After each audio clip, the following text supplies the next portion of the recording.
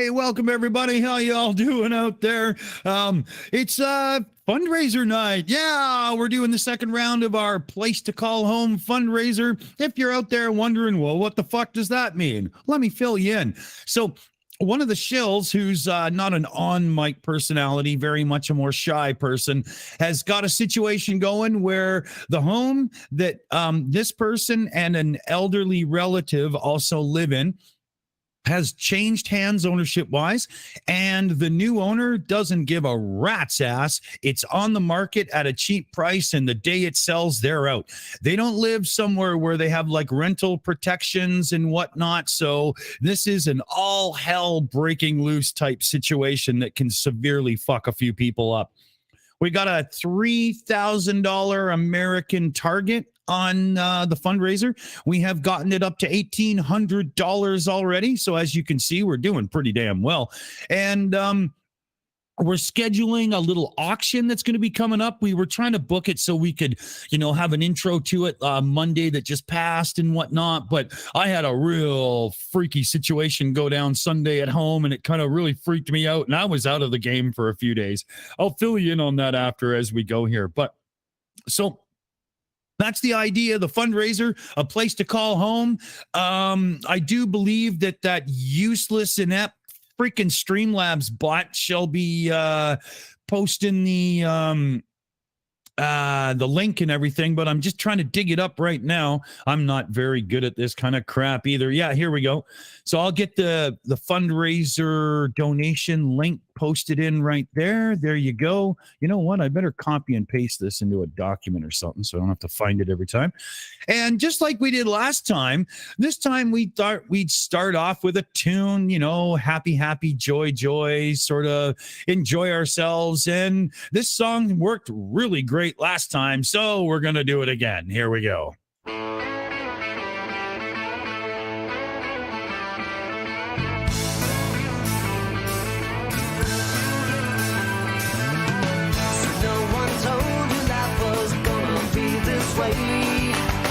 Your job's a joke, you broke, your love life's the away. It's like you're always stuck in second gear, when it hasn't been your day, your week, your month, or even your year. But I'll be there for you when the rain starts to fall. I'll be there for you. I'll be there for you, 'cause you're there for me too. Still in bed acting and work again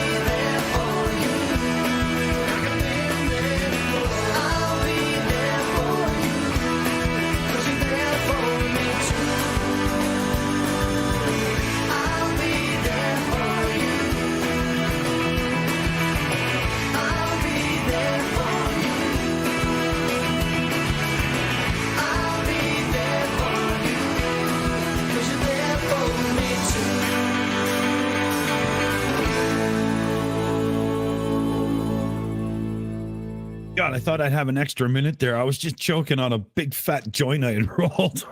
Sorry. So yeah, we got Lokifish Marz joining us so far, at least for this part of things. We'll see how it goes. People will be in and out. But hey, Loki, how's it going? Hey, pretty good. But Awesome. might as well talk to DK first. Well, I'm getting to DK now, and we got DKG, who's just too fucking impatient and has to be heard right now.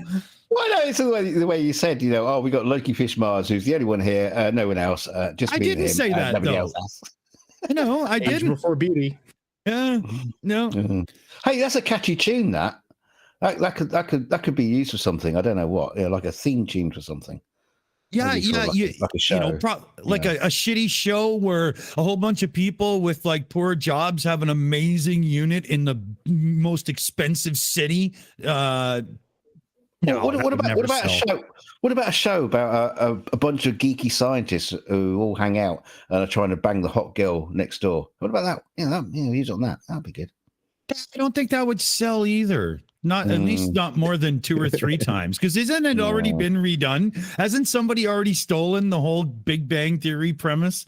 I don't watch shows like that much, so I have no clue, right? Yeah. Sorry, back to you, Loki. Yeah, so one of us is bound to have something to say that anybody cares about. Loki, good background set today, by the way. Yeah. Well, it's a mess. I apologize for the mess. See, the Empress got a big bag of chocolate, and her being her, wanting to share her chocolate snacks, decided to share them with the Greys. Well, little does she know, the Greys get stoned off of chocolate. So they kind of broke out and are running all over the place, just rummaging around for chocolate. So, yeah, it's going to be a while before I can clean that up. Right. Bob, I can still see you. Leave. Go home. There's no more chocolate. I like that effect very much. That was awesome. Oh, thank you. So, how was your week in general? Oh dear God, I'm not sure I'm the person to ask right now. I also forgot. You see the big letters there? Don't super chat during this show. Super chats take like 45 days for us to get, and it won't help the person. We need to get the cash there sooner. So the super chat button doesn't exist. Use the fundraiser link, please. Yeah. I'm just doing the warning thing in the other sets as well. Okay, here we go. But yeah, so I said I'd tell the story. What the hell, I'll tell the story. So we did the Starsky stream. Whoa, what's that static? We did the Starsky stream Sunday instead of Saturday this week. Internet issues at my place. What were you going to do, right? And Sunday, about an hour and a half after the show, I heard thump thump, go running into the room to find my son doing the full funky chicken seizure on the floor, lockjawed, not breathing the whole bit. I had to get him up, and he's like 6'1", 170 fucking pounds, 15 years old. And I had to get him into the Heimlich maneuver, or what do they call it now? Abdominal thrust. Fuck, everything's got to change.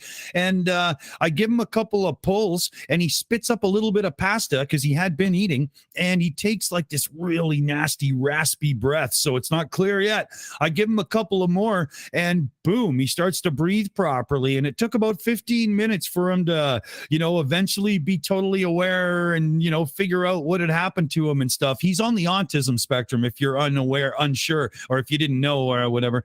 But yeah, it was the most scary fucking day of my life. There was not time for me to call 911 and wait for somebody to show up. He wouldn't be here. It was it freaked me out. And that's why we put the stream off that we were going to do on Monday, because I still hadn't come to grips with the whole situation. It took me a few days to really absorb it. It was crazy. But he was choking, and it looked like he was having a seizure. But what had happened was he had blacked out from not breathing, right? He had gone through the whole choking part and blacked out and fell on the floor. And it was him falling on the floor that led me to know something was going on, because I didn't hear him. Right. So it was, I mean, fuck, I bet we had 20 seconds, 30 seconds. It's a good job you got that audio cue. Jesus, man. And I mean, it's a townhouse complex. I got one shared neighbor wall. I'm at the end of a row. And, you hear the kids thump every now and then if they go running up the stairs or something. But there was just something about the thump. I was like, somebody just fell over. Boom. Because it was literally like hips or shoulder or hips head that hit. It was unbelievable. Yeah, that would have scared the fuck out of me. Yeah. I mean, I would have jumped in and immediately done something, but still. Mm-hmm. I'm not somebody with any real medical training. I'm not even sure if I was ever taught how to do this stuff, but it seemed that I just instantly knew what to do and jumped into action and did it. And all I can say for sure is I'm glad I'm not somebody like who panics. I don't get phased in a situation like, oh, I never knew about that. But like, if I'm out at night and somebody goes, hey, give me your wallet, I'm like, fuck you. It's just so, being somebody who doesn't get phased that way, I guess helped, Yeah. Thanks for all the words in the chat there. Sorry, I'm not responding, but I can't type and talk at the same time. I'm male. Right. Okay. Here we go. No, I've just come up with your new nickname because we're not allowed to say dick on the show because. Oh God. Yeah. YouTube doesn't like us using the word dick. So or cock or prick or any of the dick's names. So I'm going to call you Dr. Dawson from now on. Doc. Hey, Doc. That's your new name. We should get a community strike for misinformation. Yeah. we should explain YouTube's new rules on community guidelines for advertising are so strict now that the word dick is now off limits for the first 17 seconds of your video or stream. So what that means is we can't go live and have me go, welcome everybody, I'm Dick Dawson and this is the Shills. Boom, demonetized. Like, I can't even use my own name in the beginning of the show. Not that I ever do anyway, but now it's not allowed. Are you kidding? Do you know who else that really pissed off? Dick Van Dyke. He didn't like that either. I bet, man. Come on. So I mentioned earlier about me being in asshole mode over this. So here's my suggestion. You schedule a live stream. It'll be a 24/7 video loop of sound bites from all the live streams where anyone says Dick Dawson. And then in big red flashing letters, hey, YouTube, thanks for screwing up the channel's monetization for me saying my goddamn name. Then post a link to it on their Twitter and Facebook pages. Yeah. Can you imagine if you're the new, what's going to happen to CBC News tonight? Dick Cheney, demonetized. Yeah. Right? Well, it's a good job we don't use your middle name. Fuckface.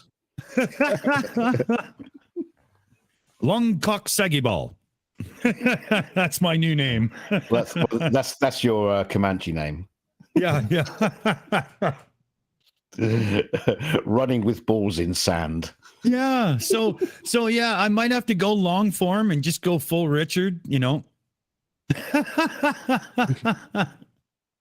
It's not fair though. It's really not. It's just my name.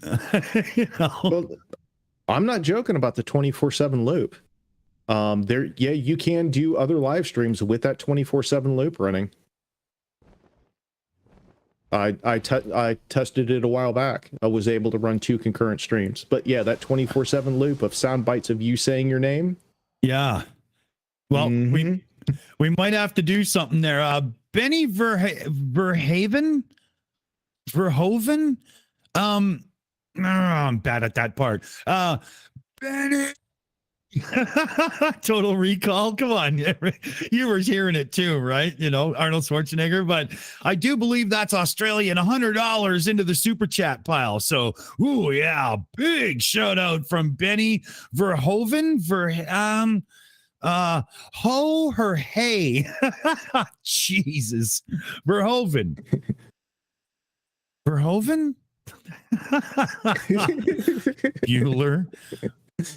Verhoeven. Okay. Verhoeven. Okay. I almost did that German. I should stop. But hey, that was $100 big super chat. So all right. Thank you. Thank you. Jesus Christ, I suck at this sometimes. 6 hours later, Dick is still trying to say that name. Yeah. This is going to become one of those David Letterman word jokes where he just won't let it go and says it the whole show. Oprah Uma. Remember that one from the awards? Oh, man. Oh, hey. Skits, you got access. Grab the link, dude, if you're free. I was gonna. I had a couple of. You see, before we went live, we usually use Google Meets. We're using Google Meets right now, and before we go live, I usually do a little pre-show prep and have a few things ready and yada yada blah blah blah. But today, I was trying to switch us from Google Meets over to Microsoft Teams to do some special techno bullshit that I won't go into here. And after 3 hours of fighting with admin service panels and all this other bullshit, I literally restarted my computer, went to the beer store, came back and just fired up a regular shill show. I had just had it. Dear Lord, Microsoft, does it have to be so fucking complicated to just simply change a few features in one of your apps? Fucking get over yourself. Holy shit. Yeah, it's a mess. It's a mess. Yeah. Very much so. But coming up very soon, you see, like right now, you see what you see on the screen. Whoever talks, their thing comes up. Like here, Loki, say something there. Something. Yeah, see, it switched to him. Now it switched back to me. We want that view still, but we also want you to see the individual views of everybody that are on the show, especially when people are on camera and whatnot, because you can see them react to shit. It's not just the active speaker. You get more. And we'll have that coming up real soon. But I just, I have to read a novel full of instructions just to find 2 switches. I don't know. Fuck. I get so impatient with this crap. Hey, Windows, I just want to like change my Wi-Fi configuration. Why do I need to go through 20 different windows in order channels to do this and still not get to the settings I need? Yeah. And it was even more than that too. So I find out that this thing what we want to use is a service called NDI. Not going to explain it. Don't matter. But I find out that Meets can do it so that I can have more control over the way I get the video and audio from people. And I'm all excited. So I go and I get a Microsoft Family Plan for 365 because it has Teams. Oh, but it doesn't have the right version of Teams. So I go and get a business plan instead. Cancel one, get another. Oh, sorry, this plan doesn't have the right version of Teams either. For the love of God, just tell me which one I need. How can it be so fucking hard? Oh, Jesus Christ. But we got there. So it's coming up. Let's see here. I'll put the warning back up. Yeah. Well, DKG in the background did turn off super chat so we can direct everything to the fundraiser. And you can also use our Streamlabs tips direct donation links that are that stupid Streamlabs bot puts it out all the time, but anything directed directly to us, if you put for the fundraiser in the little message or whatever, I can just send it right over. So that works too. I even reconnected PayPal, those scamming bastards, just to make sure it could work for this. Yeah, exactly. Aaron Reese, because fuck you. That's why. Bill Gates. Yep. I need to wet my whistle, so I'm going to let my compatriots take it over here. I'll be right back. Hold on. Oh, come on. That whole onion layers of service options for packages for software and stuff and operating systems. Oh, that's a brilliant idea. Because then all it takes is one screw up, and yeah, you're not going to get your refund, and you're going to have a piece of software you can't use. But Microsoft doesn't care, because you're still going to buy the piece of software that you need. Yep. Yeah. Oh, they were, because I did it all in one day. They were really quick to give me a refund on the unused ones instantly. That was nice. But, I mean, make the information more clear to people that are going into a business account. I don't need marketing bullshit. What I need is actual data points to make a decision. All this, but you can do this. No. Just break it down, you fucking idiots. If it wasn't for marketing speak, and if it had been like the way it would have been listed in the 90s or whatever in an IBM software business user manual, it would have been so much simpler. God damn it.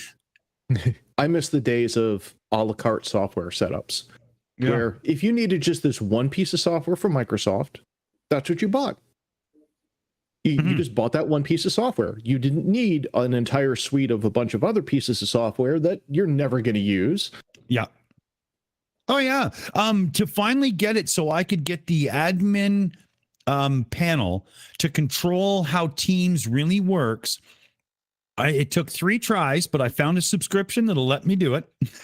And then I went in to try to make it happen, and I still couldn't make it happen for about an hour. And that's because it took that long for the servers to populate that my account had access finally. So then I finally found the feature to turn on NDI for the users. I'm like, great. Okay, cool.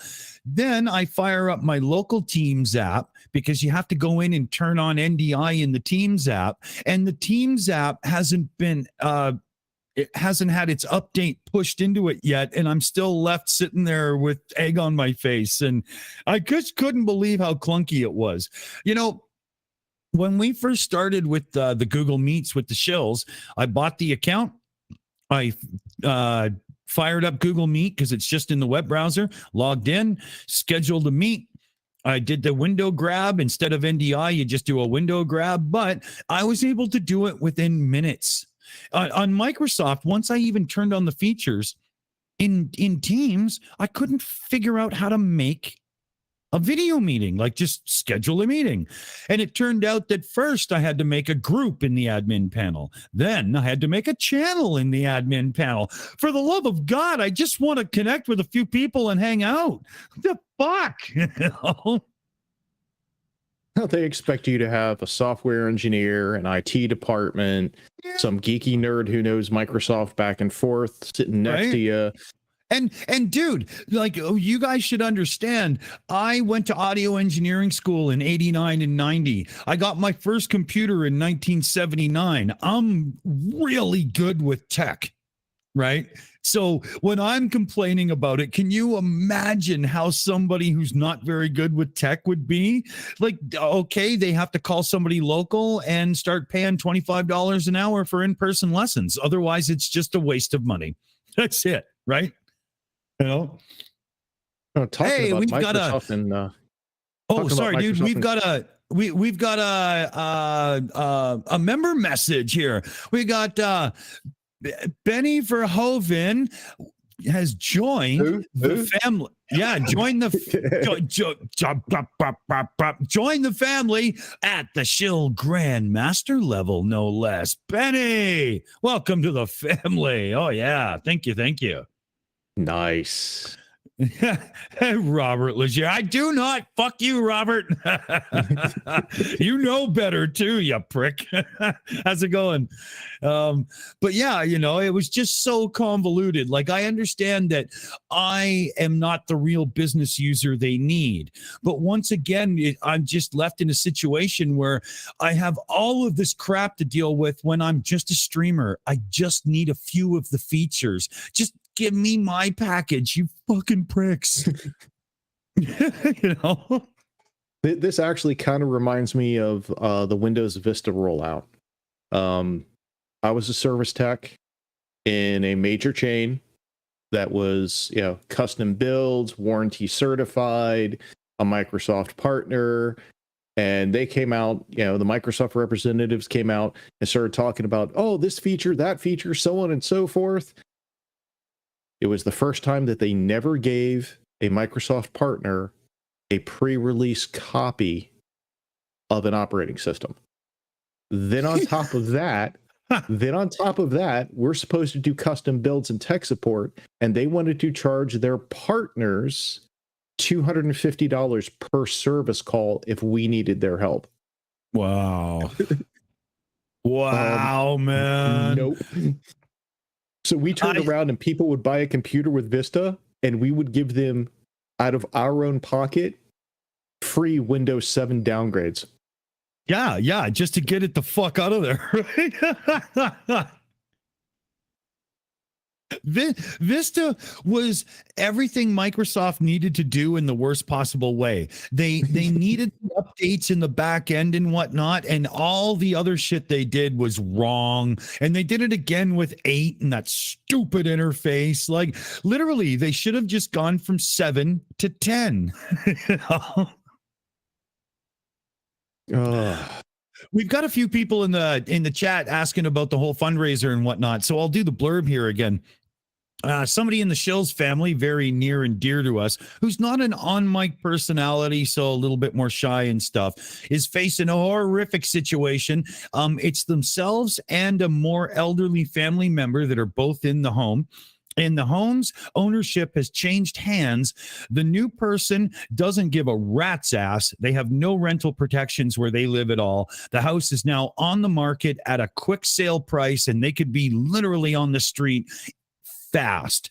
The fundraise goal is 3,000 American. We've hit 1,800 already.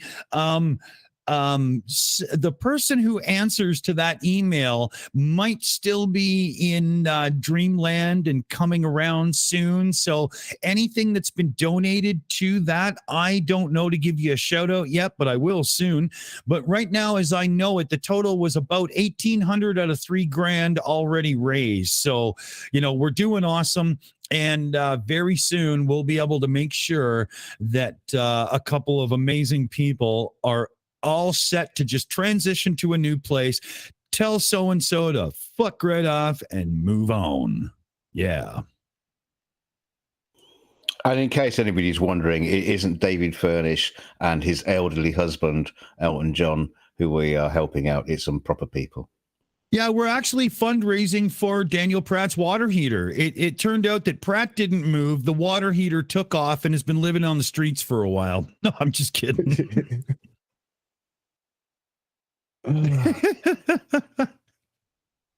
So talking about that certain group of individuals, I got invited to a secret organization debunking flat earthers who complain about secret organizations that debunk flat earthers. The humor was not lost on me. I found it absolutely hilarious. Okay, yeah. Hold on. That's one of those moments where normally a person does that to just be funny about doing the story, but you actually fucked me up there. So, moment. Yeah, exactly. I'm the dog with floppy ears, and my head is sideways. So there are a couple of secret pages on Facebook that are invite only that do not show up. When you search for them, they don't show up publicly at all. Mm-hmm. And they're put together by some of our fellow debunkers.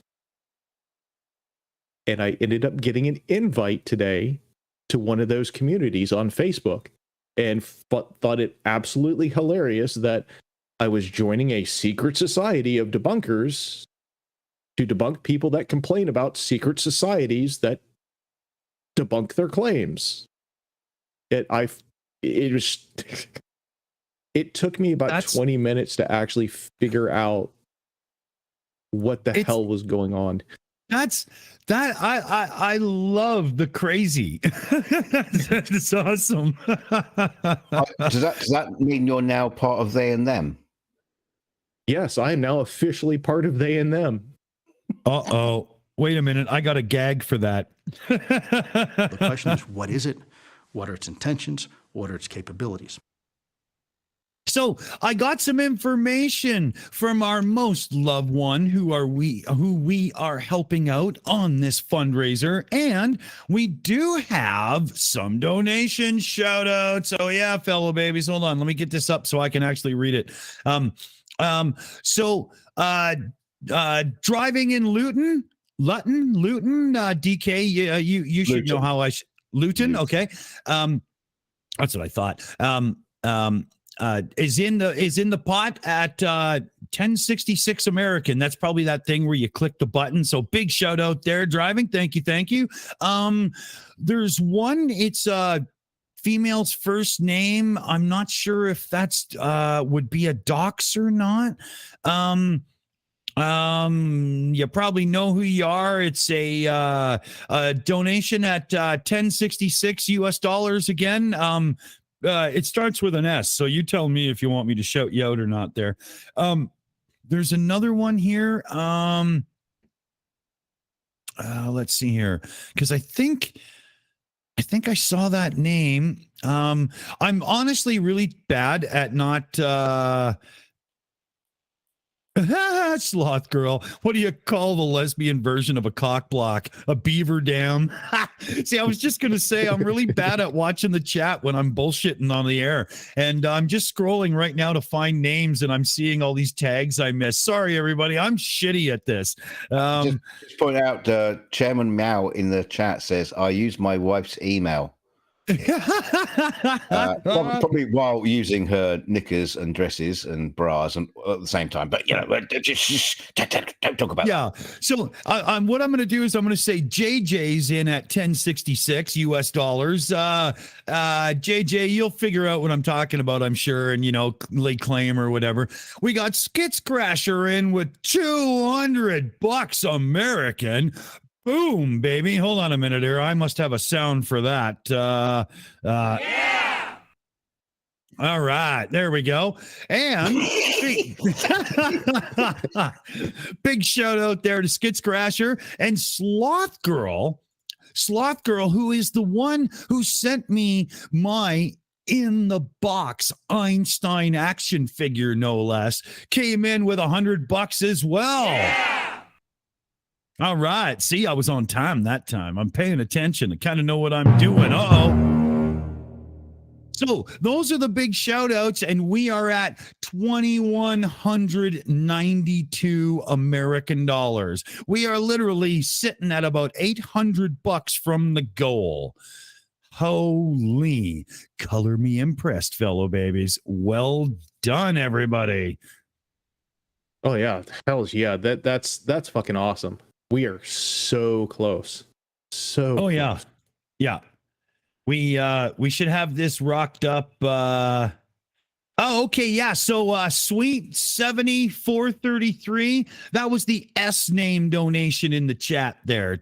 Oh, right. So yeah, now I can figure that out and do it all in the background. Well, until I've had about 5 beer and I'll fuck it up again. But yeah, we know for a little while anyway. So that's good. I wonder, we could do a little,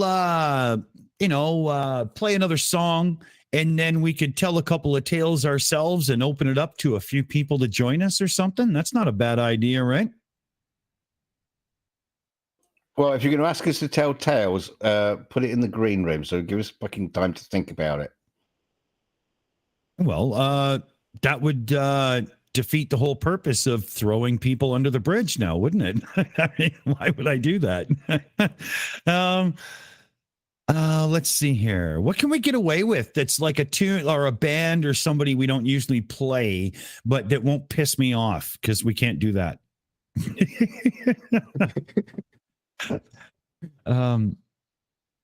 I wonder if we can get no, we can't get away with them.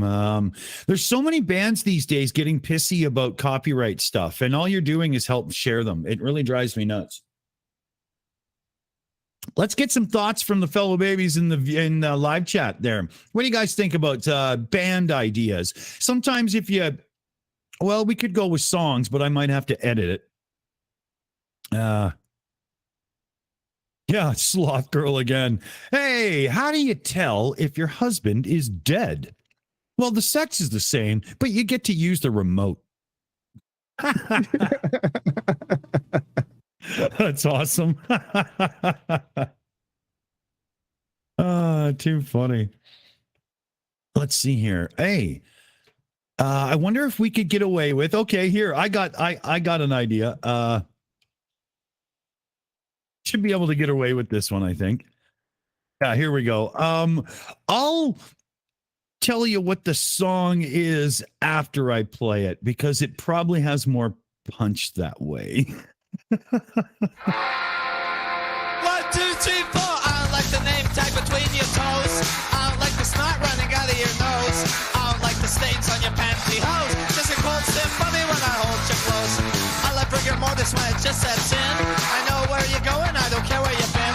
A pillow and a coffin just as nice as a bed. And baby, I love it when you fuck me dead. Says baby, I love it when you fuck me dead. Every new girl's another 3-day affair. Rather be chill, not to pull out your hair. Really doesn't matter if she's gray-haired and old. Really doesn't matter if she's warm or she's cold. Smile in emergency, a dragger, okay? Rather make it with you when you're DOA. Lying there stiff when it's time to pay. I can't wait till the undertaker goes away.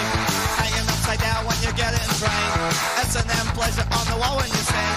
When you splatter love juices still remain. Oh baby, I love it when you fuck me dead. Said baby, I love it when you fuck me dead. Every new girl's another 3-day affair.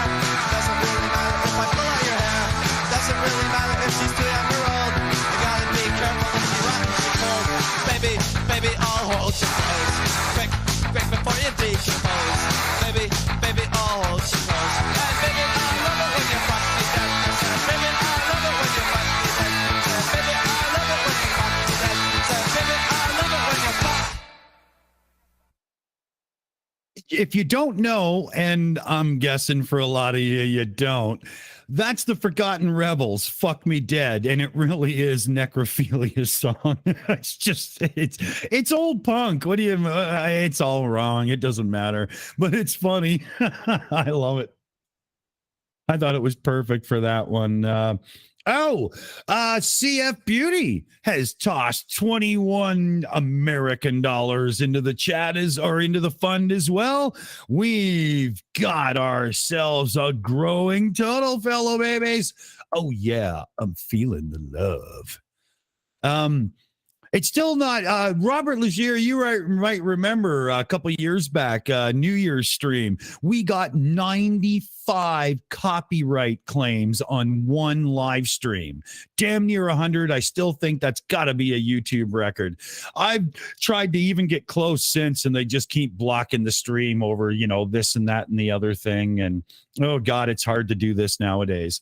I mean, even right now, we usually put this on the other channel, Shills U now, but it's fundraiser. I don't give a shit. Well, we'll push the boundaries. Who cares?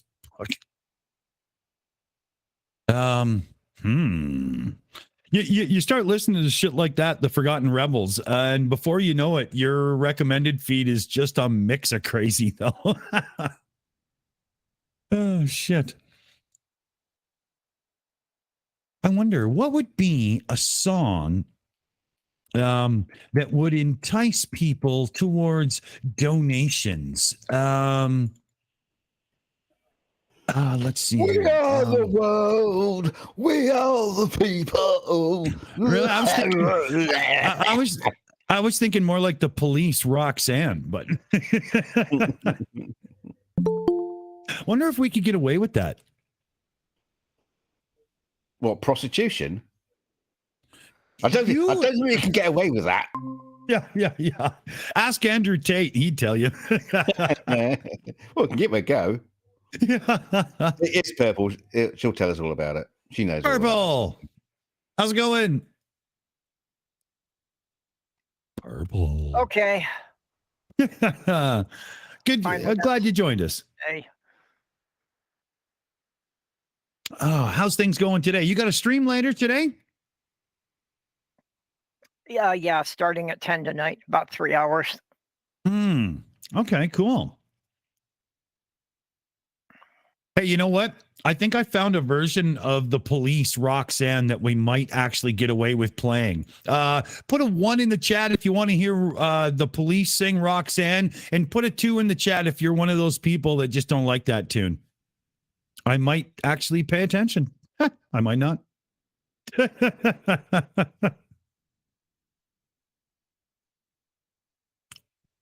Well, on that note, I do believe the ones have had it. Here it goes.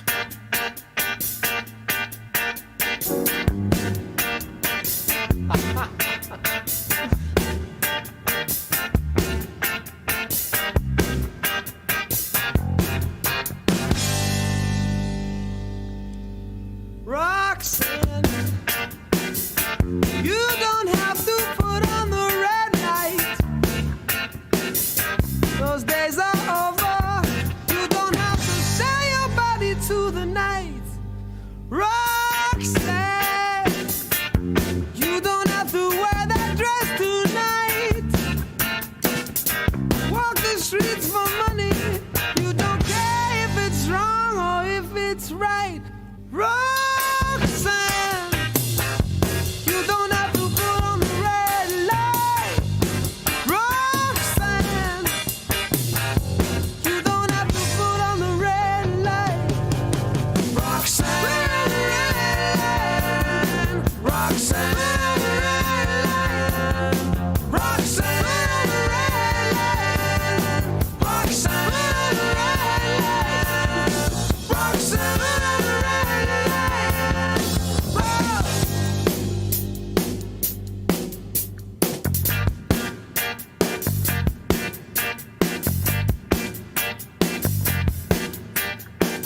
Since I knew you, I wouldn't talk down to you.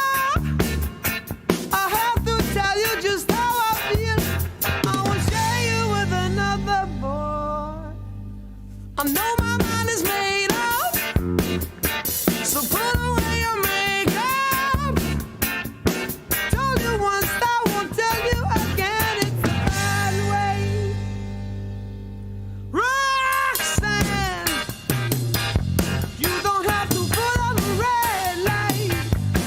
Roxanne, you don't have to put on the red light. You don't have to put on the red light. Roxanne,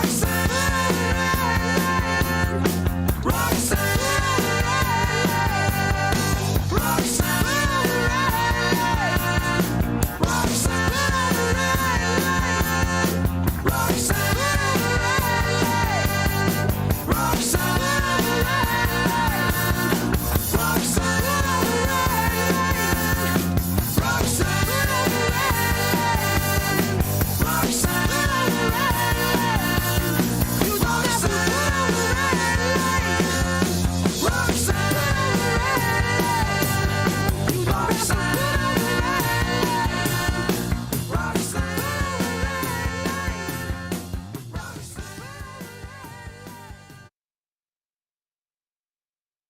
All right, we'll turn it over to Loki here because we're getting into some of the auction type elements that we're going to be getting into soon.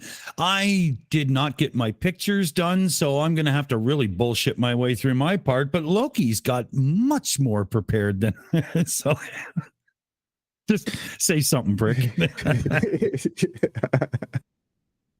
Okay, so one of the ideas that I had was, you guys never get to, hold on, let me turn off that 404. Yeah, there I am. Okay, so one of the things I can do is to help bring in money is I can auction off astronomy targets. So what'll happen is for a $20 donation, you get to be part of a private live stream with just yourself, others who donate, myself, and the Empress, and we will shoot. You get to pick the target that we shoot.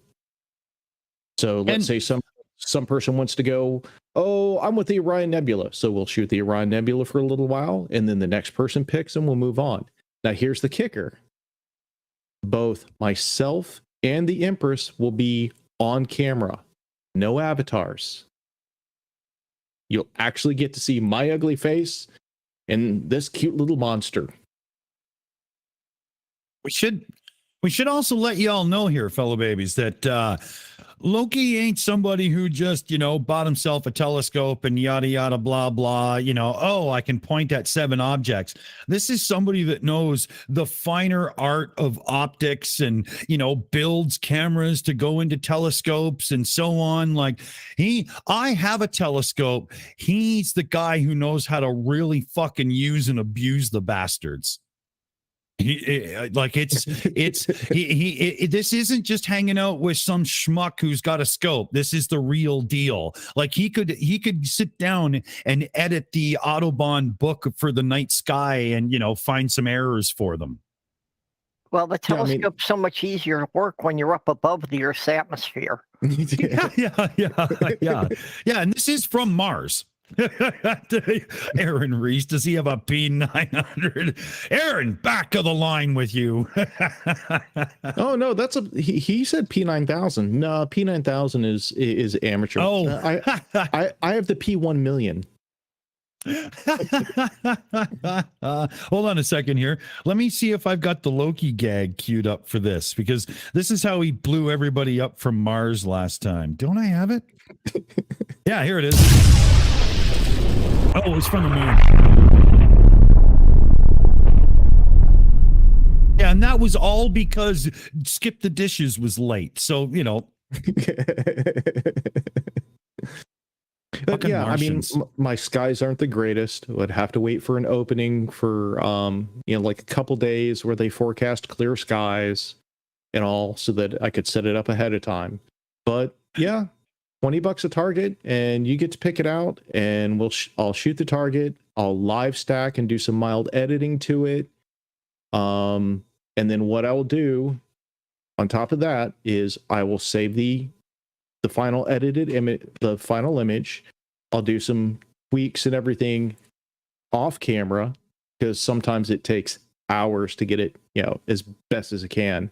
And then I will give you the original. I will send everybody the original files, their targets, and the live stream will remain private. So the only people that get to see it are those that donate for slots.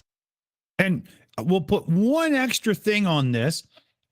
We'll put the image of your choice as a donator that was a part of this on one of the Shills t-shirts and give you a cost price coupon to get said shirt. Ooh, that's a little icing on the cake, right? Plus, they'd be great shirts, Oh, yeah. Yeah. Well, that's actually a really cool idea. And I get some shirt designs out of it because I'm shitty at that.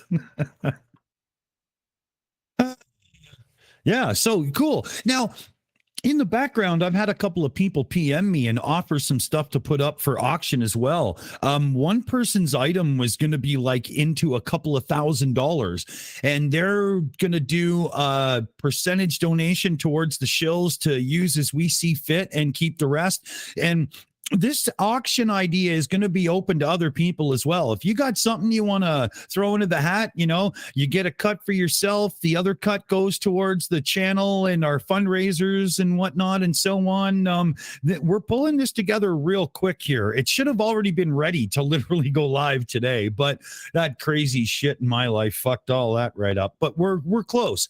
I've got some original signed comic book artwork, like the actual panels that go into Marvel Comics and stuff, that'll be auctioned, as well as some other stuff. And there's quite a few items coming up. And so what we're going to do is we want to finish this fundraiser.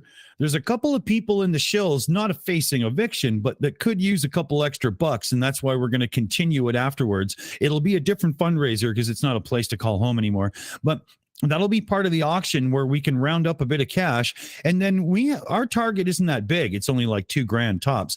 And then everything over that is going to go back into the donation pile that we do monthly towards Ukraine or any other thing that a person might suggest, although be kind of hard to find one bigger than that. I guess Turkey Earthquakes is close, but not quite. But yeah. So I think it'll work out great for everybody. Oh yeah. Yeah. We will be able to do a live stream where we show each of the items, and the only thing we haven't worked out is how bidding would work. I think maybe something like an office spreadsheet, and then we'll have a room in the Discord where people can go, hey, item 230, I put 40 or whatever down, something like that, right? Yeah, that would work. Yeah, we could use threads for each item within a room in the Discord. So all you have to do is check the thread for your item, and you can see what the top bid is in case you need to get in and, up somebody, right? That works. Yeah, that's how we do it. Show Bay. Yeah. So yeah, yeah, if you're talking about the Martians anus, yep. William, Mars is not flat. Uranus is cold. Yeah. Yeah. So yeah, I think that'll work out really well. Let's see. I just wish I would have had time to plan more, because I usually like to have a few things ready at least, right? We should play Gary Wabinga wanted to pass along his well wishes for the fundraiser. Yeah. You're a prick, Gary. You fucking pervert. If you know the in-joke, that guy was running around other YouTube channels calling us perverts. So I banned him from the Shills channel, and now I call him a pervert, where he can't do anything about it, just to piss him off. Well, you got to watch those keywords, though. You got to watch those keywords. I mean, we here at the Martian Imperium have time travel tech, and have set up a keyword filter that we will upgrade the Shills channel with. Now, here's the key. This keyword filter is for current and future keywords that YouTube is going to flag for demonetization. Oh, God. Like my name. Now, we do have it in beta right now. I will give you a quick example. I'm going to read Mary Had a Little Lamb.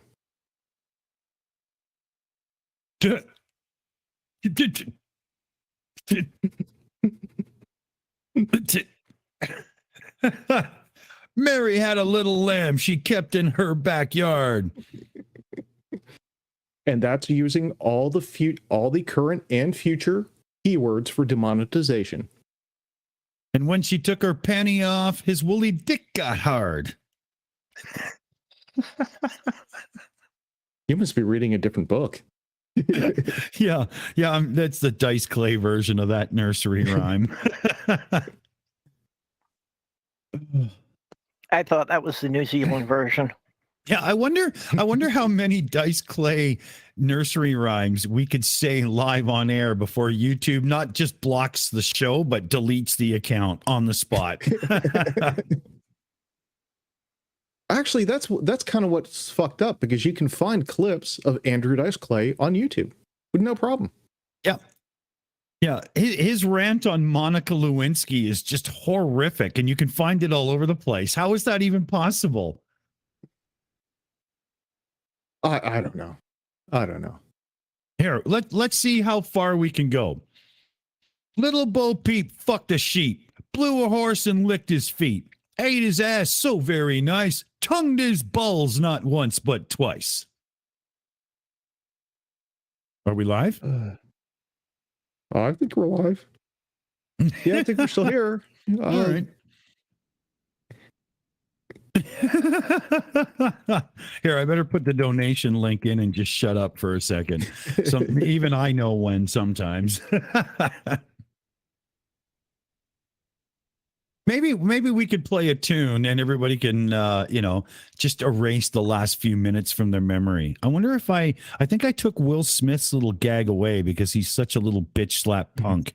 Yeah, I did. I don't want his face on the show. Fuck him.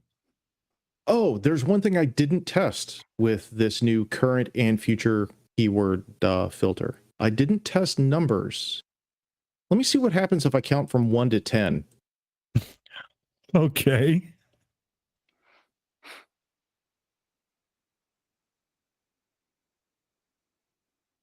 Well, fuck me. Apparently, numbers are banned in the future too. Good job, YouTube.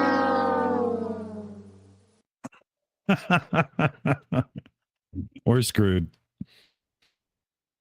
Oh man.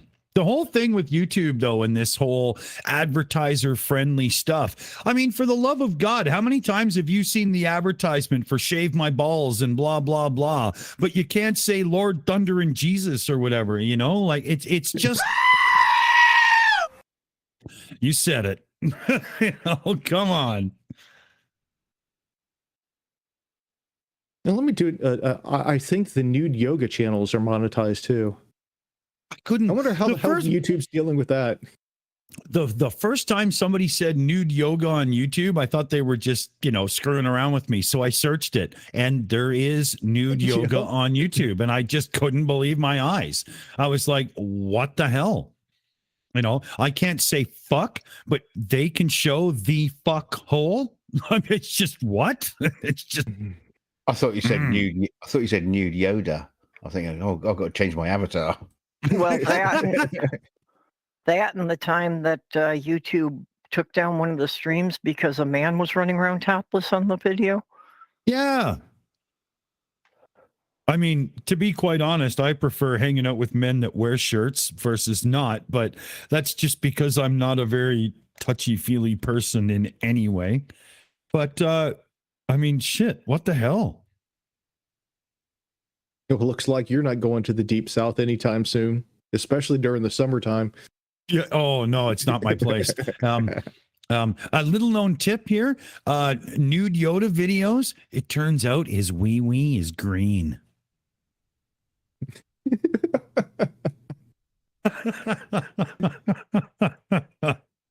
Are you dumb or something? Yeah. So why don't we have ourselves a rounding song? Oh, you know what we should do is we should do my we're playing music stream. So this is where I play DKG's Mark Martell Queen thing to yet again make up for the fact that I really punked him off the first time he tried to show it to me. Should we tell that story? There was a DJ night, and DKG was trying to get me to play this Mark Martell singing Queen thing. It's Bohemian Rhapsody. And as soon as I saw the title, I'm like, no, I'm not playing that. They'll just shut the stream down immediately. And I'm like, what are you doing? You're driving me nuts with this crap. But it turns out he had done all this work to put the song together, and it gets through copyright, no problem. I just wouldn't listen. It was pretty funny. Well, at least from my perspective. Yeah. Fucking.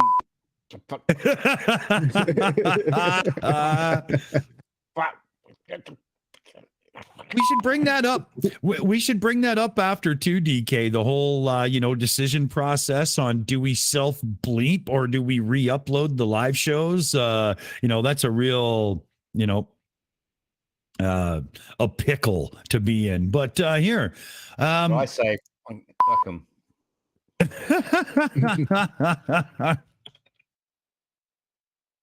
Let's see here. I can find it. Oh, look at that. I found it right away.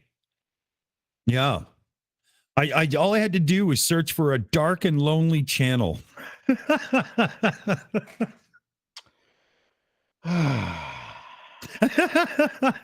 Still got more subs than you. Yeah, for a little bit. Yeah. But this is impressive stuff because this video, DKG put this together. So what it is Mark Martell's this guy who does like really good piano singing renditions of tunes and whatnot. And he did Bohemian Rhapsody by Queen. So DKG came along and re-put the Queen music in the background and rotoscoped in all this cool video stuff. And I mean, I could let him tell the story, but it seems I'm doing it anyway. You do. I just bore people when I tell it. I bored you senseless when I told it. Well, I didn't even notice the video parts until after. I just figured that was in his song anyway. I didn't even catch it. So here, oh God damn it. Okay, so here, we'll play this because it's unbelievably cool. And you know, it's got a real dull intro that I have to talk over. Okay, Here we go. Bohemian Rhapsody, take one. Not really. Warts and all.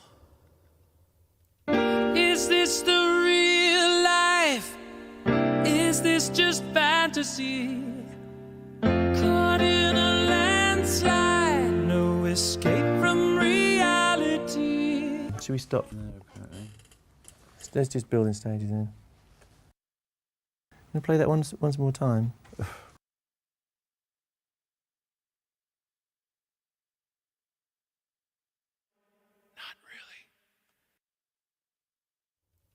Is this the real life? Is this just fantasy? Caught in a landslide, no escape from reality. Open your eyes, look up to the skies and see. I'm just a fool boy, I need no sympathy, 'cause I'm easy come, easy go, little high, little low. Anyway the wind blows doesn't really matter to me. Mama just killed a man, put a gun against his head, pulled my trigger, now he's dead.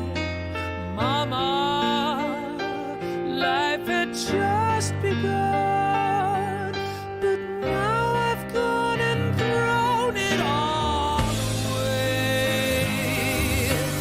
Mama,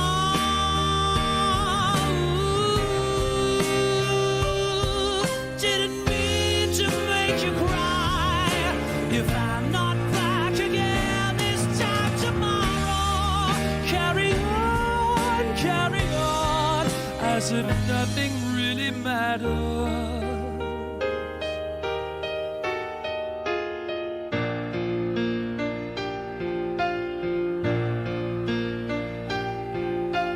Too late, my time has come, sent shivers down my spine, body's aching all the time.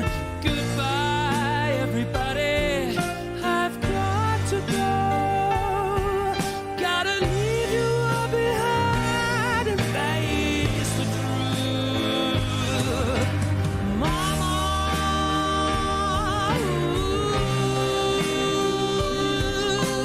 I don't wanna die. I sometimes wish I'd never been born at all.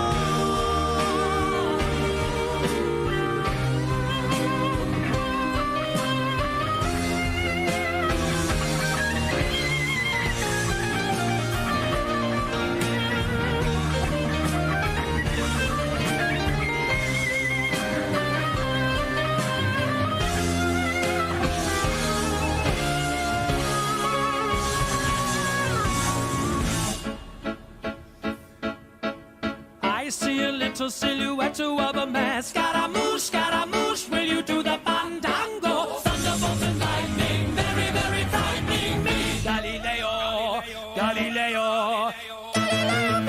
Magnifico. I'm just a poor boy, nobody loves me. He's just a poor boy from a poor family, sparing his life from this monstrosity. Easy come, easy go, will you let me go? Bismillah. No, we will not let you go. Let him go. Bismillah. We will not let you go. Let him go. Bismillah. We will not let you go. Will not let you go. Will not let you go. Let me go. No. Oh, mamma mia, mamma mia, mamma mia, let me go. Beelzebub has a devil put aside for me, for me, for me.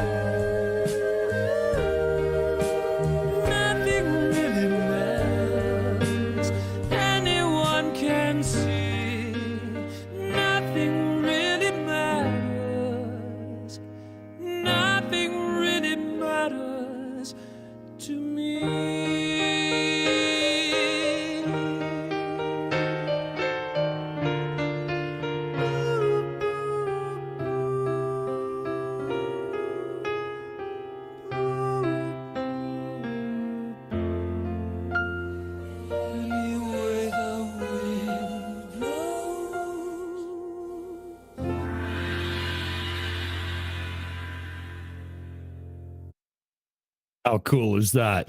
And we'll do a tiny bit more explanation on that here, but I got a big shout out to do from Hey MJ. Tossing 21 and change American into the donation, pal. Lokifish, too cool, and thank you for your time and talents. Oh, I love that shout out very much, very much. Thanks, AMJ. Awesome, awesome. Let's get the fundraiser link back in. We are at $2,232 American out of $3,000. Holy, we're getting close, fellow babies. This is awesome. Oh, here See, we turned this. We turned super. Good to know that. I was going to say, I was good to know that you know, Queen actually, you know, supports this charity event. You know, like they did Live Aid. Now they're doing this one. Yeah. Freddie called me yesterday and said, "Go for it. It's all good. No worries." Never mind how, it just happened. Yeah, he just looked over his shoulder and said, "Yeah, go for it, mate." Yeah. There was no Ouija board involved or any kind of thing. I don't know. It's actually kind of funny that you played that song because I opened up what the Empress is able to watch and all on YouTube and listen to on YouTube. And over the weekend, I caught her singing Aerosmith Dream On and that song at like 3 o'clock in the morning. She was just sitting in front of her computer, just singing along. I'm like, oh yeah, I'm doing such a good job. Go with the classics. And get to bed. And get to bed, yeah.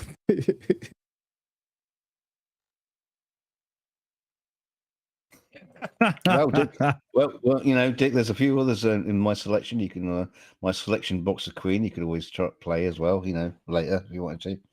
Well, I'm gonna yeah. Oh, Dream On. I know Aerosmith gets us in trouble quite a bit. The last time we did this, every song got through, but about 6 hours after the stream was re-uploaded, you know how they do that thing.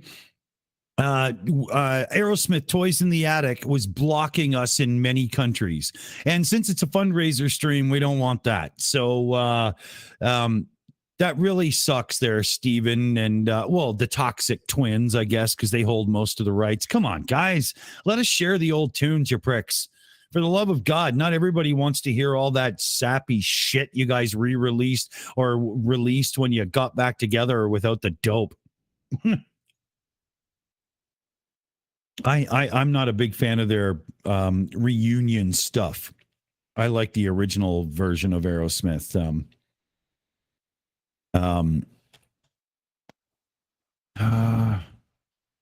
Yeah, good music never survives rehab, huh? Yeah. You know, it doesn't. It doesn't. It's unfortunate. There's a YouTuber. I think he goes by Professor of Rock. He recently did a thing about Aerosmith and their big comeback album. What was it? Permanent Vacation? But it's not. And I even called him out in the comments. I was like, dude, this isn't even the comeback album. It was called Done with Mirrors. It just didn't chart very well. So they got together with, I think it was writer-producer Bob Ezrin. And Ezrin has got co-writers credits on all the big pop songs they released after that hit FM radio. And you know, at that point, aren't you just kind of like a country artist who just buys the songs off people and sings them? It's not rock and roll to be doing other people's stuff. I know, like, you know, Desmond Child with Bon Jovi, same thing. But again, same critique, right? You know, maybe I'm just, you know, being too much of a bitch. Yeah. But anyway, you know, we had a good shout out to play a tune.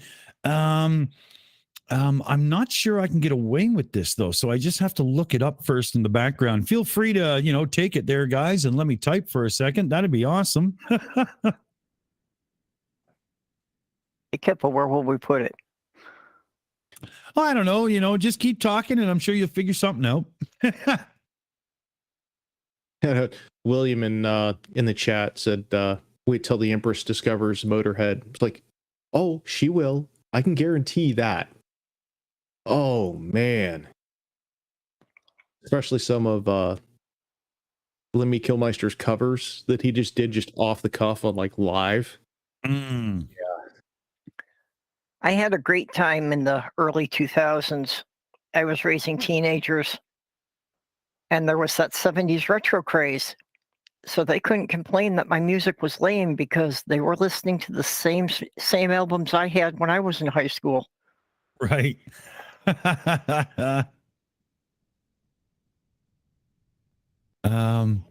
You just wait, Loki. There'll be one day that there'll be some kid turns up on his big wheel wearing, faux leather jacket with a stick-on tattoo up his arm.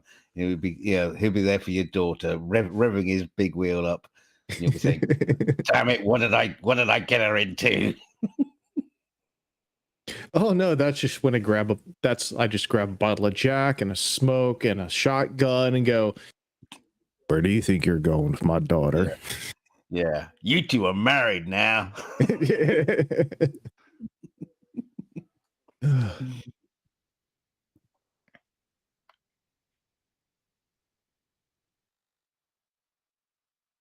Yeah, so I'm in the background. I'm actually testing a couple things. I'm running my 4K all sky camera tonight, and trying to test meteor detection software.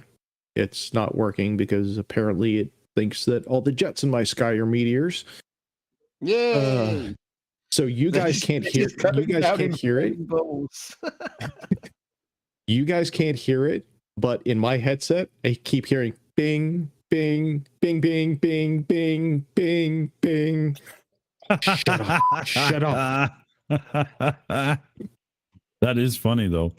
Hey, so, Loki, I saw a thing recently where they're saying like meteors in the past, few years, the number of meteors, big ones coming down, are like, numbers have gone like tenfold.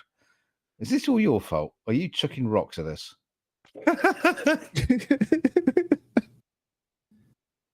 It's not rocks. I'm sending back all those stupid tin cans you keep leaving on my planet.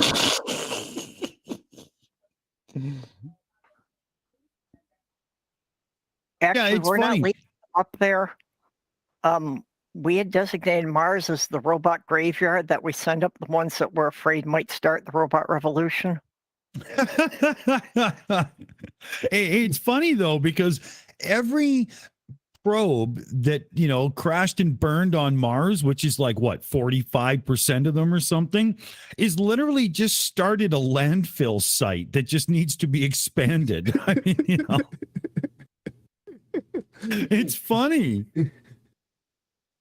Oh yeah, just I had a joke years back about that, where somebody was going on about Mars this, Mars that, and I've been doing the Martian thing for over a decade now, and well, you want to know why all your probes fail? It's because we keep shooting them down with shotguns as soon as they get here.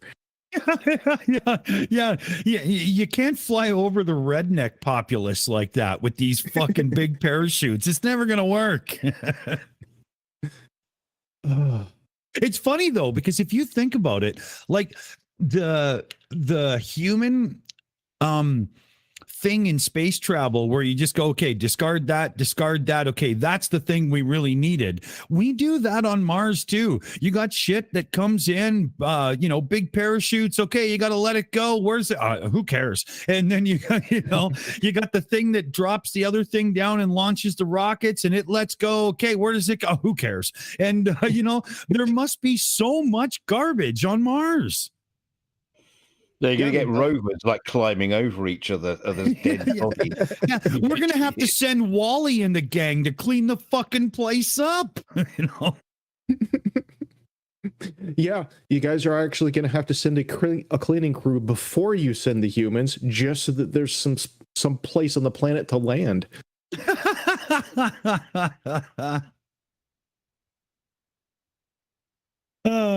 Slots Girl's got another one. What do you call a smiling Roman soldier with a piece of hair stuck between his front teeth? A glad he ate her. Bump. I don't have that. I need that. I need that sound. I don't have that.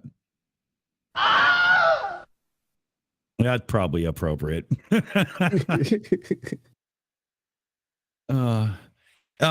know how you can tell that scream is so old in Hollywood that they call it the Wheelum scream, but everybody knows that the W's a V now. So his name is actually the same as the guy from Maybach, the guy who was Daimler's partner that started Mercedes-Benz. It's Wilhelm, right?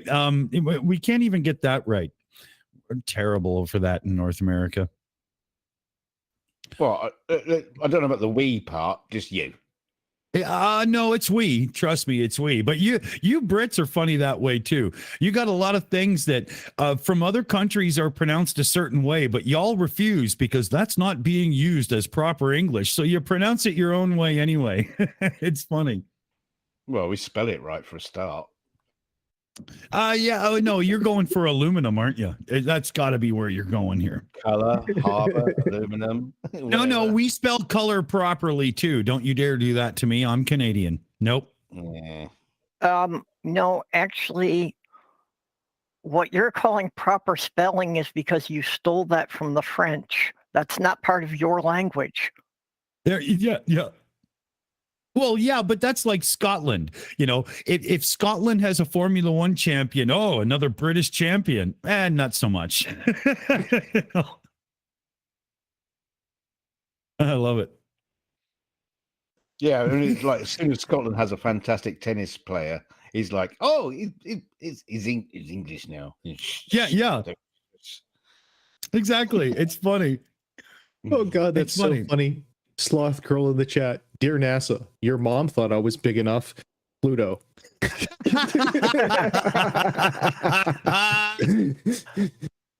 Get that girl a mic. What the fuck? Oh, man. Seriously. Oh my God. Anybody out there in the live chat want to join us on the show? Might as well just start throwing the link out here. Here. Just click that shit. Oh yeah, wait a minute. And I have to delete all the other bullshit that gives you the phone numbers and stuff. Yeah, just click that if you want to join us. I might let you in if I'm looking at that screen. You can't see me pointing, but I am. I can't hear the beep because I'm on my account, not the Shills account. But I try to look over. You know, As long as you're not pointing with your special pointy device. oh no, that's busy right now. Actually, but if you're willing to leave a message, I'm sure he'll be around later.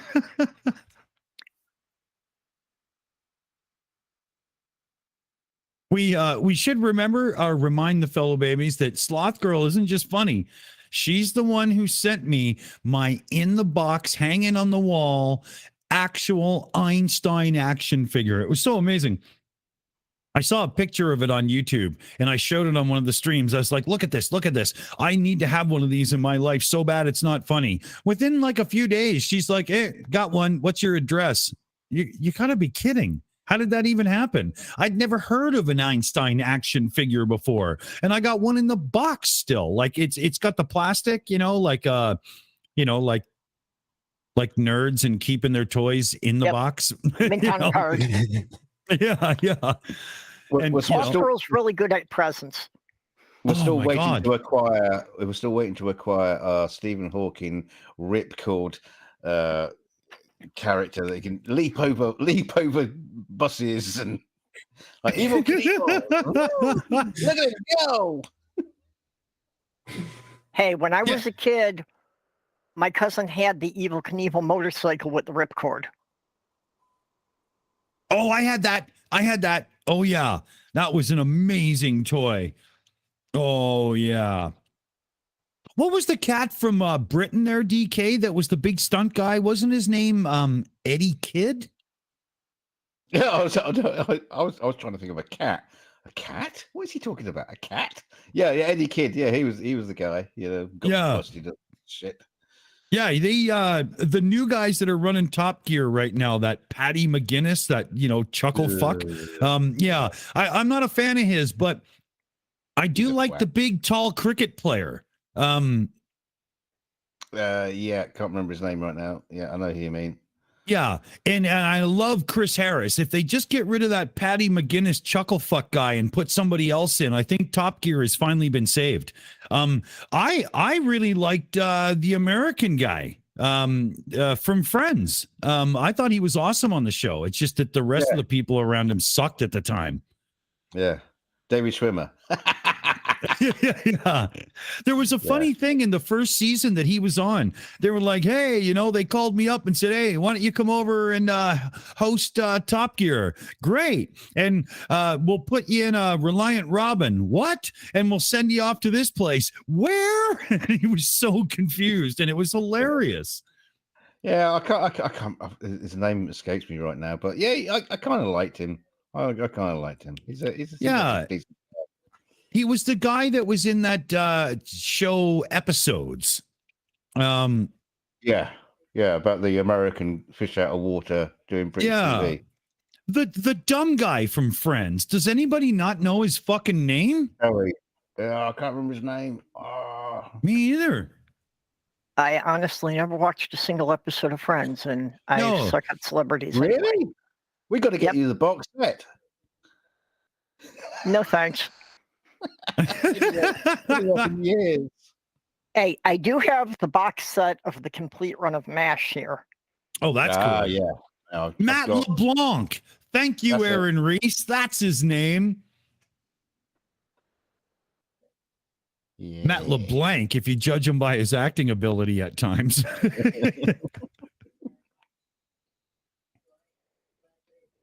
That's it. Fuck. That took forever to get, out. Now I don't even remember why I was talking about him anymore. Yeah. Who cares? Name that celebrity. Yeah, exactly. Yeah. Celebrity Watch with the Shills.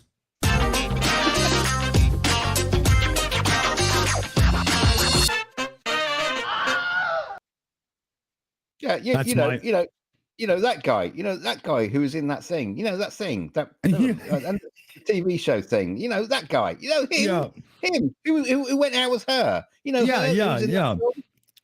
He did the thing with the other guy, and they did, into that town, and yeah.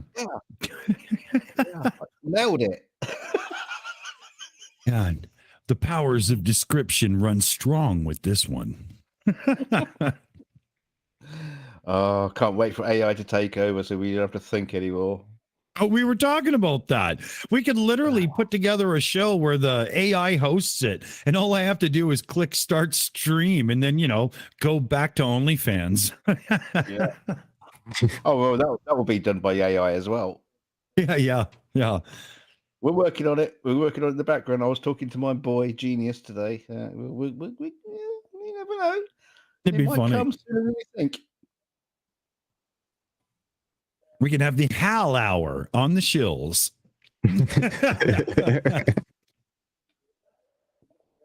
I like it. I don't know. The only thing about it was, because the whole point was that it would be the chat and super chats would kind of like drive the conversation of the AIs. And the only thing we could think of that would be problematic would be the chat would be constantly trying to break the system. Yeah. The AIs do stuff that they shouldn't. That's as opposed to just being like like they don't do that with us in the chat. They don't try to break us and try to make us go down a path because we're intelligent enough to say, fuck you, we're not going there. It's like, yeah, bollocks. No, thank you. But with an AI, it doesn't understand that. And so, I was talking to Connor about it. He says, it will have to be moderated. I said, yeah, we're getting AI to moderate it.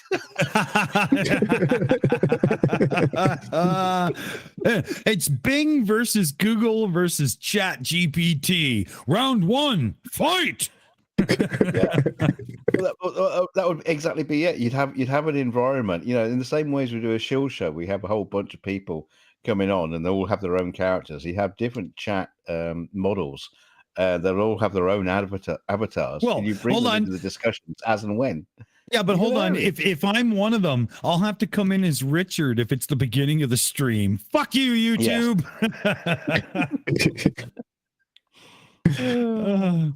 I got a donation shout out to do. CF Beauty coming in with 1066 US dollars saying, hey, how about everybody tries to equal my donation over the next 35 minutes and we can cross ourselves another $100 off the mark.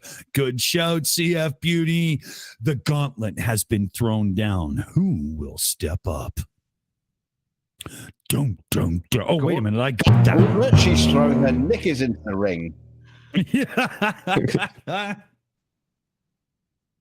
Oh, that's what we need. We need to auction off titty pics. I mean, not ours, but you know, we'll go on the internet and I'll do the Clarkson. I went on the internet and I found this. and what we'll do is we'll auction off the titty pic auction, and we'll auction you off the most intense, most amazing titty pic you've ever seen. But it's sight unseen until you've seen it, because word on the street is this can be a little bit overwhelming and all-consuming. Take a fellow baby down to the bones and go, oh, yeah. Hey, I can still show mine on stream. And if YouTube bitches about it, my driver's license still claims I'm male. There you go. Right. These are man, sort of, woman, not quite, but damn near getting their titties. I thought you were going to get your ornithology book out. It's like, I thought I was going to get kicked from the internet. I was really scared where my mouth was going on that one. Let me hop in here for a second. Aaron Reese asked in chat if he attends the astronomy gig, does he get to crack up the Empress again? Yes, because what I will do is it will be like a meets where we all get to interact with her and talk with her and have all kinds of fun. So basically we'll be hanging out in meets for the voice stuff and then watching the actual streaming through like YouTube. So basically kind of what us Shills do here. Yeah, actually. Yeah, minus the profanity and probably more fun. Yes. Well, yes, you will have to check the profanity since there will be a minor in the room. Yeah. Yeah, MJ, I don't have to worry about that. Yeah. I don't have to worry about that. She'll definitely give a dressing down to anybody who happens to give her shit. Oh, fuck. All I have to do is show up and she starts telling me off. Trust me. Oh, yeah. Well, yeah, your name is obscene to begin with. What do you expect? But I set it up as a thing with her where I always do something that makes her put me in my spot. And she really gets like all, professor authoritative about it too. It's really funny. You got to be there. You got to see this. It's hilarious. Oh yeah. It's so funny. Yeah. You'll sit there and give me some shit and she'll just go off. Oh yeah. Yeah. Oh man. Yeah, I've been told a few times. It's funny. Then there's that whole running debate between M2M and her about Superman. Oh, yeah. Yeah. I got in on that one, too. I had to. There was, oh, yeah, I'm an antagonist, of course. What's wrong with Superman? You better explain that one.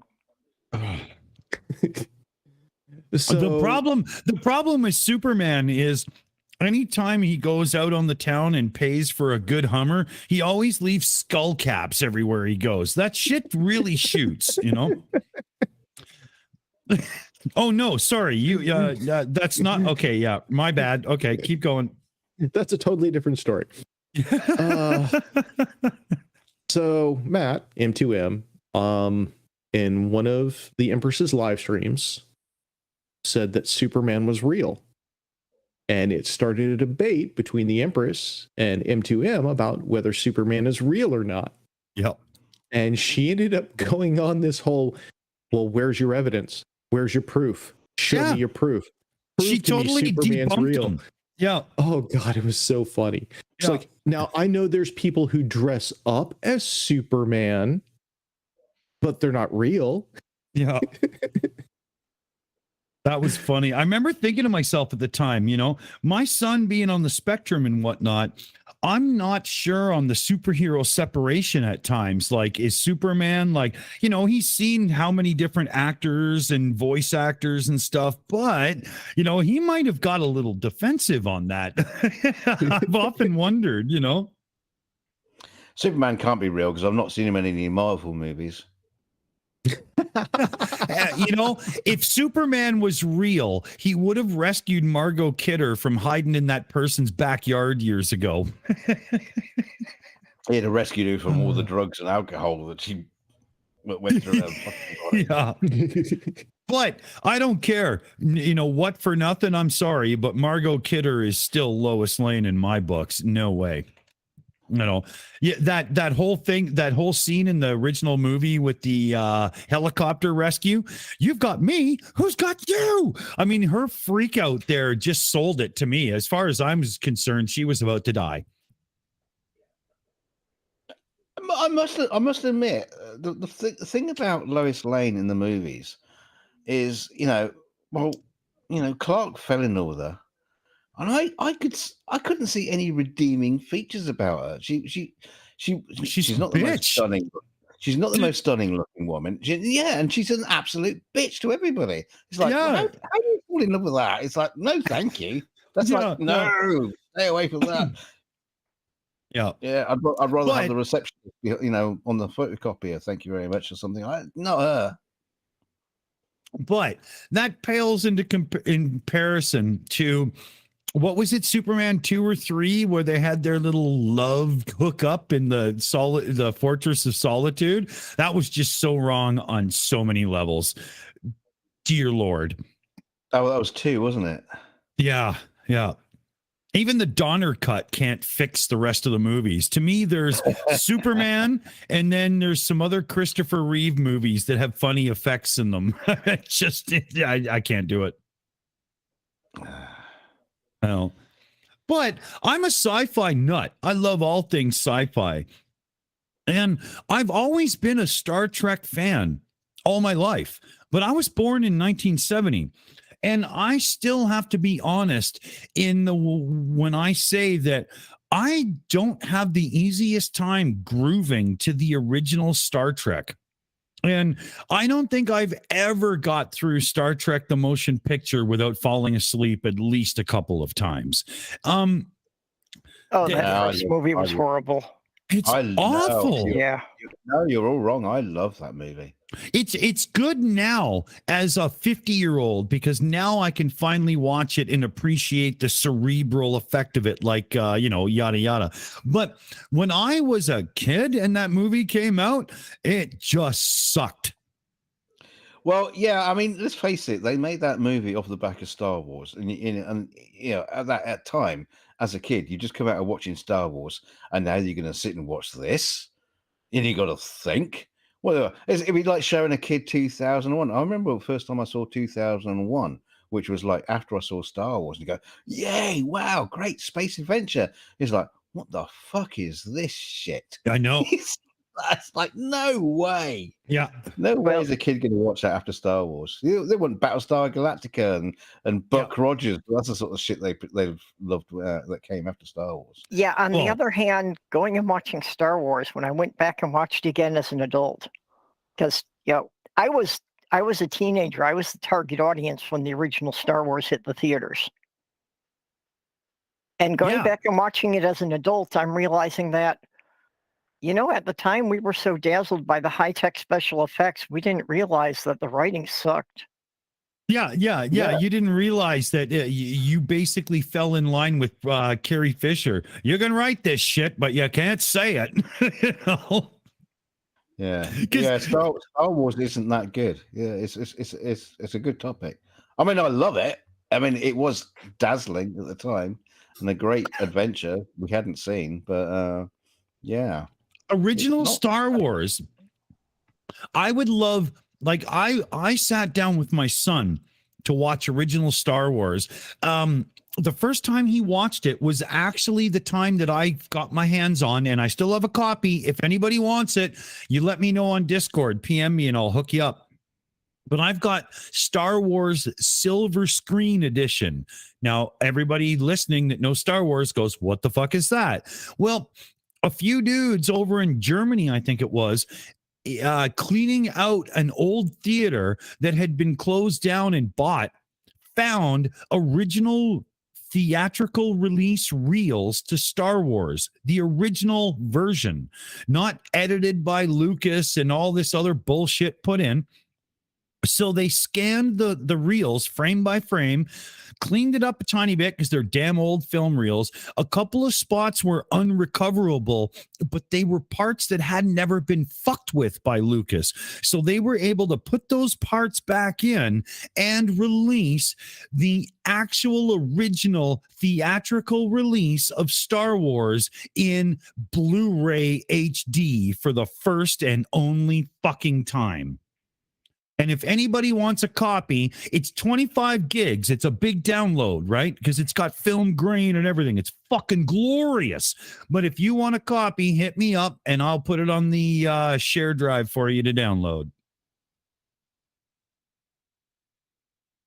But my son, that was the first time he had ever seen Star Wars. And he could barely keep his attention on it. Whereas if he was watching, Toy Story, he'd be all into it. Like, it is slow in bits. Like, when the androids are on Tatooine at first, and they're like, "Oh, go that way, you bumbling fucking whatever." If you're not paying attention to the dialogue, it's just not exciting. There's a whole bunch of those parts. There really is. Well, the funny thing as well is the actors aren't really into it either, because sucks. They're still finding their feet. I mean, Empire, when Empire came out, Empire is like the best. Oh yes, hands down. Because at that point they knew what they were doing. Star Wars, when they shot it, no one knew what the fuck was going on, and it was a mess shooting it. Like, it was all over the place, right? The stories of shooting Star Wars is hilarious, right? Yeah. They all thought they were on a disaster movie. They all thought it was just going to be. But you know what it is? It's the nostalgia for the space scenes. The way they did the cameras and the models and everything to bring the space scenes to life was leaps and bounds ahead of anything we had ever seen before, and damn near unequaled since. Because in the CGI modern era, I'm sorry, Star Wars still holds up, no problem. No problem. And to be honest, the depth of field of real models and stuff has still not been matched, in my opinion. Well, depth of field problems with models is always difficult.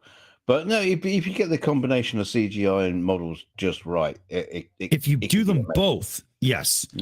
I got a few shout outs to do. So we got Aaron Reese in for 21 on the American dollar scale, and CF Beauty with $22. Astronomy Night with Loki and Empress. So I think both of those are donations into the Astronomy Night pile.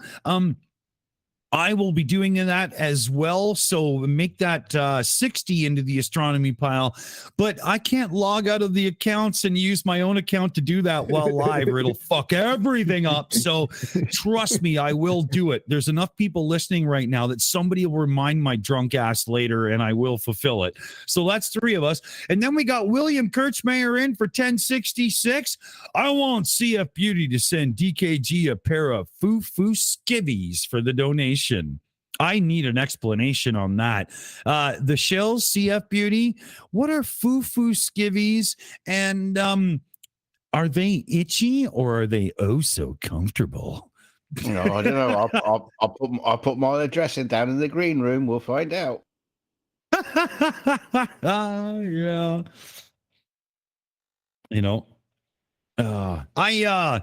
We were talking about graphics there, right? So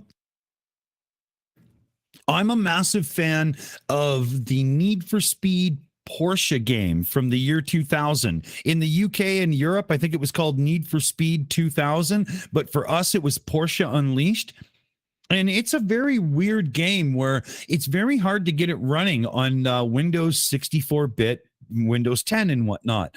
I finally finally got it running the other night, and I got a nice steering wheel and pedals and everything. And Felix, my son, and I were playing Porsche, driving the cars, Côte d'Azur and whatnot, and all these great locations. And oh dear God, yeah, it's awesome. If you're somebody out there that loves Need for Speed Porsche 2000 and been dying to replay it again, but it won't run on modern Windows, I got your action. I know what to do. Well, I know exactly what to do. I've got a copy of Porsche Unleashed on VHS. It came from Holland. I don't think it's the same thing you're talking about, but yeah. As long as she was of age, Porsche can play.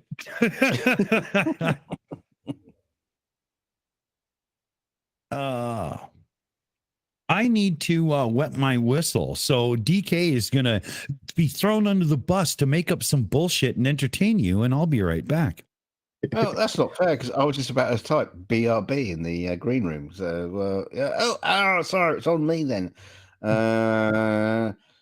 Well, as far as the whole CGI thing, my issue with CGI is it hasn't been until the past couple of years that the density range in CGI effects could even come close to practical.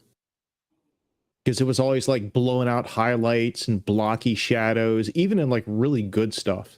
That's why I was never a really big fan of CGI. Well, unless it was a little add-in. To be honest with you, the ability to do it has been around since I started doing visual effects. It's just people fucking up, because what happens is when you're working in film, you're working in a we originally were working in like Cineon files, which have like a high range, a high dynamic range field, and then CG they'd go to a linear form, which would not have that high dynamic range, and that's one of the problems. Was it just looked shit. It just didn't really match in very well. But then but the problem was, even when he got it, is that he had compositors he didn't know what the fuck they were doing and just fucked it up at every single stage, and no one knew better. Now we got to the stage now where people know what the fuck they're doing, and you have supervisors who can just not let shit get by. Back in the day, there was a lot of shit that just went by that nobody knew what they were doing. Just looked at it on a screen and go, yeah, it'll do, that's fine. Yeah. My big issue with CGI is that there's a certain thing about real life camera movements and what you can film. With CGI, what they did is they realized that we can do anything with the camera, and that's what breaks the illusion. It's the same thing that happened when we started getting drum machines. People started programming drums in ways that were physically impossible for people to play, and instantly, boom, that's a drum machine. It's not drums. Why? Well, because that's an octopus playing, not a human, right? Yeah, it kind of doesn't matter if it's a cool kicking beat, but yeah, it's not real. Yeah, I there's one other side. I saw a thing about this. I think it was on YouTube, but I'm not sure. It's a while ago, so I'd never find it in my history. But there was a guy talking about models being used for movie making and stuff, and how some people in history made the best models that looked amazing, but they never considered how the model would explode when it needed to explode. So the action shots of explosions would get ruined by this feeble, popsicle stick look instead of it being proper, and when you look at some of the old model things, like especially sci-fi CGI from through the 70s, pre-Star Wars, you can really see that in some things. It's very evident. Although the first sci-fi movie that did not use any models and only used CGI still looks pretty decent. Which one? Which? Last Starfighter. All the space scenes were completely generated on a Cray supercomputer. I do remember in Last Starfighter, if I remember correctly, there's no sense of speed to the flying when you're in the cabin, but the look and stuff is awesome when they're in the flying car part. You know what I mean? I'm afraid I have to disagree with you. It does not hold up. It looks bad. I would have to rewatch. It's been so long since I seen that. I'd love to see like a revisit of that film and just like, you know, fix all the visual effects and redo them with like modern CG, but just to keep everything just the same, but just like revisit all the visual effects on that. Okay, but, now I could see that, you know, if they used updated CGI, but they left all the live action scenes the way they are. Yeah. I would not want to see them try to remake it though. No, you could fix the wig from the reshoots. You could, you know. Yeah, they have been talking about remaking it or a sequel, and but I don't think it's going to happen. Yeah, I had heard about them talking about remaking it. A sequel would be a different thing. You know, I mean, they can always do the handing down the torch and, you know, do something with the next generation that it's his son or something. Think about the premise. The video game was used to find the pilot needed. In the modern day and age, that premise holds up fucking good. You could put some really cool shit into that, right? Well, no, they'll be finding some guy on TikTok. Yeah, but instead of he's the next Starfighter. Yeah, but instead of it being like an arcade machine by some old campsite or whatever, you know, they could be like scouring the internet, put out this game, and you could have like a cool, you know, backstory-ish thing going on there that's just a little bit more than, you know, Bubba sitting outside the trailer having yet another six-pack. Like, you know. Yeah, well, it could be like, Stargate you know, Universe. Huh? Oh, so Stargate Universe. Yeah. No idea. Well, all those guys playing Eve online, what they don't realize, they're actually fighting a battle in space. They think they're just like playing a simulation on the computer, but no, they're actually fighting a battle, really, in a galaxy far, far away. So it's already happening. Yeah, well, that's where they got the script for Ender's Game. It's actually Eve Online. Yeah. Exactly. I was going to mention Ender's Game, but I think it'll be. It had to be where you were going with that. It had to be. I like that movie myself. I know some people have bitched. I thought it was great. Yeah, it's all right. Yeah. It's really tough to make a movie like that, you know, to make it, you know, really, really good, you know, throughout. You know, you're working off a book, you know, and just to try and get a story cinematic, the flow that it's tough. It's a tough call. We got a good point here from Aaron Reese in the chat. No sequel. It's the last Starfighter, not the next to last Starfighter. That's a really good point. You know, a trilogy does not that title make. It's a good point. The penultimate Starfighter. Yeah. It's not the Last Supper. Yeah. The penultimate supper. Penultimate. The last Starfighter, except for this guy over here. Yeah. And then, well, shit, he had a kid, so we'll go again. Yep, the last Starfighter, the next generation. Yeah. Oh man. Okay. No, to be fair, he was called the last Starfighter because they blew up all the others. Yeah. It's not because he's the last Starfighter. It's because he was the last. Oh, God. Yeah, they blew up the base. We're getting into the Last Jedi next. Oh. Okay. Yeah. Yeah, but you got to dumb it down for the modern audience. They won't figure it out. It has to be a stupid, simple title. The first, the only way to approach that movie is to remake it, because you can't sequel it. I mean, you know, the last Starfighter did his whole little dance around spinny thing, and they went home and celebrated and everything like it's done. The only way to bring that on would be convoluted bullshit. You might as well just reboot it at this point. And to be honest, I do see an argument to reboot that one. It's a cool story. And at this point, nobody 13 years old is going to watch the original version without just giggling their ass off. It's not happening. No, I tell you what would make an interesting movie, because in the end of The Last Starfighter, he takes his girlfriend, and she knows nothing about it all, but she gets on the starship, on the Gunstar, and goes off with him. You know, what about her story? She's suddenly thrown into the mix of this intergalactic, you know, universe that she knew nothing about. I was just thinking about that too. Yeah, you know, that they are the only two humans in this whole intergalactic universe. They're going to be, you know, like a curiosity to all these other aliens about what are these life forms. Yeah, very much so, right? You could have but Hollywood would take that and turn it into a fish out of water thing, and it would just be embarrassing. It would. Well, they'd ruin it. Yeah. Well, yeah. Well, look, get us to help them do it, and we can fail together. but at least we'll be doing it. That's funny.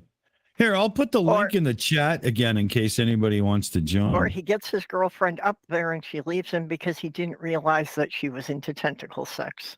Yeah. She's or a better guy. Or what if they get into space and a week later she discovers that he's got fucking Mars herpes or something, and she flips out and kicks his ass and takes the ship and goes on her own. That's the woke way to do it. Now it's her show, right?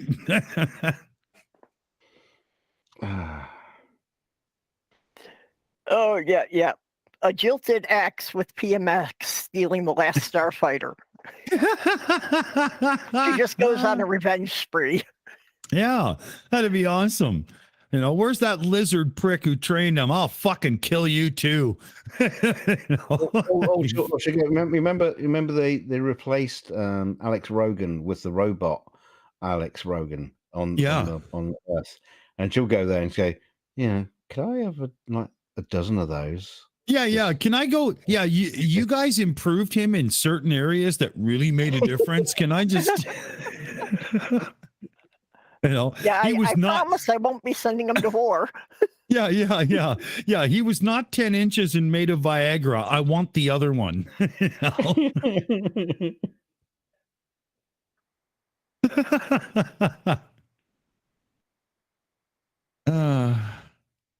I never missed another thing about the astronomy slot fundraiser, $20 fundraiser to go towards helping out. All of you who donated to help get the mount, we have a list. I still have the list in the credits for the end of her show. You guys get a free slot on top of any $20 donation. Cool. Because then we can make it a party. That'll be awesome. Oh yeah, we'll get to see how many people we can get into a meet session before it breaks.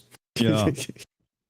And on that note, there's somebody here that would like to say good night. Oh, cool. Come on. No, over here to the mic. Okay, so I'm just came here to say good night. And so hey, kiddo. Good night, and good night, kiddo. I hope you enjoy my stream that's coming up. I can't wait. All right. Good night. Good night, Empress. In 19. Oh, she's a blast. It literally said in 19. She's like, what? That's 8 going on 15? That's because the captions are trash. Yes, the captions are trash. No, I'll give that a little one. Bye. Bye. That's funny. That's funny. I hope you're not offended by the trash captions.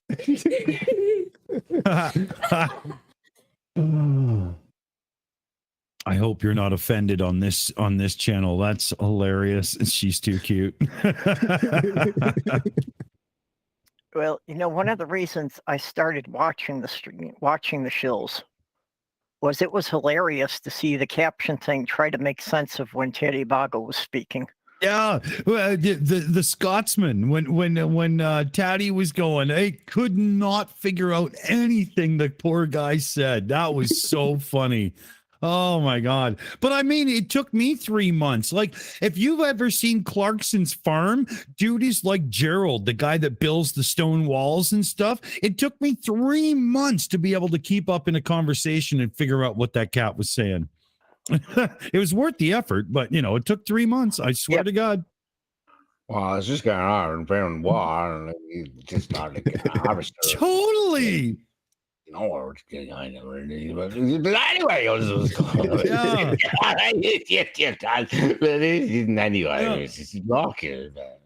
Exactly. And one day it turned out he actually knew how to produce the show out of all of it. I was like, wow, imagine that. It was fucking crazy. Dude, YouTube channel better than ours. Yeah. He knew what he was doing. He's damn good at it too. But he was hilarious during the show. The more he'd get drunk, the thicker that accent would get, and at the end, nobody knew what he was talking about. But you knew it was hilarious. Yeah, well, that's how they test speech to text algorithms. Is you just throw a drunk Scotsman at it and see what happens. Yeah. If they turn into Irishmen, if they turn into Irishmen, you got it wrong.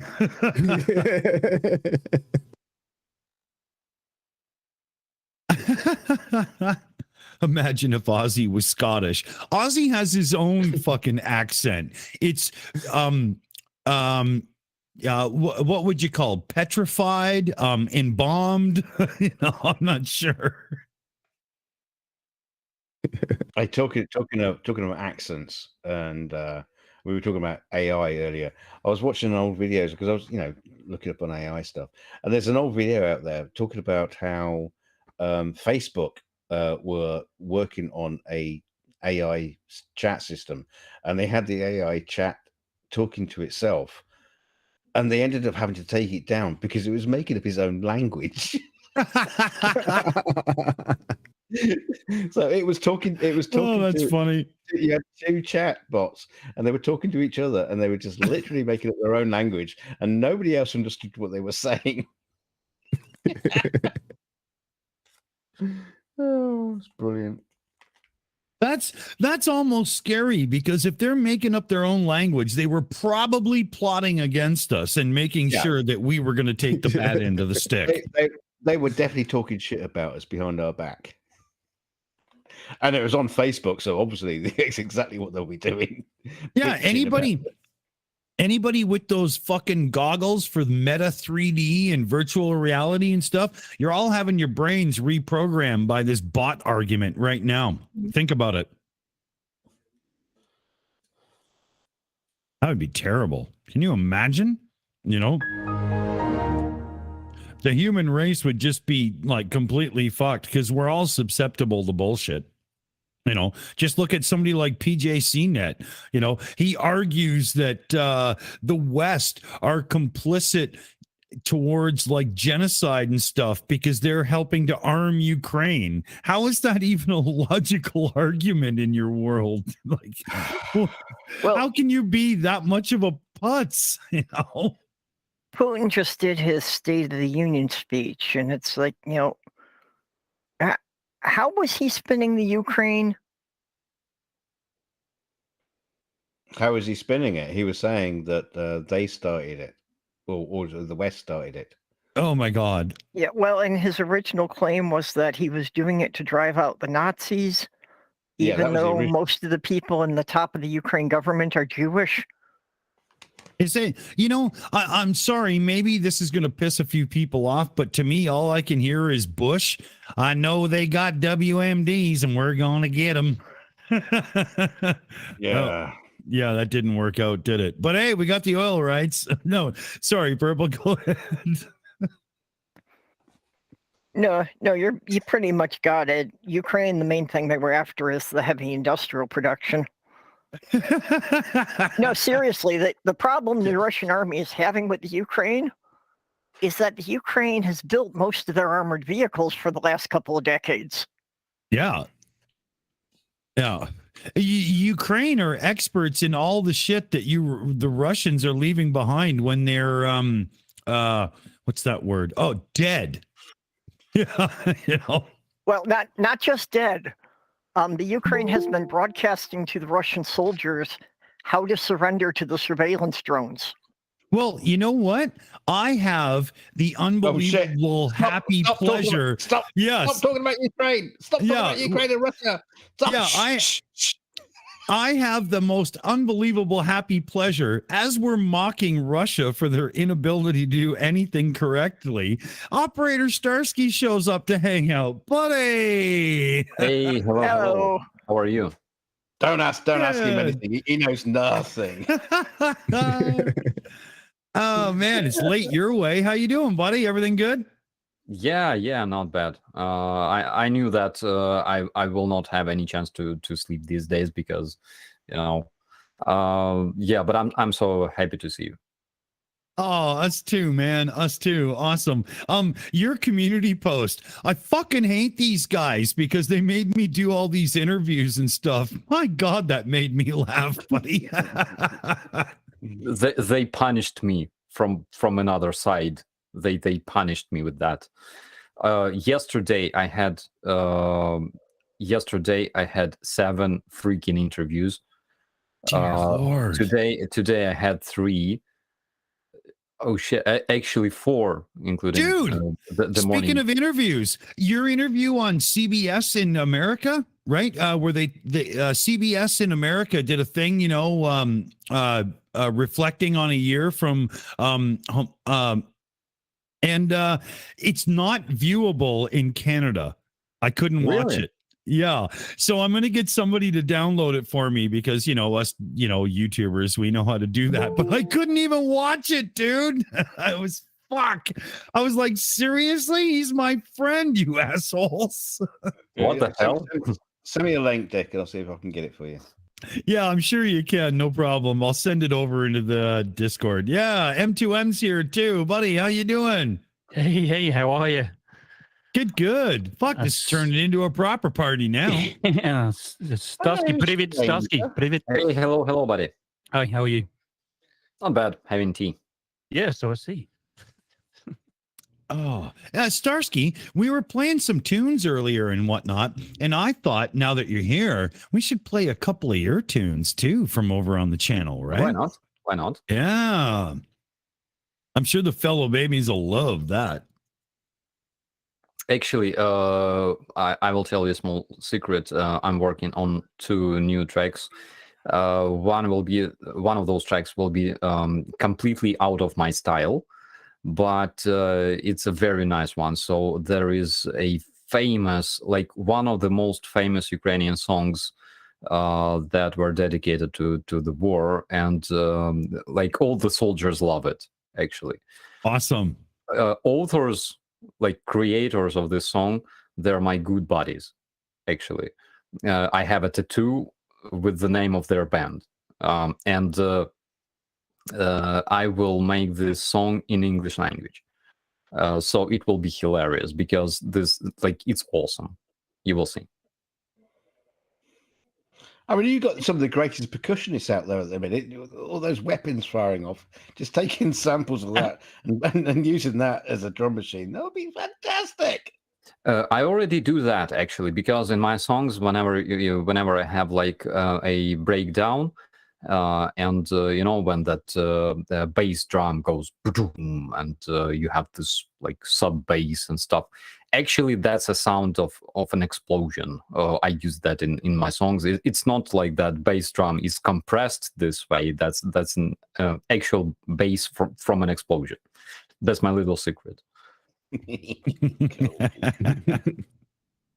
I love it. Starsky, I was going to get a hold of you in the background because I almost got the new guitar all set up. I got the Line 6 interface going and whatnot. And I thought, maybe we could do a little between the shills, whatnot tunage, come up with a song that we might use as, an intro to a show we all do or something. I love the idea. Yeah. Yeah, right. If it wasn't for the fact that my son bit my finger when I was doing the whole resuscitate him deal and whatnot, he bit my left hand first finger right where I push it onto the string. So I've got about 2 weeks where I really can't play until it heals up properly. But we got to lay down a track and get something going, man. Absolutely. Oh yeah. Yeah, let's do this. Can't wait. And I mean, like something with some edge, right, buddy? You know what I mean? Down. No, DK, you have missed the point. I think what we need to do is tap into some old Anthrax and get the thrash out. Get something that's a little bit rough around the edges and really screamy and nasty. Oh, I was hoping for a cover of Relax or something. Seriously, who can? DK, you have a mute button, right? I'm actually looking forward to Starsky doing something completely different because no disrespect to his music. I mean, you like what you like, but it's not my cup of tea. But I'm looking. If Starsky's going to do something completely different, I'm really looking forward to that. Starsky does show tunes. Hello, Dolly. Back in my days, I did different music. I did like new age, things like that. I did indie pop, whatever. I like that because, I think when you are stuck in the same style forever, it's not really good. But I love metal because it can be my vent. It can bring me relief. Actually, the day I was dying from this toothache, the only thing that helped me, and guys, I took 5 strong pills of strong painkillers. We call it ketanov in Ukrainian. Not sure if you have that. I took 3 pills of ibuprofen and 2 more pills of other painkiller at the same freaking time. Nothing helped. Yeah, I had this pain going like all around my head and my neck. Every 2 minutes, I would just jump and start punching the boxing bag because of pain. I could not bear it. And the only thing that helped actually was when I took my headphones and I played some of my favorite songs, and it was Bring Me the Horizon, Can You Feel My Heart. It was Space of Variations, Ginger, of course, The Hard Kiss. And magically, this pain just dissolved because the joy I felt from this music was slightly stronger than the pain. So I love metal, and it's a magic stuff. Yeah, it's also very, very expressive for your situation right now, right? Yeah, I mean, I was gonna say, yeah, definitely. Yeah, I mean, a country western ballad would not suit the operator Starsky persona and mentality right now. Let's face it, right? I think everybody can agree toothache is horrendous to deal with. I'll tell you a little story. Oh my God! There's a friend of my family. He served in Afghanistan and he was shot through the foot. And he said that freaking hurt. I mean, there was agony until he got the morphine.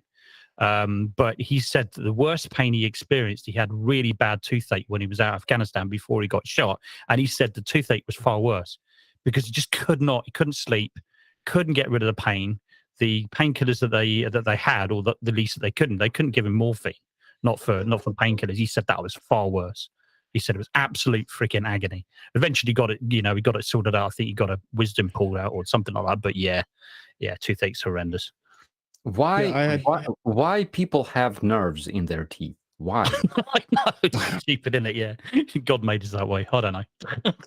I had 3 wisdom teeth pulled at once, and yeah, I know what that's like. It's one of those. At that time, they were still giving Percocet for painkillers, for tooth extractions, and it was one of those.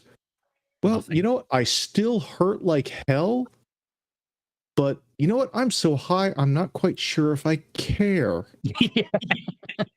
But the problem is, Yeah. for me, is any of the opioid painkillers, my body burns through it real quick. So it would last for a couple hours and then it'd be back in pain again, but I can't take more. So yeah, it was mentioned in the chat that Aaron Reese mentioned in the chat, clove oil, eugenol for dental pain. And oh my God, that stuff works. It tastes horrible, but that was actually, clove oil was actually what they used to use for field surgeries way back in the day when they ran out of painkillers. Yeah, I think clove oil helps for a few minutes. It kind of numbs it for a little while. It doesn't get rid of it, does it? It just kind of takes the edge off it, but then the pain just comes back straight away almost as well. Yeah. It's kind of especially if you've got a nerve exposed situation, not just like a cavity, then clove oil is only going to give you like 10 or 15 minutes of, relief, and then you're beat again, right? I mean, come on. Yeah. I like Starsky's argument. Why do people have nerves in the teeth? They should be like beaks and shit. Just fucking, that's it. Like never mind. Maybe I don't know. Maybe it's our body's way of sort of saying, you need to look after your teeth better. Yeah, fuck all that. I'm not so convinced. I got a couple of shout outs to do here. So CF Beauty threw $21 American into the chat to say this is for Skits Crasher for Astronomy Night, because Skits Crasher is the most awesome new shill family member and so goddamn generous. I couldn't agree more. Good shout. And then I think we're at a total now of $2,312. Now, just in case, Starsky, I'm not sure but we're doing this whole fundraiser anonymously. So nobody knows who it's for. But I'm going to give everybody the rundown here. So we've got a situation where one of the nearest and dearest shills, somebody who's a little bit more shy, not like, on the microphone personality, has a situation that is horrific to say the least.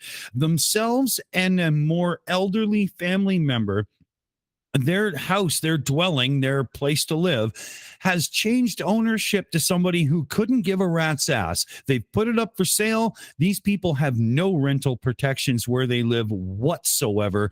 And as soon as the place changes hands, they are on the fucking street.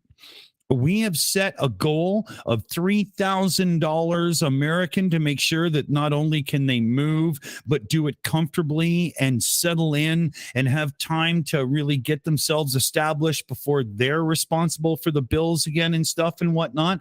And so far in a stream and a half, because we're only about halfway through this one, out of $3,000, fellow babies, we are already at $2,312. We are literally sitting $700 away from this thing being solved. That's how amazing our viewers are. So every one of you, slide your right hand or your left hand, I don't know which hand you are, down the front of those pants and give yourself a little thank you rub, because wow, you deserve it. Sam W in the chat says, I sent $50 on PayPal. Hopefully it helps. And we just got that notification in from Samantha, who is always one of the greatest shill family members ever. So, now we're $650 away. See how that works, fellow babies? Everybody contributes, everybody wins, and everybody looks so cool for it because I mean, seriously, this is one of those holy shit moments. It's not, you know, I'm fundraising because I'd like a telescope or a drone, or I need a new computer because of blah, blah, blah. You know, we're doing something that's actually making a difference. Yeah, but a telescope and a car and a house would be nice, though. You know, well, yeah, I wouldn't complain. Sure. I was actually calling somebody specific out for those ones, but I'm not saying who. Oh yeah. Yeah, we know. Everybody. What about speaker cable? Not mentioning no name.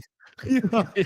Well, I'm going to be fundraising for my penis extension, and to put on the end of my on the end of my penis, I'm going to put a little a little mold. I want to get a little get a screen grab of Starsky, and I'm going to have his little head.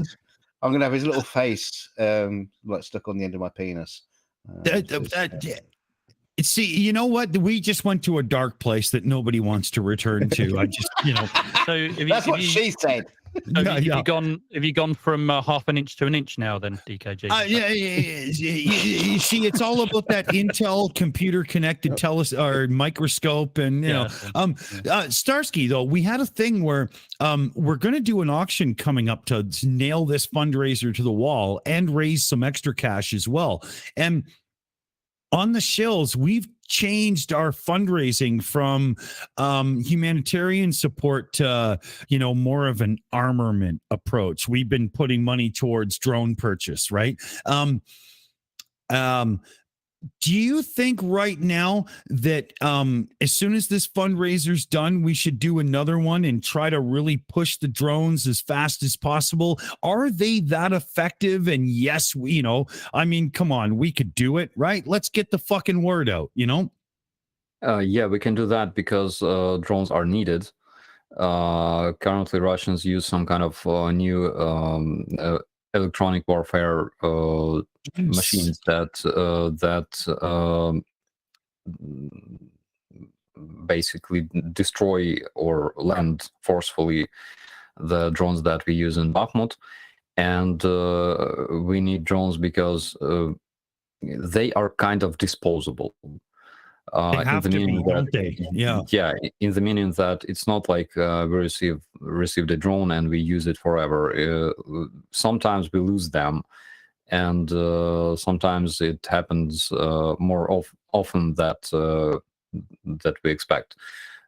So that's why we're like, whenever we get like 10 drones from some of our biggest charities, it's something very important because those drones are being lost in combat very, very often.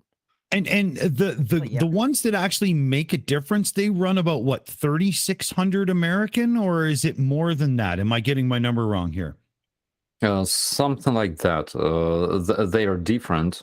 Because I want to focus on the ones that can do a little bit more heavy lifting and therefore some more damage and stuff. I would love for all the fellow babies that are watching our shows to know that their money is going towards boom, right? Because everybody's getting a bit angry now. So boom is the word, right? It's hashtag boom. That's what we're doing. But yeah, that's what we'll do. And I'll get together with you because we should be able to put the direct funds into something where, there's not administration costs because of this group and that group. Like, since I know you, we should probably be able to skip some red tape and get right to the fucking heart of the matter, right? Yeah. Yep. Guys, I gotta assess one thing here because we had explosion not far from here, and I gotta check something real quick. Okay, I'll be back in a couple of minutes. Yeah. Okay. Shit, that's not the kind of thing you want to fucking hear from your friend on a live stream. Dear God, that fucks you up. It's not like I'll be right back. I'm just grabbing a beer. Yeah. Shit. Holy shit. I had a feeling he'd be stopping in tonight, but I didn't put it in the title or anything because there was no guarantee. And to be honest, I mean, Starsky's one of the Shills. It's not, ooh, Starsky's here. you see him when he's here, right? You know, he's on the channel. Yeah. You know, Okay, but when did you start letting live people in here? live people as opposed to dead people. Well, as opposed to he's the only one not represented by an illustration. Oh yeah, that's true. That's true. Yeah. I was going to use my camera tonight, but I was doing file transfers with external hard drives, and I actually didn't have a free USB port, so I went with the animated one. Nobody And we have- wants we- nobody wants And we to see haven't my got face. an animated. We haven't got an animated Starsky yet. I haven't got an animated me either. But Yeah, we did. nobody You wants to just see my face. Well, we do have an animated you, but you know, we thought about the flapping cheeks of the butt crack, and we thought, you know, we'll just leave it on the avatar. You know? That might be an improvement for my face anyway. So that's Well, fine. that's why I said illustrations. I'm not animated either. Oh no, Purple! I've already got one for you. All I got to do is get you to set it up. You got a full animated avatar like ours, ready to go. Oh, I didn't know you had that ready. Oh yeah, yeah. I'm really good at doing the work, but I'm really shitty at the communication part. You know me. You know? Well, yeah, Oh, we've got another project here. You and I were supposed to get together. Yeah, exactly. Right. You know, we're getting there though. We did communicate. It actually worked. You know, but I'm horrible. You know. I love Aaron Reese's comment in the chat. We call it terrifying. Starsky calls it another Thursday. Yeah, yeah, exactly. Right. Hold on. I just heard an explosion. I'll be right back. No, you know, like that's not, you know, that scares the, you know, fuck, man. Well, he's back now. Okay, he's back. We got to stop talking about him. He's in. No, he's we in one. don't. He's in one piece. I think he's got a head. He's got shoulders. He's got eyes. Yeah, he's all right. no idea what happened, guys. We have no alert, no messages in on my channels and nothing like that. But something went boom. Wow. Well, I suppose there's always a chance that some teenagers got pissed off at somebody and stick a rag with a fucking, you know, lit fuse into the gas tank of somebody's car. I mean, you know, even during times of war and stuff, assholes are assholes, right? Well, I was going to say, if you've been living in that situation for a year already, just a car backfiring, people are going to panic. No, it's a different thing because currently it's 4 a.m. We have a curfew and no civilians are allowed to be out there. Yeah. So we don't have pranks in Ukraine right now. So when something happens like that, it means that something happened, and we Yeah, you know right away. Yeah. Yeah, but currently everything is okay, and we have no messages, nothing like that, no alerts. Let's hope it stays that way. Oh man. No, I think it was That probably was- just your next door neighbor fighting. Probably, I think that's what it was. Yeah. Big fart. Yeah, you got a Canadian volunteer, and that was just a big old wet beer fart. Trust me, I've heard them. Yeah, no, I'm kidding. We are beer drunks. It could be like a transformator or something like that, because we had some blackouts tonight and some like power grid instability, so that could definitely happen. Oh, yeah, I've been near transformers blowing up, and it's freaking loud. Oh, it's a Yeah. scary fucking Oh, boom. yeah, That one, yeah. kaboom. Yeah. Charlie Welch said it was Mipet killing cane toads. Yeah, the dragon went in. Arr.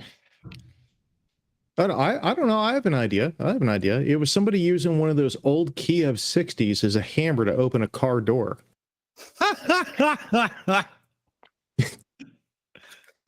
Now, I wanted to play a song. I'm not sure we're going to get away with it. For all you cats in the Google Meets, as I intro the song, mute Google Meets and unmute YouTube, because Google Meets ruins the sound of the audio. And then when the song ends, I'll bullshit long enough so you can mute YouTube and unmute Google Meets and come back and talk in time, right? So that's how to do this. But I really wanted to play a tune that I thought Starsky would properly groove on. And it's not, something overly heavy and whatnot, but it's really, really cool. So let's see Starsky's response to this. Now, do your flip for your audio now. So go over to YouTube so you can hear it proper and whatnot, and I'll kick it in. Well, So wait a minute. Where do I go to Google Meets, though? Yeah, how do you do that? I don't know how you do that. Can mute the really? mic, obviously. Yeah. I don't think Oh you can. yeah, right. I'm talking. You need a plug-in. Are you using Google Chrome? Yeah, I'm able to mute because I have this audio mixer and stuff. So right click on your tab of Meets, and there is like mute site. Oh yeah, there you go. So right click the tab, mute site, unmute YouTube, and I'll play the song. See, Starsky figured it out for y'all. Okay, There we thanks. I go. never knew that was there before. That'd be useful. Neither did I. Where's this? Sorry, where is it? I missed what you said. Teach the rocket scientist how to do it again. Hold on. Right click on the tab opened in your Chrome. Oh, on the tab itself. All right. Okay. Yeah. Ah, yes. Okay. Right. There you go. All right. That's awesome. Alrighty. Wow. Okay. So I'm going to play the tune, and you all should hear it proper now. And if you don't, I mean, seriously, I tried. Fuck, there's nothing I can do. Here we go.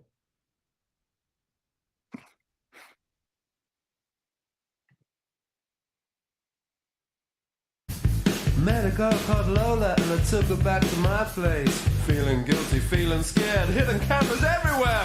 Stop! Hold on. Stay in control.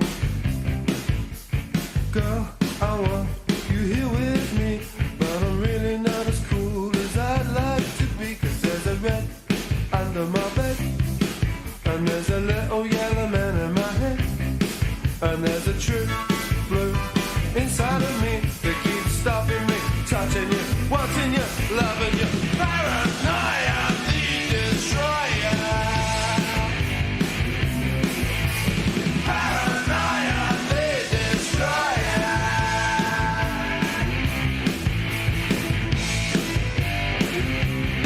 Well, I fell asleep, then I woke feeling kind of queer.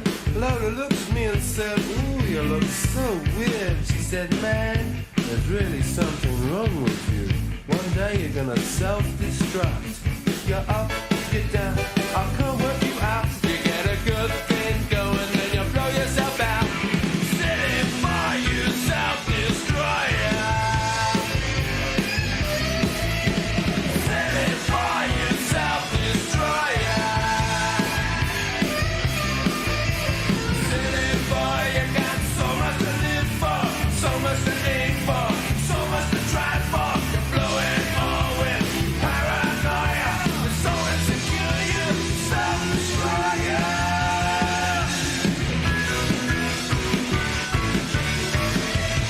And it goes like this, here it goes. Paranoia, the destroyer. Here it goes again. Paranoia, the destroyer.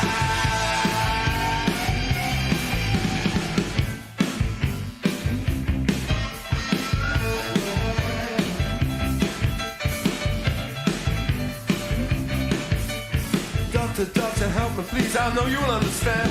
There's a time device inside of me, I'm a self-destructive man. There's a red under my bed, and there's a little green man in my head.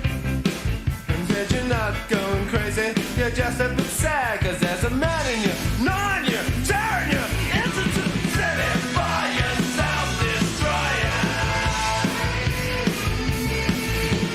Paranoia, the destroyer. Self-destroyer, wreck your hell, destroy your friends, destroy yourself. The time device of self-destruction, light diffusion, start erupting.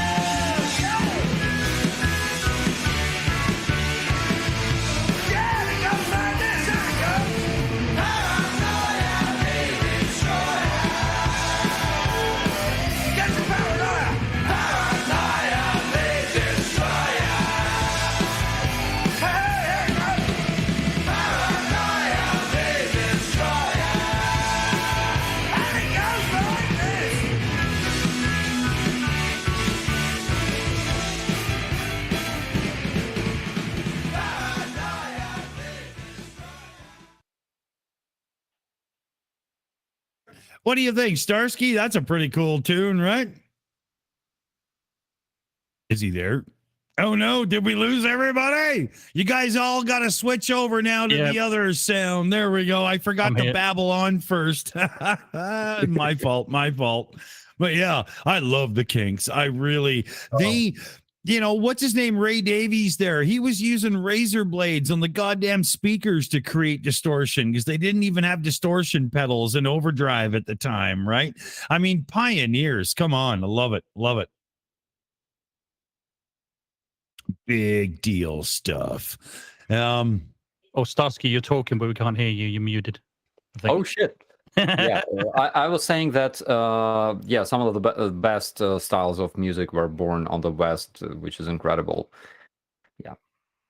That one, that whole, the paranoia and whatnot. I mean, the whole chorus can almost be applied to the Russian populace in a way. Yeah. Which, is probably not a bad thing to poke and laugh and have fun at. Starsky, I'm going to head over to your music channel here. Don't I need to know some crazy typing and stuff to make that happen? Crazy typing. Yeah, isn't it kind of, Operator Starsky music. No, I found it. Here we go. While you're doing that, I'm just going to, I'm going to have to say goodnight, guys, because I've got to be up early in the morning because I have to get the kids up to school now. So yeah, you got a busy life now, dude. Yeah, for sure, man. Yeah, things are all flipped on their head, but it's all good though. It's pretty good actually. So I'm going to say goodnight, and it's been 1 year since the Ruskies invaded Ukraine, and they're still going. Absolute heroes. I just want to finish really saying Slava Ukraine. And what? You're calling the Ruskies absolute heroes? No, the Ukrainians are still there. That's what it sounded like. That's what it sounded like. Ukrainians are still there. They're not. They haven't been beaten, and the Ruskies are getting hammered, as we know. So anyway, I'm going to say good night and have a good show, and I'll see you probably at the weekend. Later, dude. Yeah, all right. Have a good night. Right. While Dick is looking for music, Loretta in the chat asked a while back, were those minions in the background? Well, not exactly. See, there's a little story. See, the Empress got a nice big bag of chocolate pieces, and she wanted to share. So she decided to share her chocolate with the Greys that we have in holding, that we use for, they're janitors, and they do the whole probing thing and all. Well, little did the Empress know that chocolate gets Greys really, really high. So they kind of trash this deck of the ship and are wandering around looking for more chocolate. So that's what's going on, Loretta. You should see what they do with a Toblerone. Oh God, don't get me started. If you think the regular anal probes are bad, we got complaints in HR from them using Toblerones. I always wondered about the anal probe thing because, why so many?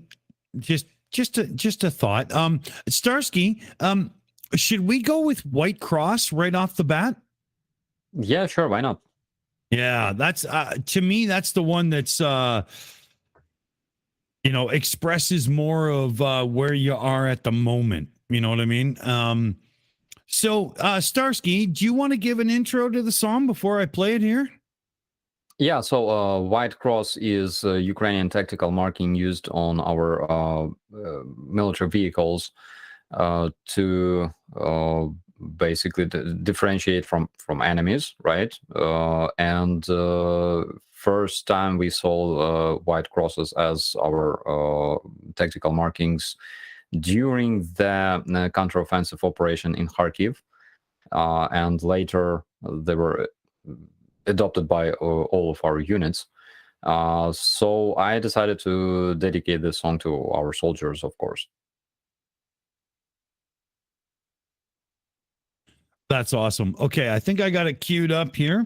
and I don't want to fuck this up. There's so many goddamn buttons sometimes because I want to hear the real version. Again, remember, mute meets and unmute YouTube so you can hear the real version for you guys on the meets here with me.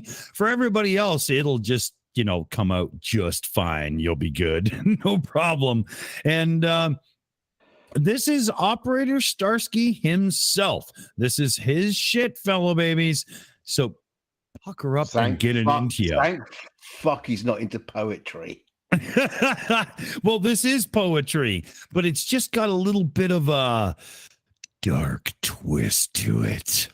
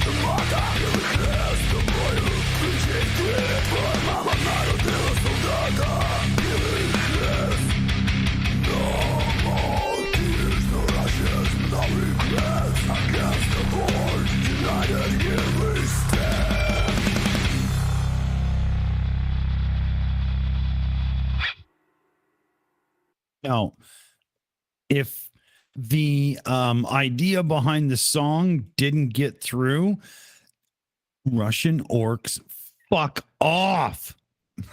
Starsky, that tune's awesome. Yeah, go DK, but I want to get into the recording and you know, all of the song as well. I was gonna say, fuck buying drones. Buy speakers and just play that at the front lines. Yeah.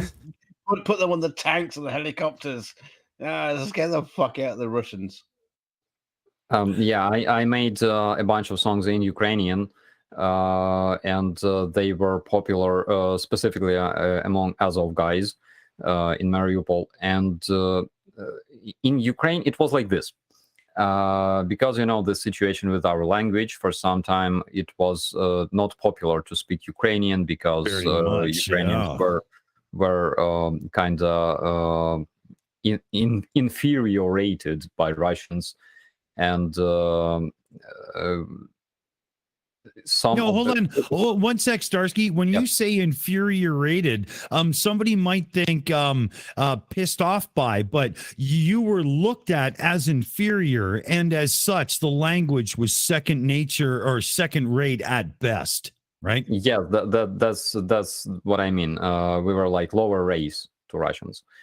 That's why people prefer to speak Russian to look like Russian. And in Ukraine, a lot of very cool bands, they made a lot of songs in English because they didn't want to make them in Ukrainian. That's why I was like, fuck off. So I made a lot of my songs in Ukrainian language and things like that. But it was like this. People were making songs in English because making them in Russian would be like but making them in Ukrainian would be like meh, you know. So I did my songs in Ukrainian. But now, because of this massive international support, making songs in English is not meh anymore. It like we're proud to do it. So that's right. Yeah. So that's one hell of a switch too, because now all of a sudden you're not trapped in, well, what the fuck do you want me to sing in? Now it's okay, I'm using English to spread to the world, and I'm using Ukrainian to spread to my people, right? Like, yeah, yes. Absolutely. That's why I decided that I will do more songs in Ukrainian and English at the same time. I love it. That now, Starsky, I wanted to talk to you about the song specifically. Give the fellow babies in watching and whatnot a bit of insight into your involvement. Like, what are you doing? Are you writing the song? Are you playing anything? You're singing and whatnot? You know, give us a bit of a deep dive here. Yeah, so I'm writing songs. I'm composing them. I'm not a good musician because, like, I can't play different stuff like keys, drums, guitar, and stuff. But so when you're writing a song, you could be in a digital audio workstation, a DAW, and you could be putting beats and everything together to make sure the song's yours, correct? Right? Yeah, absolutely. That's what I do. When I had a guitar, again, because if you want to play guitar well, you have to play a lot. And I didn't have a lot of time to do that. And when I had a guitar and I tried to record my first songs, they would kind of suck because I wasn't good at playing guitar. But because now we reached this level of technology that allows us to use digital audio workstation and use like basically all kinds of instruments. We're only limited with our imagination and our skills. And that's why I'm doing everything in the DAW, and then I record my vocals and I mix and master those songs as well. Starsky, I love this. I did that on purpose because I know you do, right? And so you know the story of me where I had my guitar stolen and I just recently got it back thanks to the viewers and some donations, right? So I hadn't played an electric in about 6 months.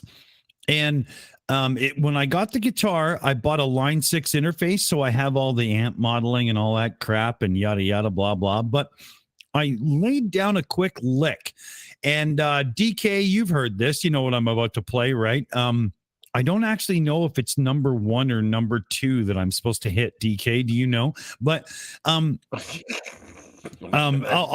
play you a lick quick, Starsky. You'll hear it through the Google Meets as well. This was me just laying down a lick real quick when I hadn't played an electric guitar in a good 6 months.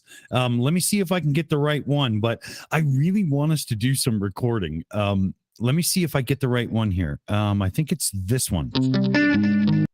Nope. Okay, hold on. It's this one.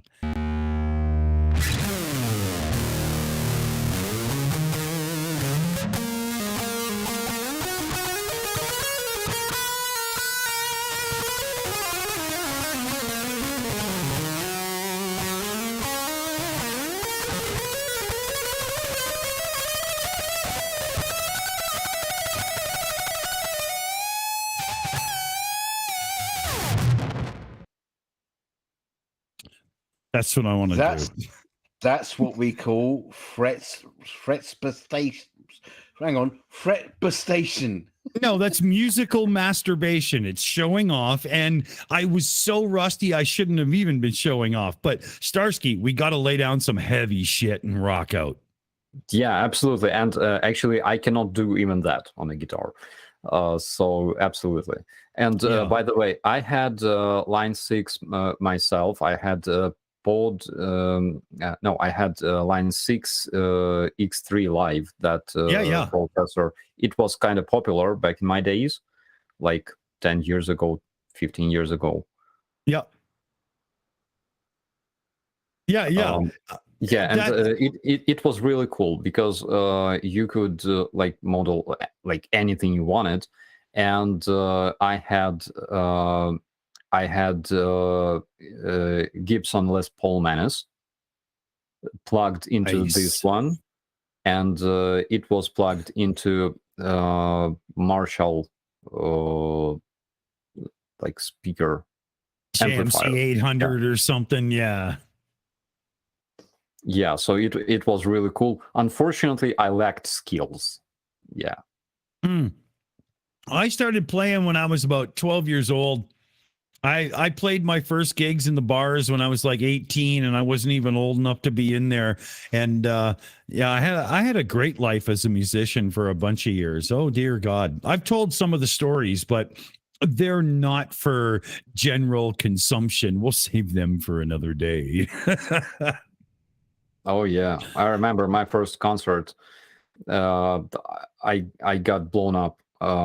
We had like flash pods, like those fireworks. Yeah. Yeah, no idea how I did it. Like I lost consciousness. Oh wow! Holy shit, dude! Like taking it to Gene Simmons Hard Knock School, right? My guitarist, he's dead actually, but back then he tried to wake me up, and like we had to play I think 5 songs. Instead we like barely finished one. I passed out, and this idiot he tried to wake me up, and I don't know where he learned that in order to wake somebody up, you gotta bite his ear. But I nearly lost my freaking ear. And I didn't wake up. So it was hilarious. And we were never asked to play at those gigs anymore because like we screwed up. It was kind of funny. We played a gig.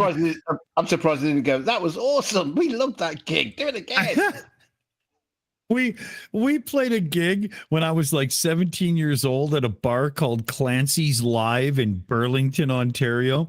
And when we got off stage, the bar manager came over and gave me shit for putting cigarettes out on the stage and told me I'd never play there again. And oh my God, I was like, I'm not even old enough to be here, buddy. It's fine. I'll leave. You've got to stop playing at gay bars, Dick.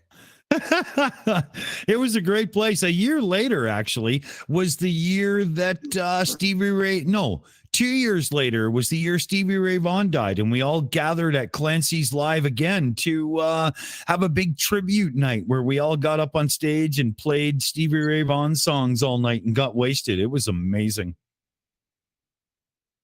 That was a good bar. That was a long time ago. Holy fuck! I can't believe I even remember the name of the place. I just doxed myself too.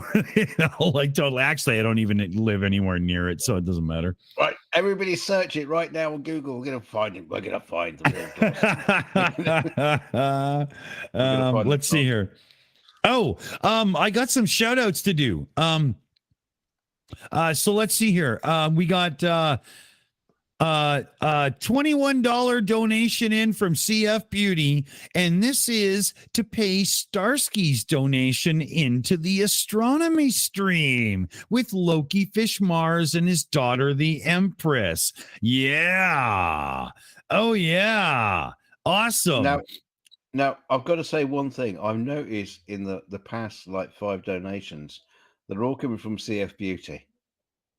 Well, that's because we have to do a challenge here now, fellow babies. Come on. We need a couple of people to jump into the astronomy stream as well. It's $20 donation. Oh, I've got an incomer into the meets, no less. So see how I multitask that? You'd swear to God I do actually have tits. But we're really, really pushing the boundaries here, fellow babies. And I don't know if I got the shout in for Samantha for the $50. Yeah, I do believe I did get that one, right? If not, well, hell, it's $50. Samantha deserves a shout out again, right? And then we'll give a big intro to Skits Crasher, and I believe this is your first chance to meet Starsky. It is. I am honored, sir. It's a privilege. I've heard and seen wonderful things about you. The pleasure is mine. Very nice to meet you. Thank you, Starsky, Skits is the newest member of the Shills.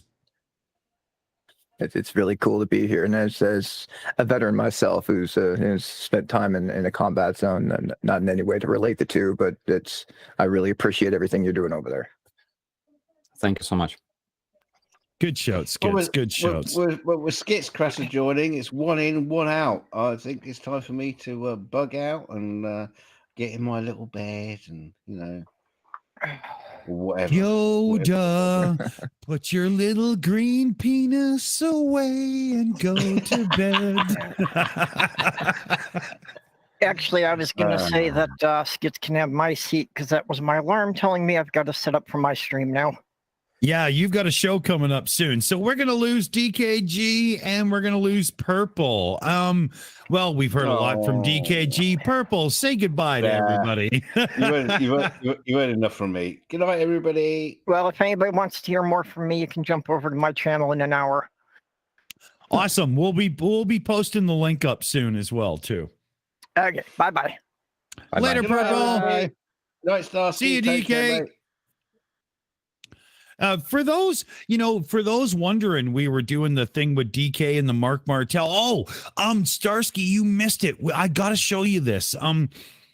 DKG is a Emmy award-winning visual effects artist. And when he did that whole recompositing the Queen track into Mark Martel's cover, that was some serious fucking work. I don't think he really got the shout out that he deserved for that. I mean, holy fuck. But yeah, Starsky, I'm not sure you knew, but DKG actually has a fucking Emmy award on his shelf. That's incredible, actually. Yeah. Yeah. He's so good at visual effects that it actually makes me hesitate to ever ask him for help with things that I want to do for the channel. Because, he does it for a living. That's like asking a mechanic to, when they're off work on Saturday to come over and help you work on their car. You don't do that. You don't.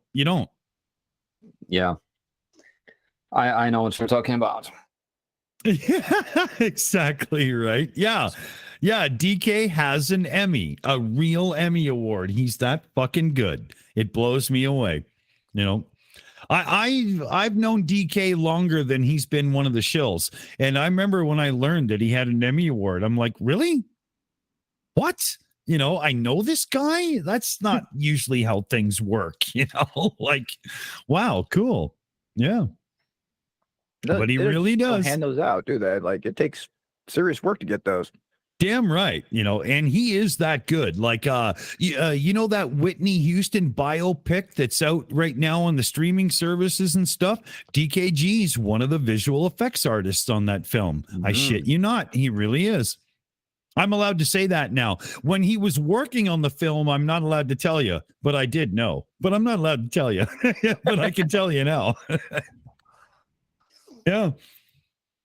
You know what we should do, Skits? Starsky and whatnot. We should get together and we should buff up his IMDb profile and really just go, this god of visual effects and whatnot, Wouldn't that be funny? It just goes and looks at it one day. It's like, what? Yeah. Oh yeah, we could really fluff a few feathers, I need a beer, so you know what? We're gonna throw Skits Crasher under the bus, and he's gonna tell you a quick story from his life and entertain you. And I'll be right back. Oh God! Hey Skits, before you start, hit it. I'm back. Sorry about being away. Apparently, everybody left while I was gone. The Navy has this habit of knowing when my sky camera's running because they low fly their Blackhawks over my yard. So I now have time lapse of a Blackhawks lights just filling my sky cam. Thanks, guys. Go Navy. Go Army, beat Navy. Oh. Purple Rhymes with Horn says, so Dick Dawson, what film is currently in production that you're not allowed to tell us about? Purple, I've almost had enough beers that I would answer that question, so don't fuck around. Come on, you know better. You fuckers will trip me up, for sure. Starsky, you know what I was thinking is, since we have somebody that's so good at visual effects, we should put the screws on them to get a couple of really cool little video things for our channels, shouldn't we? Right? Yeah, I think it's a good idea. Yeah. But we have to pay with our bodies. Yeah, well, oh my. Yeah, but we can pay in alcohol, and to get a Brit drunk is only about 35 pound or whatever, right? We're all right. Could be. Again, I'm a single person and I'm a bachelor for years, so I don't mind. Oh fuck, me too. I'm a proud bachelor now. I did get married for like 4 years, and I don't know. It's stuck like. It's stuck like water on a hydrophobic window. Yeah, I know what you're talking about. I was married with like a narcissist for years. Dude. And after I got divorced, I was like the most peaceful and happy person in the world. It totally changes everything, doesn't it? I mean, Starsky, our son was 2 years old and he was just getting diagnosed on the autism spectrum. And my wife says to me, you know what? I think being an exotic dancer would make me the happiest in the world. I was like, well, pack all your shit, because seriously, you're not coming back. What the fuck, man? Yeah, that's crazy. Yeah. Oh, shit. I was blown away. I was like, what? And she was like, well, you had your turn. You got to be Mr. Rock and Roll and play on stage in front of people. I want my turn. I was like, you do realize there's a difference there. Like, what the fuck? Well, you both are making people happy. Yeah, as you can tell, it's been a long time. I can laugh about it now. It's no big deal. But starts weeping in the background. Yeah. But it was fucking crazy. I was like, what? Between the two of us, I'm not the fuck up. Wow. All right then.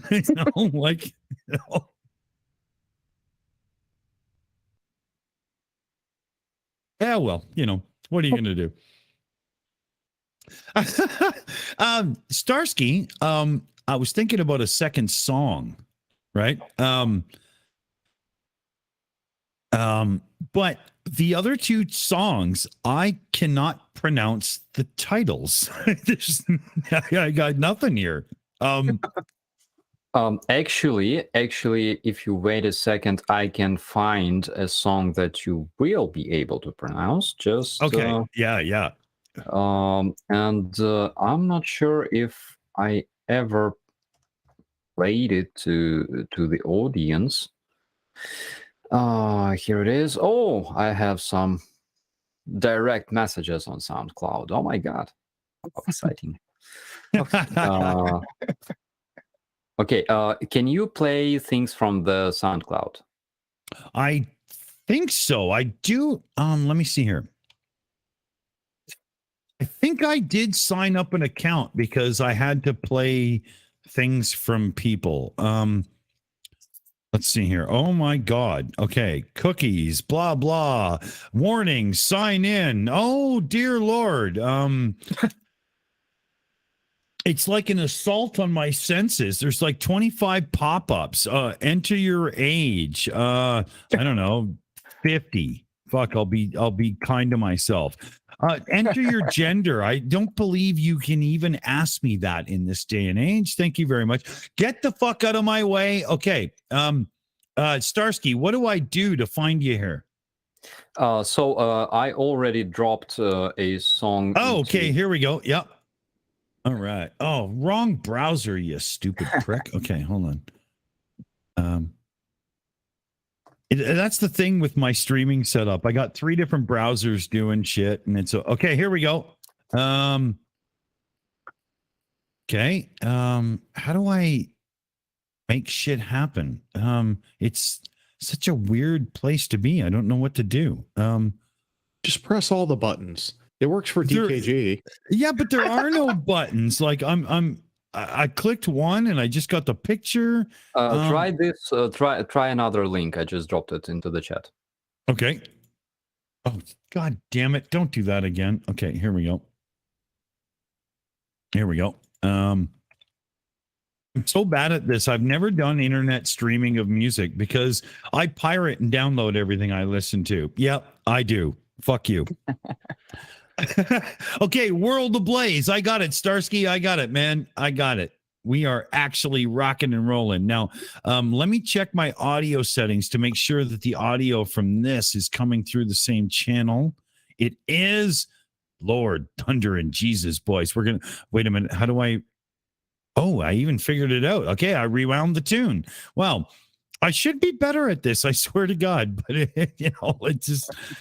I'm trying my best here. So, we got Operator Starsky, and this song is World Ablaze. I'm going to kick it right in, and this is going to be one of those moments where you're just going to go, yes, thank you, Dawson, for sharing that with me.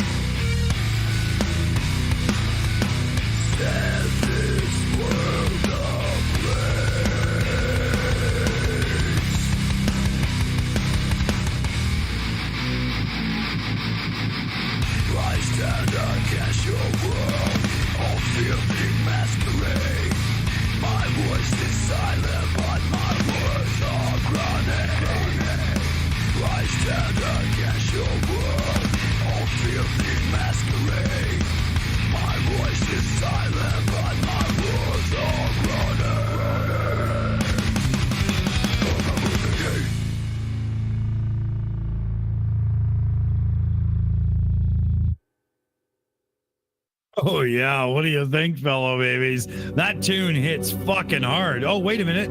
Is there something else coming in?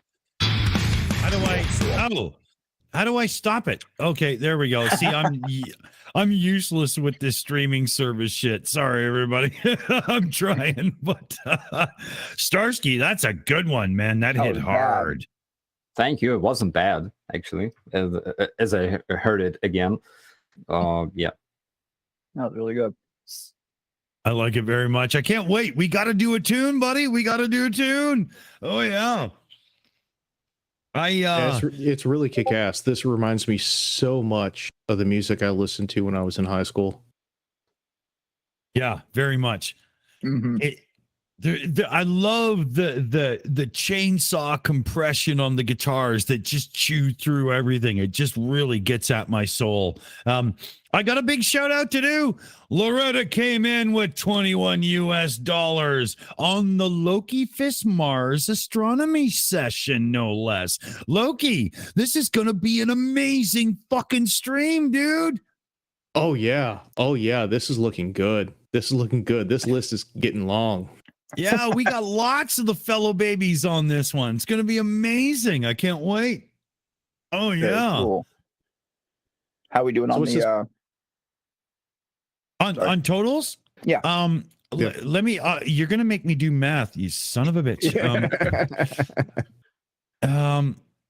Let's see here. Okay, so 2312 2331 2370.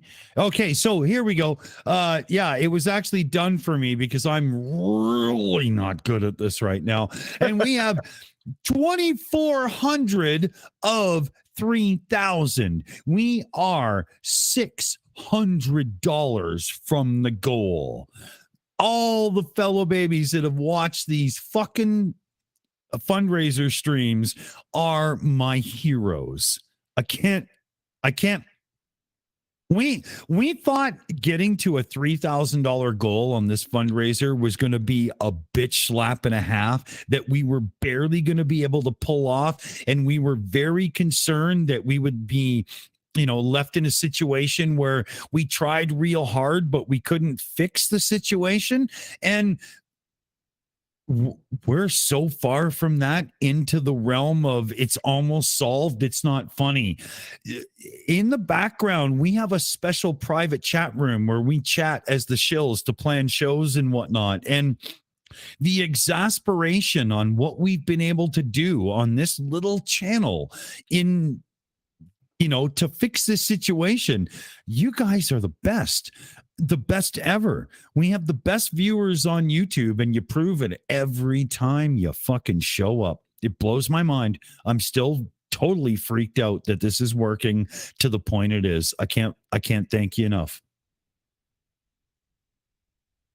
It really does. It warms my heart to see what can be done when we all come together. It's amazing. I would love to see. Imagine if this channel had 500,000 subscribers and we decided to do a fundraiser to get some drones over to Ukraine. Imagine what we could do. Holy fuck. Yeah. Blows me away. Playing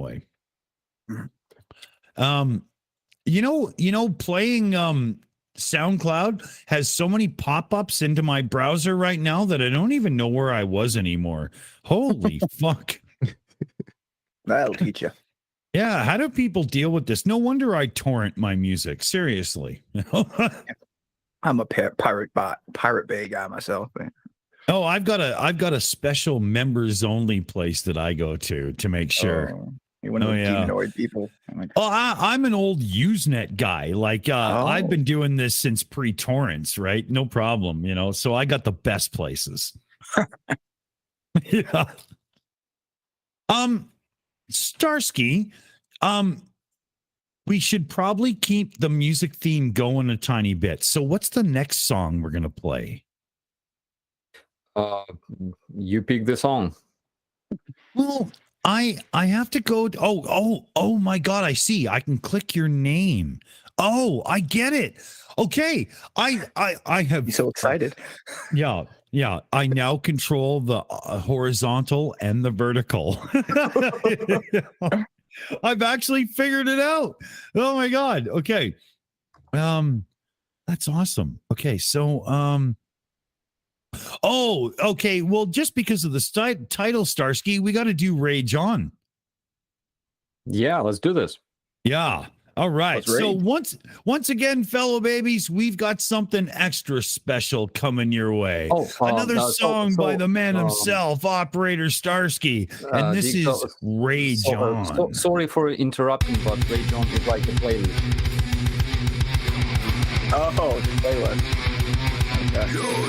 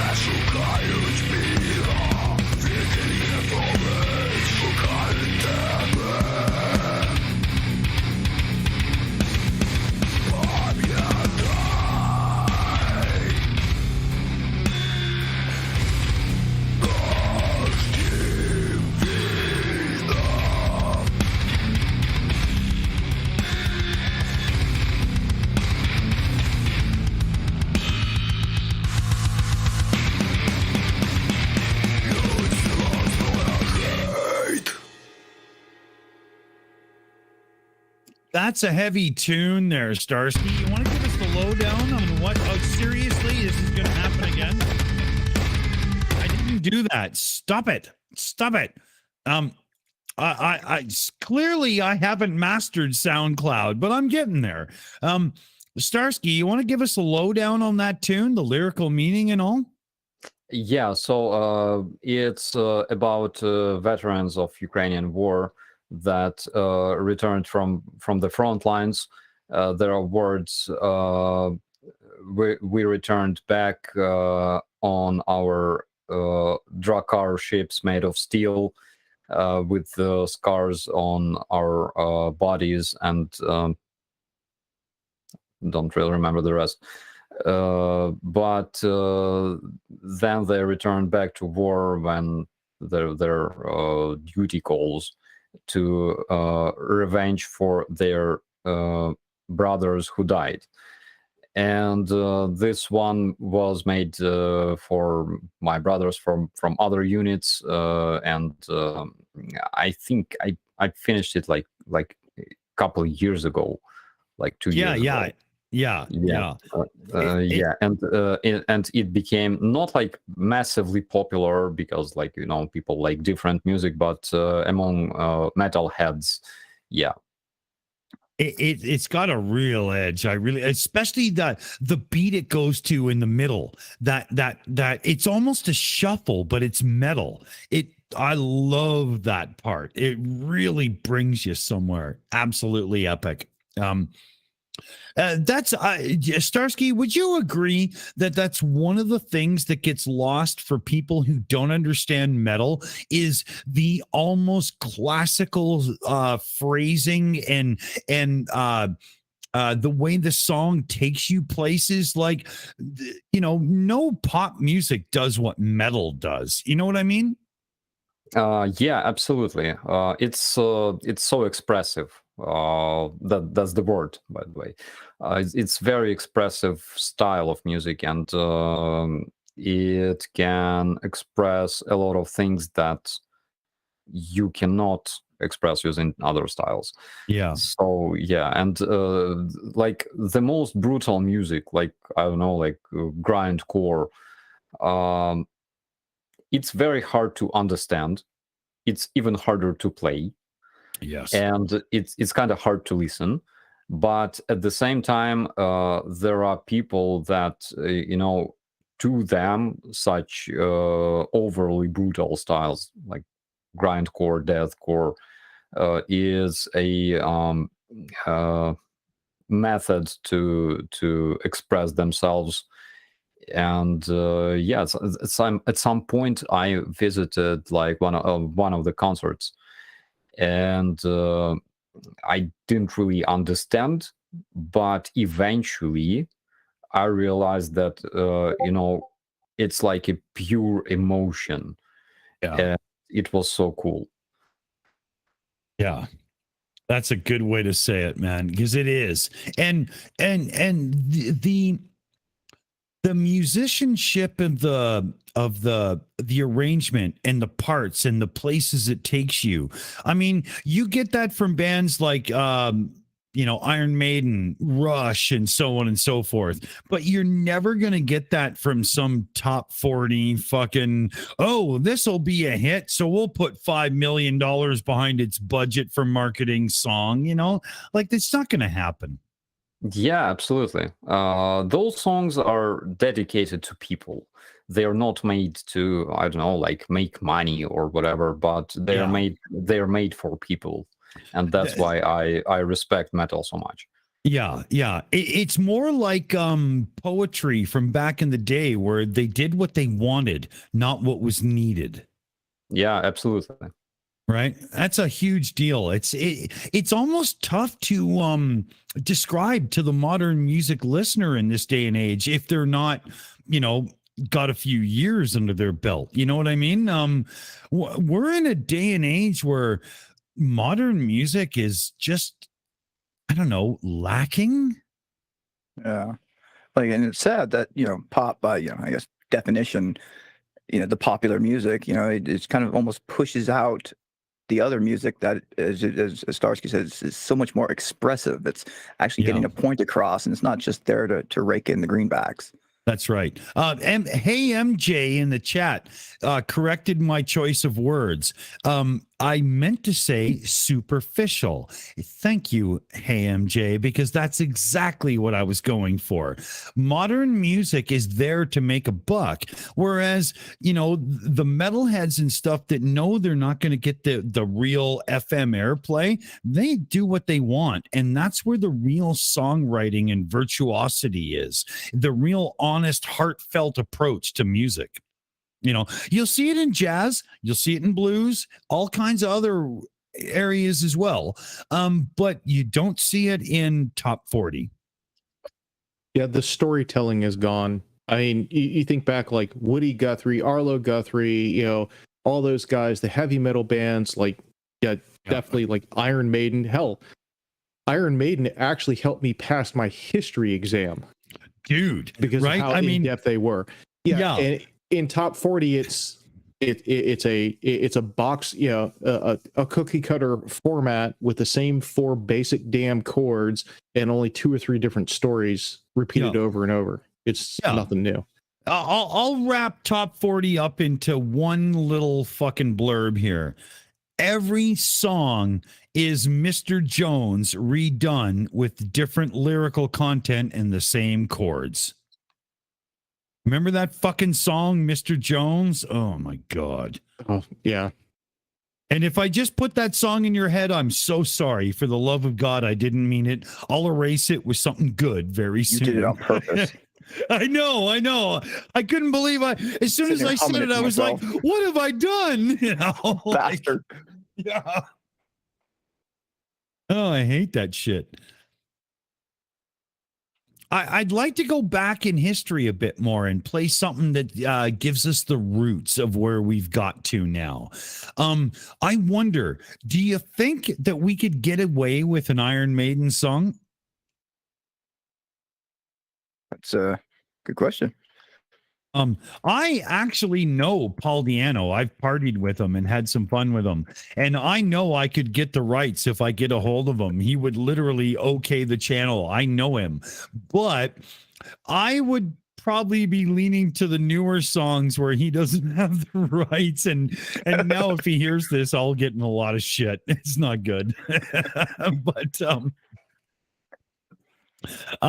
But I have found a high quality version that seems to be playable of Number of the Beast. Oh, should we take this back to roots there, everybody, and play one of those songs that got us to where we are today? I think it's a yes, right? Starsky, Absolutely. what do you think? Yeah, Absolutely. right? All right. So, fellow babies, here, everybody in the meet, switch over, don't listen, go to YouTube. And we are going to risk everything that is holy in the world. And we're going with Iron Maiden, Number of the Beast. Woe to you, O earth and sea, for the devil sends the beast with wrath, because he knows the time is short. Let him who hath understanding reckon the number of the beast, for it is a human number. Its number is 666. I left alone. My mind was blank. I needed time to think, to get the memories from my mind. What did I see? Can I believe that what I saw that night was real and not just fantasy? Just what I saw in my old dreams were the reflections of my Walkman staring back at me.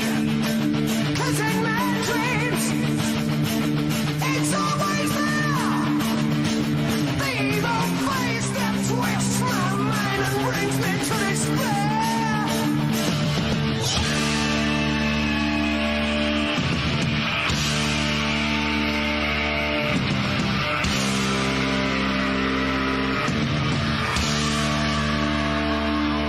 Night was black.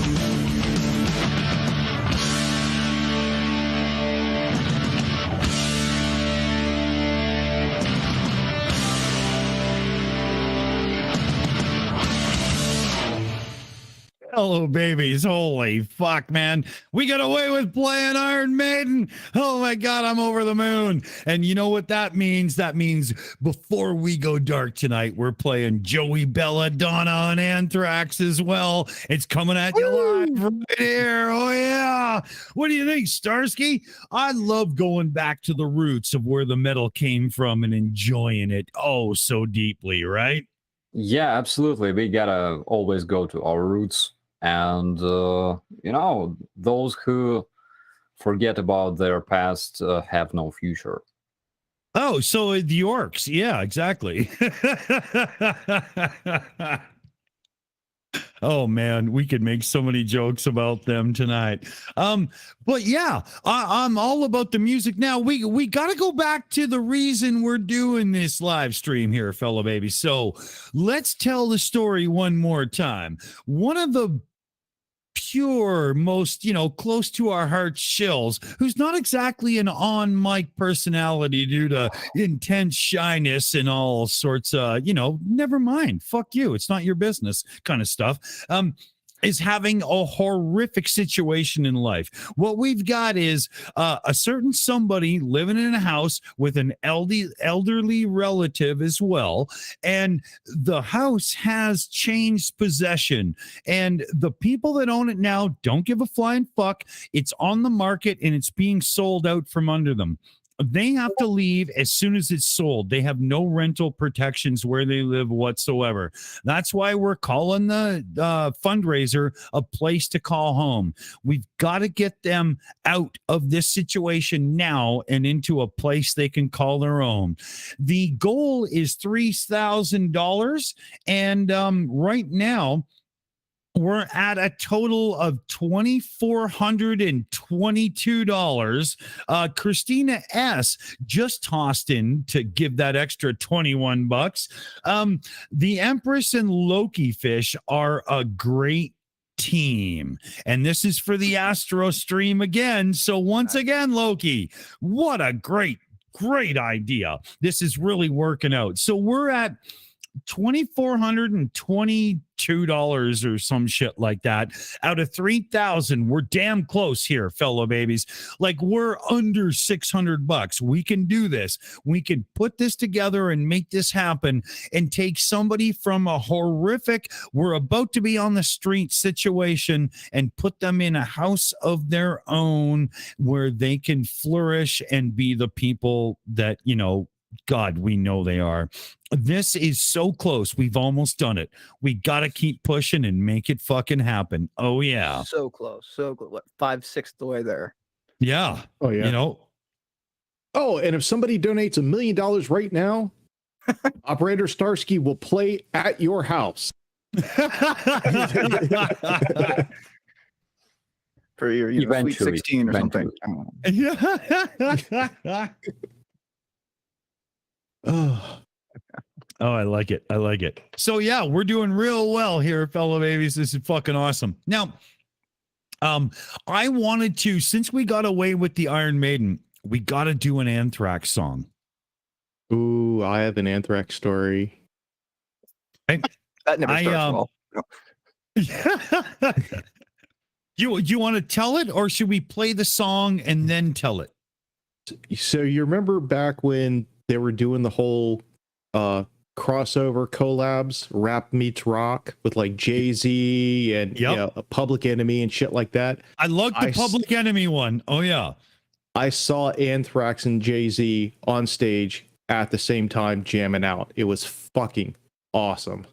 Wow, with Jay-Z, dude, that must have been incredible. I mean, I'm not a Jay-Z fan, but to bring those two together and have it make sense, that's amazing moment of life, right? Imagine Jay-Z's 99 Problems, but heavy metal.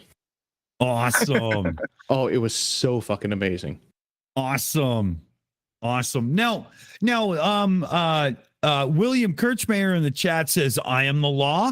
That's a good shout, dude. That's a good shout. But I got to go to my roots specifically because, well, my hand's on the mouse, bitch. but no, seriously. This is the song that made thrash a reality for me. And this is why Joey Belladonna, the singer of Anthrax, has such a place in my heart as this raw, unbridled talent that was just unleashed on the world. You know what? Never mind. I'll stop bullshitting you here. I'll hit all the right buttons I need to make this sound amazing for me and shut up all the bullshit. And this is none other than Anthrax singing their unbelievable song, Indians.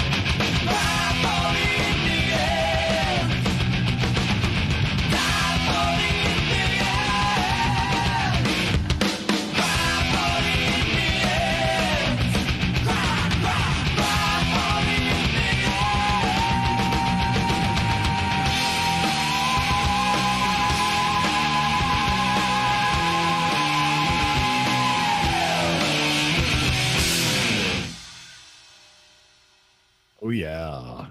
I think we got our point across there with Anthrax. I mean, there's quite a few lyrics in that are probably a little bit close to home there, Starsky, right? That's a real song of rebellion. Fuck you, get out of my fucking land, right? Yeah, absolutely.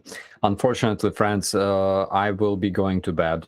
It's 5 a.m. here in Ukraine. Yeah.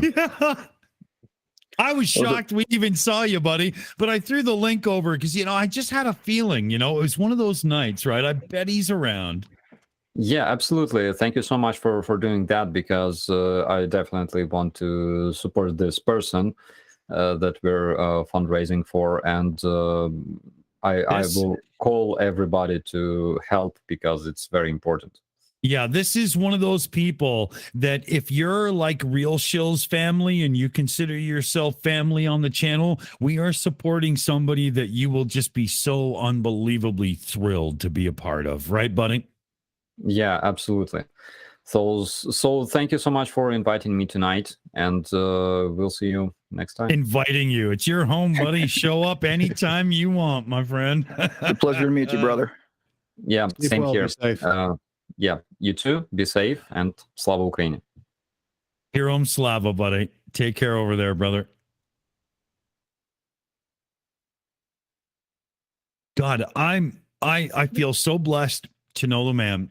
What a cool dude. He really causes me some fucking heart palpitations now and then. Like earlier today, there was an explosion. Hold on, I'll be right back. You don't just say that to somebody on a live stream. Being like a personal friend of Starsky's is a tad stressful at time, but oh my God, so rewarding. To be a part of the Shills and be like, somebody who just hangs out with Starsky, and yeah, it's not bad. It's not bad. It's just not bad. That's funny. That reminds me when I was in, and I was on the phone with my dad, and I was there for 6 months. I was at that point, so I was getting used to things, and I was on the phone, and all of a sudden we started getting shelled, and I'm like, he could hear the explosion in the back. I'm like, hold on, Dad, we're being shelled. I'll be right back. And he's like, excuse me, you're being what? Yeah. I mean, to you, it's no big deal to say because you're in the moment, right? But to somebody on the other end of the line, that's just what the fuck, Yeah, exactly. It's like powerless. Yeah. All you can do is sit there and hope they come back to the phone. I mean, Are you kidding me? It's scary shit, man. But as I say, it's also, we're really lucky to know the guy, right? Oh yeah. When I dealt with Ukrainians back in 2000, when I was doing camera work and stuff like that, they were all like him, just amazingly nice people, wonderful people. And then something crazy happened, and they're just casually, I'll be right back. This thing happened. No, I swear to God, the entire nation is born with balls of steel. Like every Ukrainian mother who gives birth goes, please don't let it be a boy. I'm sick of the steel balls. Like, holy fuck, man. Nothing phases them. And I recently, if you were here in the early stream, you heard me tell the story about my son and the funky chicken and everything. I know about being phased, and oh my God, was I, For real. I can only bow down to the greatness. We've got some shout outs to do.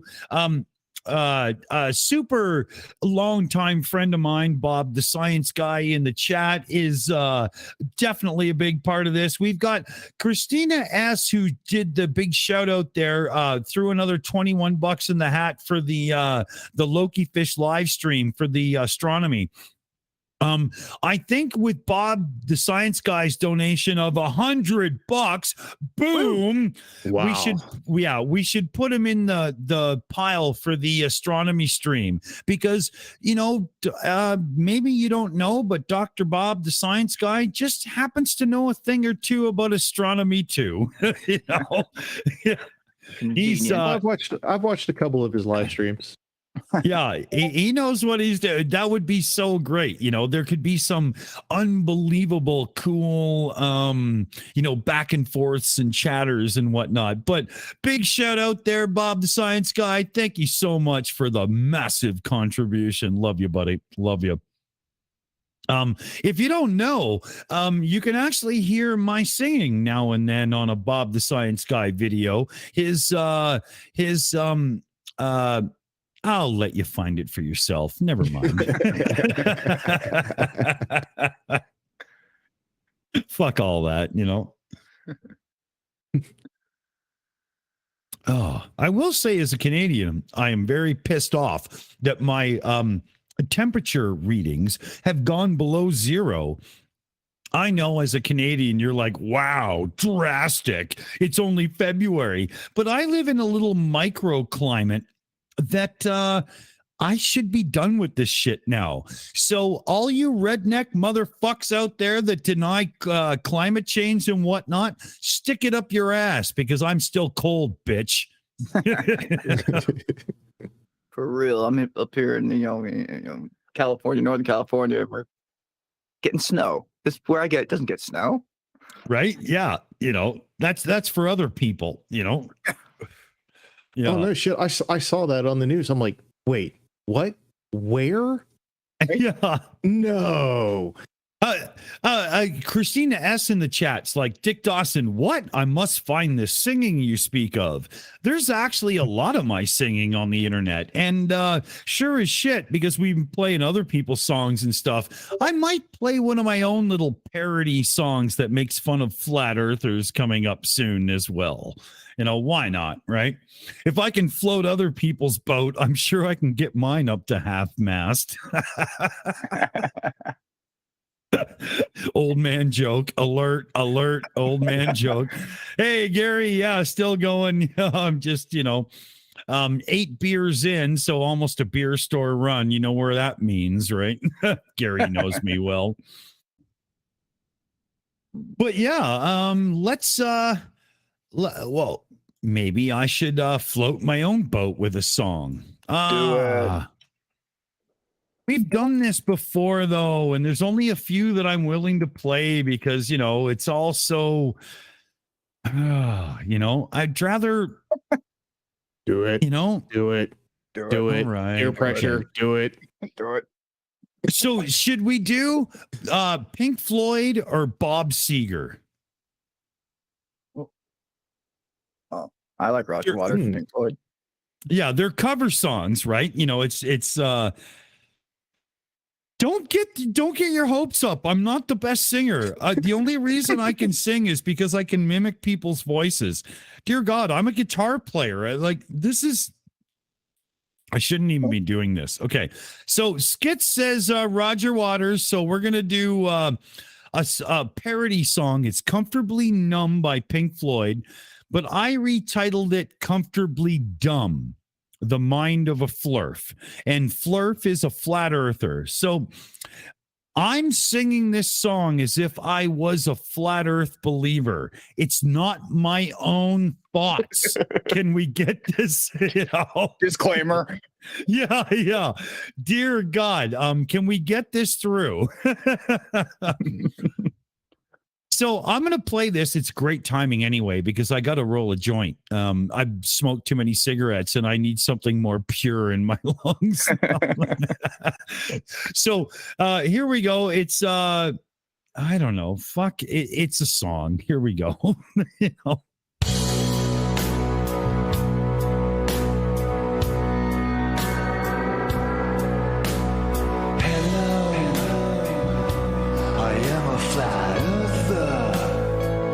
Just a person with a feeling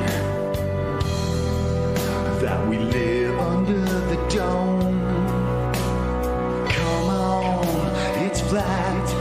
I know you're thinking round. Well, I can fix your brain, get you thinking truth again. Face facts and do a little research first. Water finds its level. Can you show me where it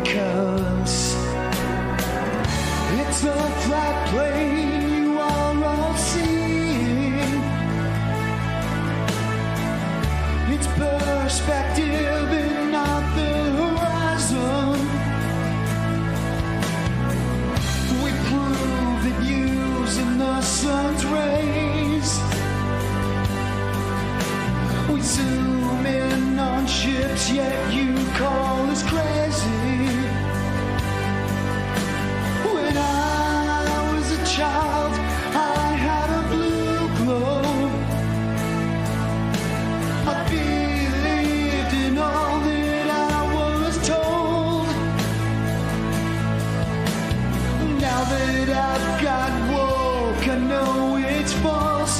I can't explain, but will you understand?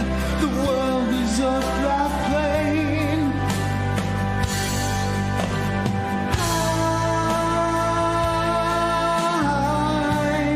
I have become comfortably dumb.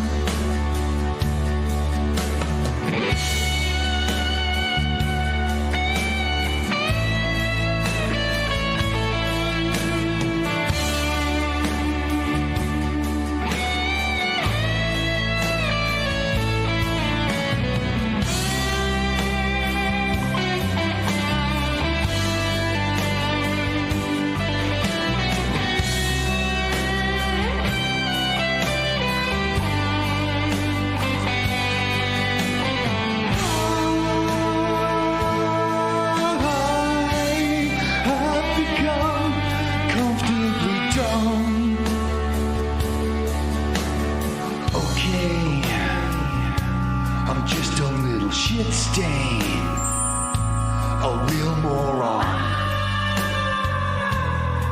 But will you learn, you little prick? Or will you shut up? I do believe my bullshit's real. Let me teach you all a thing or two. Come on, you silly fools. It's a flat plane you are all seeing. It's perspective and not the horizon. We prove that using the sun's rays, we zoom in on ships, yet you call us crazy.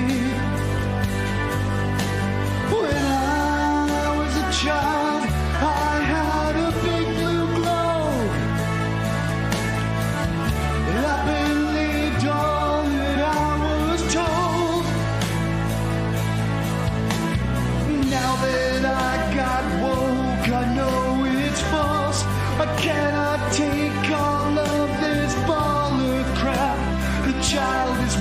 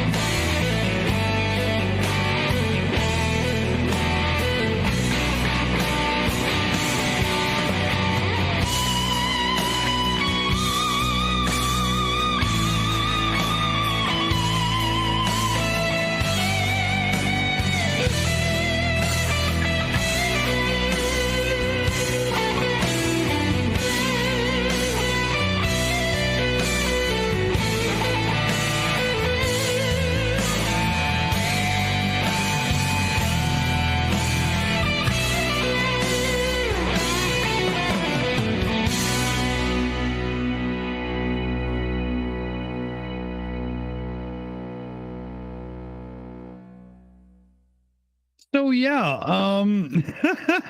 how do I even make that make sense? Imagine if you were one of those people who are so dumb, PJ CNET, I'm talking to you, to you be suckered in by bullshit on the internet to think the earth is flat. That song was for you. You know, there was a lot of nice comments in the chat from people about, you know, my so-called performance on that. So thanks, everybody. You know, I thought it was really well done. Thanks. It's one of my favorite things to do is play DJ on these shows when I can actually pretend that like I'm a 70s DJ and play tunes and stuff. That's actually the thing I get off on the most. But the second one is the music. That's actually, you know, I mean, it's been my life, right? You know, I love doing that. And those little parody songs and whatnot are, you know, I just have so much fun doing them. It blows my way. It's just everything. Here, I'll play you one more before it's all just some egotistical bullshit, you know, thing, right? But yeah. I do like the way this one came out. It is funny though. Real quick, my dad went to a Roger Waters concert recently, and my dad being a big Trump supporter, he didn't realize that Roger Waters was not. And and he made it very obvious during his show. So my dad was like, I don't like this anymore. Now, that's too bad. If political stance means you can't enjoy music, you really have to evaluate your stance, because, I mean, so what? Somebody else doesn't agree with you. Isn't the song still good? Absolutely, right? If it was good before, why is it not good now? I know. I have a hard time with that. Kind of pisses me off, to be honest. I think as human beings, we could do better. Is that fair? You know? I know Gary Isla White in the chat is like, let's see if we can beat the 99 strikes. I was saying earlier, Gary, I thought it was 95, but I swear to God, the Shills hold the record for YouTube copyright strikes on one stream. We did 95 or 99, but we damn near got 100 on one stream. And you know how hard it is to drink that much alcohol to keep it going? You know, I seriously think I deserve like an award for defeating alcoholism on all its levels. I almost got killed by a bottle of champagne earlier. Really? Yeah, I had a bottle of, it was a nice 49ers bottle of champagne I was going to pop when they went to the Super Bowl. That didn't happen. So, I just had it around, like, yeah, fuck it, I'm gonna pop it tonight. So I took the little metal thing off of it, and I was like, yeah, okay, I'll walk over here and get some glasses.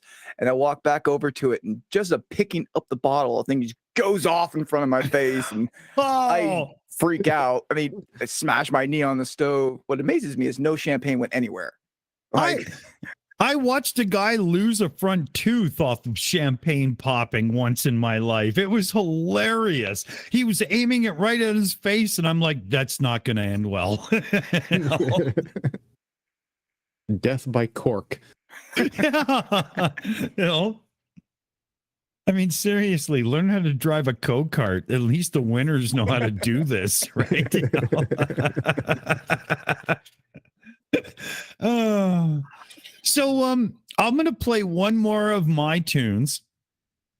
And I do believe that some of the fellow babies in the live chat are going to actually get off on this tune because it's Bob fucking Seger. What else do I need to say? You know? Woo! Yeah, right. So I'm going to click the button, and then I'm going to click the other button, and everyone will hear what I'm talking about. Is it working? Yes, it is.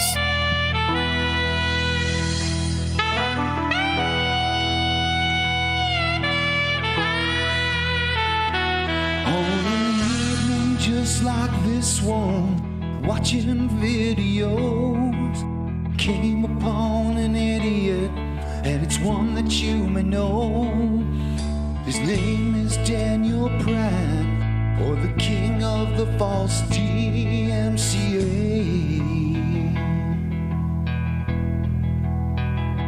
So he's got this stupid ball set up on a power drill, thinking he's about to show us something very real. And all I could do was laugh as this fool took me through it. Yet here I am, on the globe I am. Here I am, I'm on a sphere.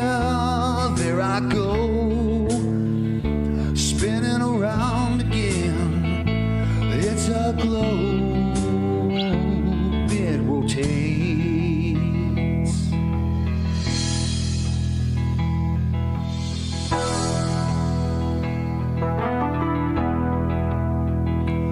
Well, if you do a search on YouTube, try it, you will find flat earthers are everywhere, all out of the mind, but none compared to Daniel. He's a truly special kind.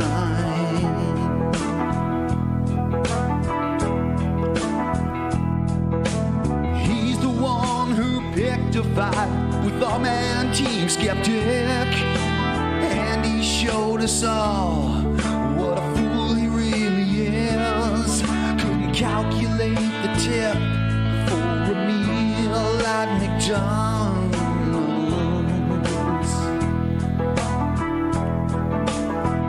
Yet here I am, on the globe I am. Here I am, I'm on a sphere. There I go, spinning around again. It's a globe, it rotates.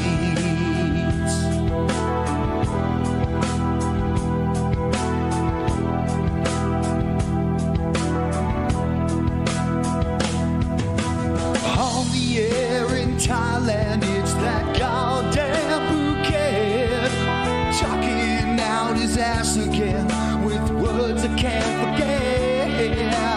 Preaching his perspective breaks me out in a cold sweat.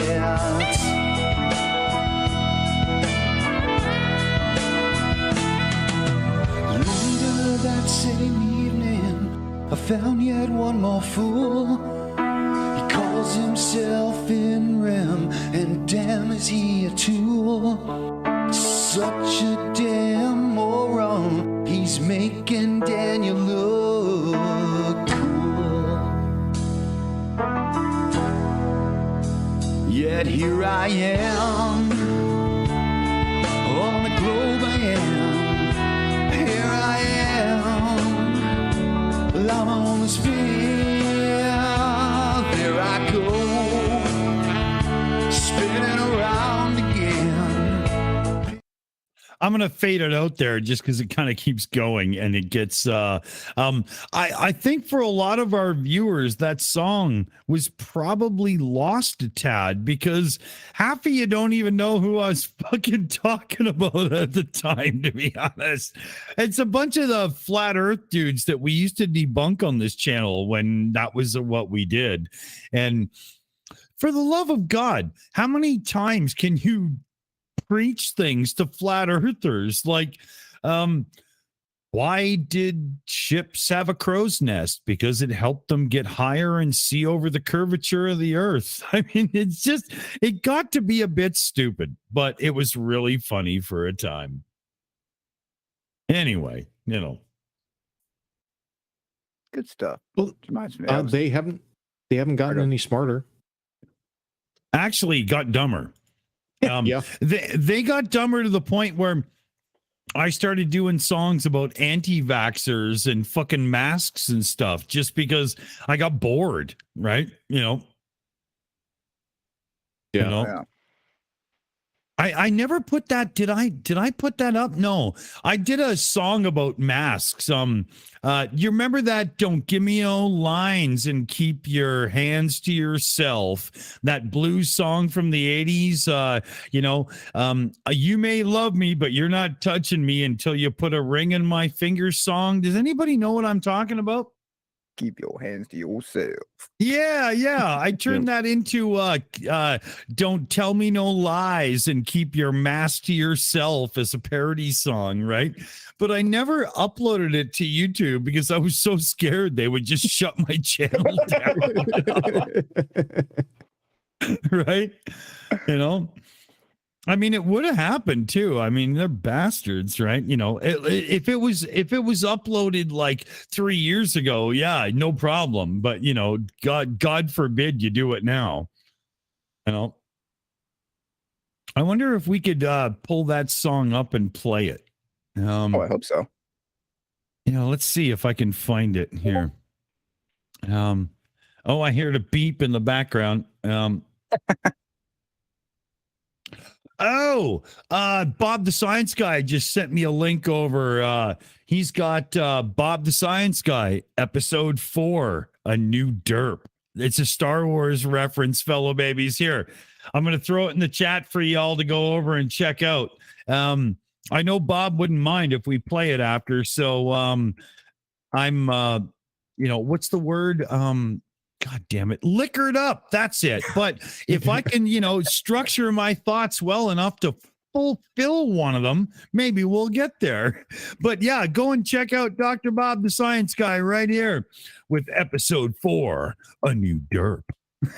And if you don't know Dr. Bob the Science Guy, he is one of the definitive flat earth debunkers. He's got a really cool dry wit that comes across almost UK Brit style, and he also lays down the facts at the same time, and it's a really enjoyable channel. I cannot recommend Dr. Bob the Science Guy enough. It's actually Bob the Science Guy, but I know he's a doctor, so he's Dr. Bob the Science Guy. You get what I mean? But yeah, he's all that in a bucket of chicken, fellow babies. I met Dr. Bob before the Shills were a thing, when I was doing that Canadian Thomas channel with just the music, and I did his theme song with him and whatnot. We've been friends a long time. And he is definitely one of the good ones. He's one of the good ones. So keep your hands to yourself. Keep your mask to yourself seems to be something the fellow babies want to hear. Now, I have to do this weird thing. I'm going to do it and explain it at the same time. So I'm going to drag the song in, stop it. Y'all heard it for a second there, but I had to turn it off. And it's very strange why. It's because if I don't turn it off right away, what happens is I can't play it to everybody in the background at the same time. And it becomes this stupid clusterfuck thing. Hold on here. Okay. There. Now I've got it up so I can turn on the monitoring to you guys right in the background. I know this makes no sense. Everybody's like, what's he talking about? This is just bullshit now. But it's not bullshit, right? It's one of those things where I want everybody in the meets talking to me right now, like Skits and everybody, to hear it too. But unless I did that weird stutter cough bullshit that I just did, I couldn't turn it on for them. That's really the situation. That's where we live in the modern world. But here's this song. This is Keep Your Mask to Yourself. So if don't give me no lies and keep your hands to yourself, that blues song, well, this is my version of it. So here we go. I think this will work now. Does it work? Yeah, there we go. Like a little mad at the government locking all us down. Want to tell you on the internet, but I'm always called a clown. See, I went to the store to get the same old thing. Always no beers and no ciggies until you have face covering. My Lord, my Father, I held him up against the shelf. I said, don't step on my rights and keep your mouth to yourself.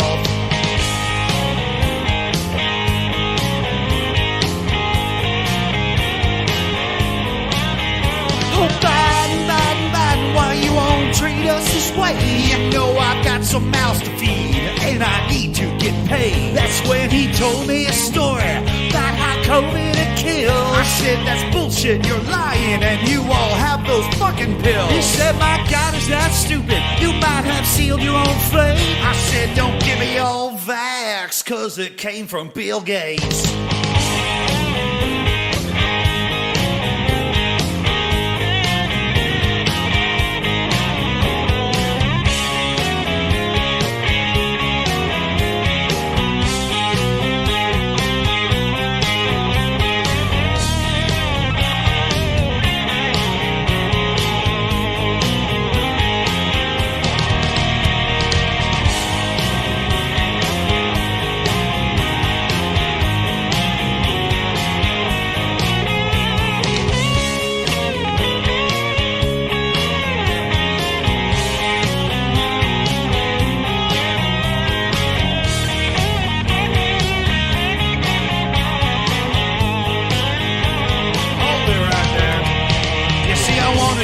Real bad, and I ain't never given in. But that's when he started talking about science, started talking his shit. I said, hey, fucker, I ain't living with no vax in my life. He said, you moron, you druggie, you're gonna kill your own wife. My God, these assholes, all they care about is well. I said, don't step on my rights and keep your mouth to yourself.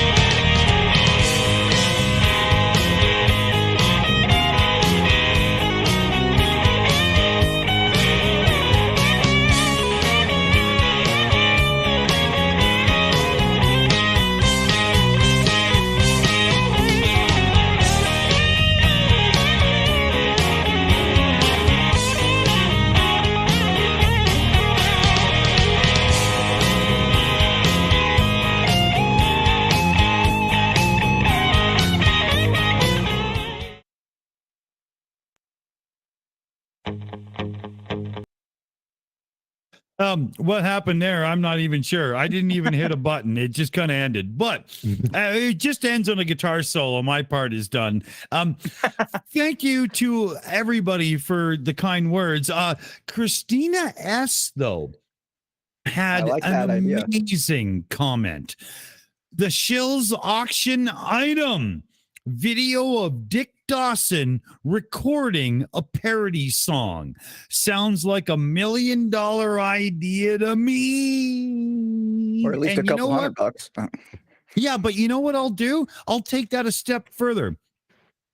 I'll auction off right now a Shills or a Dick Dawson parody song. And what I'll do is I will do a screen recording of me writing the lyrics.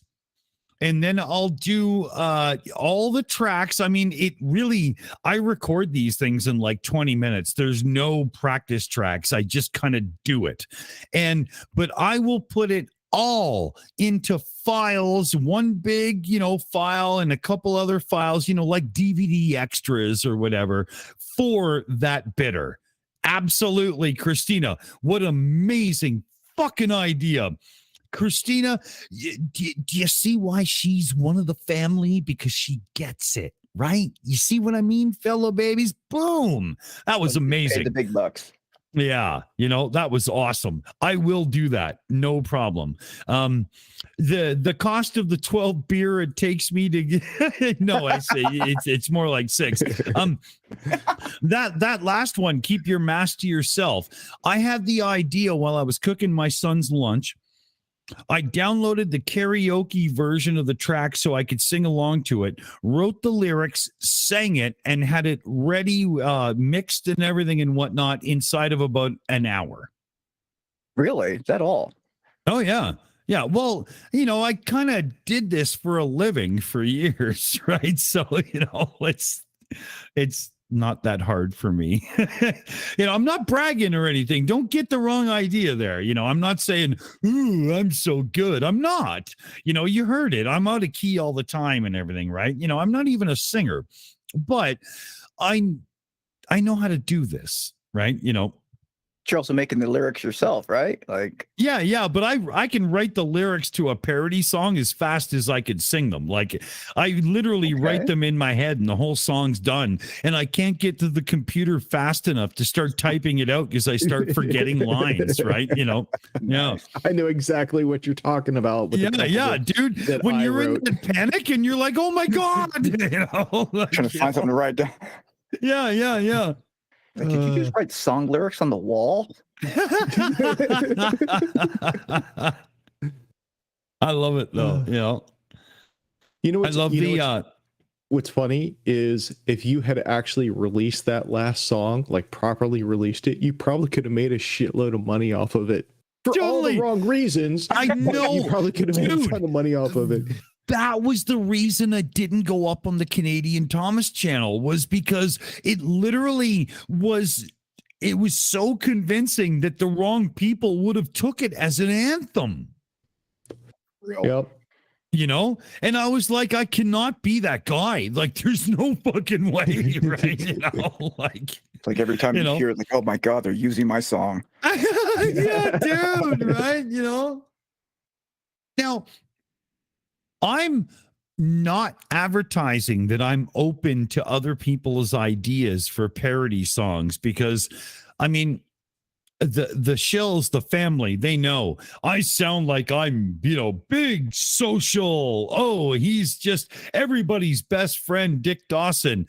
I actually hide under my covers if my phone beeps more than 5 times an hour from social media, right? I can't handle it, you know, but you know, it's really bad, actually. You'll notice that some people will say, oh, yeah, you know, Dick's amazing. You can get a hold of him and talk to him anytime. And other people will be like, oh, 3 months, he didn't even get a hold of me. But my son might have cleared your notification. And, you know, my life is an interesting one. You just never know. But every so often, you know, one of the Shills does one of these parody songs, and I just go, yeah, that's pretty good, right? And our own Dragon, Mipet 69 herself, did one. So I have to do this thing where I'm going to drag the song in. You're going to hear it real slightly. I'll hit pause. I'll do all the bullshit in the background that, you know, makes life, you know, worthy and stuff. And then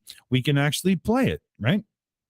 But this song was so amazing when she suggested I do it, because it's you know what, I can't ruin it. I can't ruin it. Just can't do it. Yeah, it's one of those moments where you go, that song, and you go, wow, right? So wow. I thought truth was only real in fiction books. I can't read, so it's not for me. Truth was out to get me, that's the way it seemed. Paranoia haunted all my dreams. Then I saw you too. Now I'm a denier. Not a trace of belief in my mind. I'm just dumb. I'm a denier. I couldn't believe you if I tried. I knew paranoia was a real thing. The more I gave, the less I got. Oh yeah. What's the use in trying? All you get is pain. When I wanted real truth, I got lies. saw YouTube. Now I'm a denier.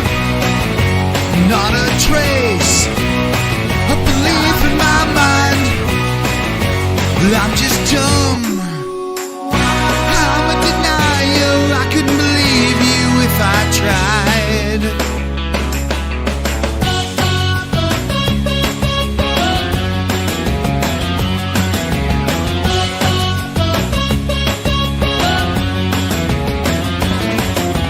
What's the use in trying? All you get is pain. When I wanted real truth, I got lies. Then I saw YouTube. Now I'm a denier. Not a trace of belief in my mind. I'm just dumb. I'm a denier. I couldn't believe you if I tried. Then I saw YouTube. Now I'm a denier. Not a trace of belief in my mind. I'm just dumb. Now I'm a denier. Then I saw YouTube. Now I'm a denier.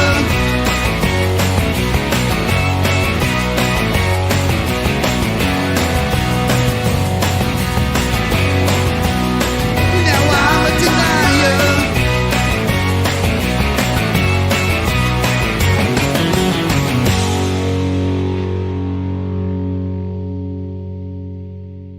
Oh, such a slick fade out too. But yeah, the monkeys, I'm a believer, right? You know, and Mipet turned that into the most amazing tune about YouTube conspiracists. And when I read the lyrics, I was like, you know what? Okay, I'll go over and get a few beers tonight and get in that mood and sing it. And yeah, it was just, that came together perfect. Time to check the fundraiser. Mary, you're not wrong. You're not wrong. Okay, good. See, all the fellow babies out there in YouTube land have realized that I do need handling. It's working out really well. People in the live chat are like, Dawson, pay attention. So we are at, oh my God. We are at $2,600 and a bit more. 26. Wow. Nice. 26. We are a little bit less than 400 away from the 3K. Wow. We are on the second stream for this fundraiser, the second stream. And this channel, the Shills, is still trying to get to 6,000 subscribers. And yet, inside of 2 streams, we've almost hit $3,000 in fundraising. That's incredible. If I could literally do the big group hug with every one of you right now, I would. I'd shower first, so it's a pleasant experience, but I would. I really would. You guys are the best. Yeah, we got to give a big shout out to Mary and Bob, the science guy. And that's me being told by a certain somebody in the background. So Bob, the science guy. I did sing the theme song, so I can do that. Bob, I love you, buddy. I mean, he's one of those guys, if you are lucky enough to know him the way I do, you would know what I'm talking about. And all the fellow babies out there, the response to this fundraiser has been like, skits, back me up here. I mean, I'm not talking bullshit. This is some what the fuck kind of stuff, right? This is absolutely incredible. Like the pure will of this community, this family, to help out this person that that some people don't, may not even know, that it's incredible. It's beyond words. It's beyond fathoming what's happening. It's incredible. It's absolutely awesome. Yeah. Yeah. Yeah, I mean, out of the various channels, I honestly think that we have the best crew. The best followers. Oh God, the family here is just amazing. Can you imagine another channel at our subscriber level being able to do what we've done in a stream and a half or whatever? I mean, come on, that's ridiculous. Yeah. Absolutely. It's incredible. And we've still got an auction coming up because we do have a couple more shills, not facing eviction, but facing some dire circumstances. So we've got some cool stuff coming up where you're going to be, able to participate in something that'll be pretty cool, we hope, right? Thanks, Dr. Bob. Thank you. Well said. Well said, buddy. Thank you. But yeah, we've got more good to do, and we can do it. I am not.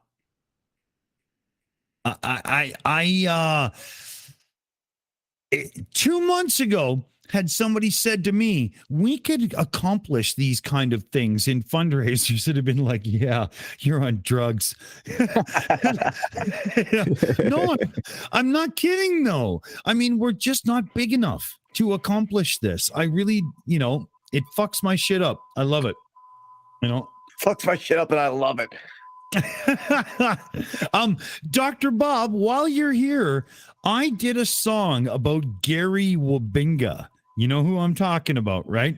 So I want to make sure that Dr. Bob gets a listen on this one, because this is another one of those that's never been released to the public that I did. Only the shills know it, right? So I'll drag it in, and I'll have to hit the button, stop, and do the whole, audio thing. Oh my God. OBS, you could make this easier. Trust me. I went to school for audio engineering.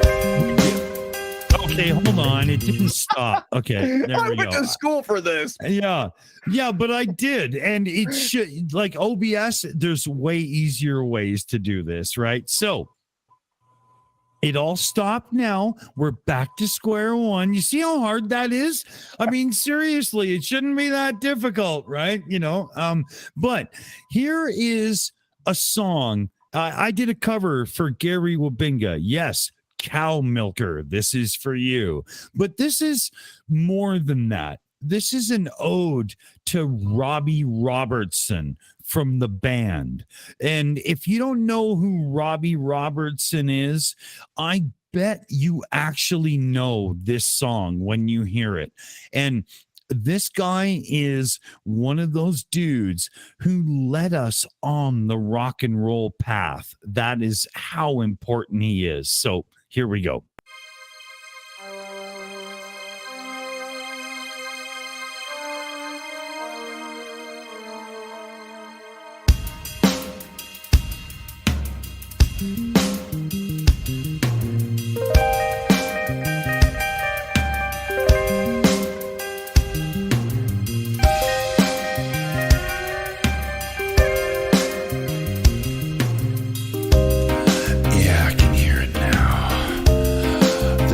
Sound of stupid in the chat. He was looking like a moron in a big way. Like copy-paste games in the wind. God, he's too dumb for life. I followed the chat like I was rubbernecking a bad car crash. Escalation as I watched Why Bother getting worse and worse. I turned around and I said, why do you always end up in these chats anyway? He said, I don't know. I guess I'm just kind of stupid that way. I'm a useless bitch. Catch the bullshit said by Gary Wilder.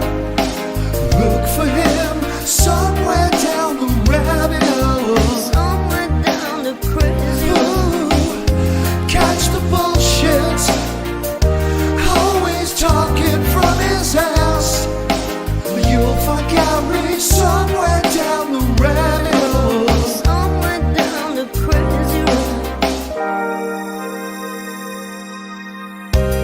Take a listen to this. His life is empty, trolling like an asshole all day. Lying in live chats while trying to make others look bad. Yeah, that's why Bob is way. You know, I think we're gonna block him on the channel and let him cry and shout. He said that Globus stuff don't do nothing for me. He's a fool with hallucination.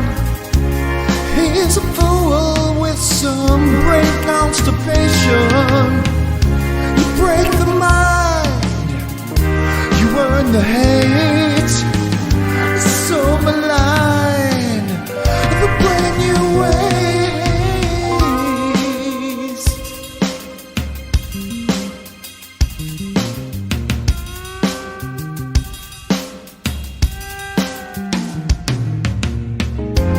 Catch the bullshit said by Gary Mother. Look for him somewhere down the rabbit hole. Somewhere down the crazy road. Catch the bullshit, always talking from his ass. You'll find Gary somewhere down the rabbit hole. Somewhere down the crazy road. Wait, did you hear that? Oh, Gary's sure stirring up some shit tonight. He said, there's nothing I gotta learn, cause I'm only here to teach. I said, fuck, I hate it, it hurts. He said, you hate me now, but you'll learn to loathe me later.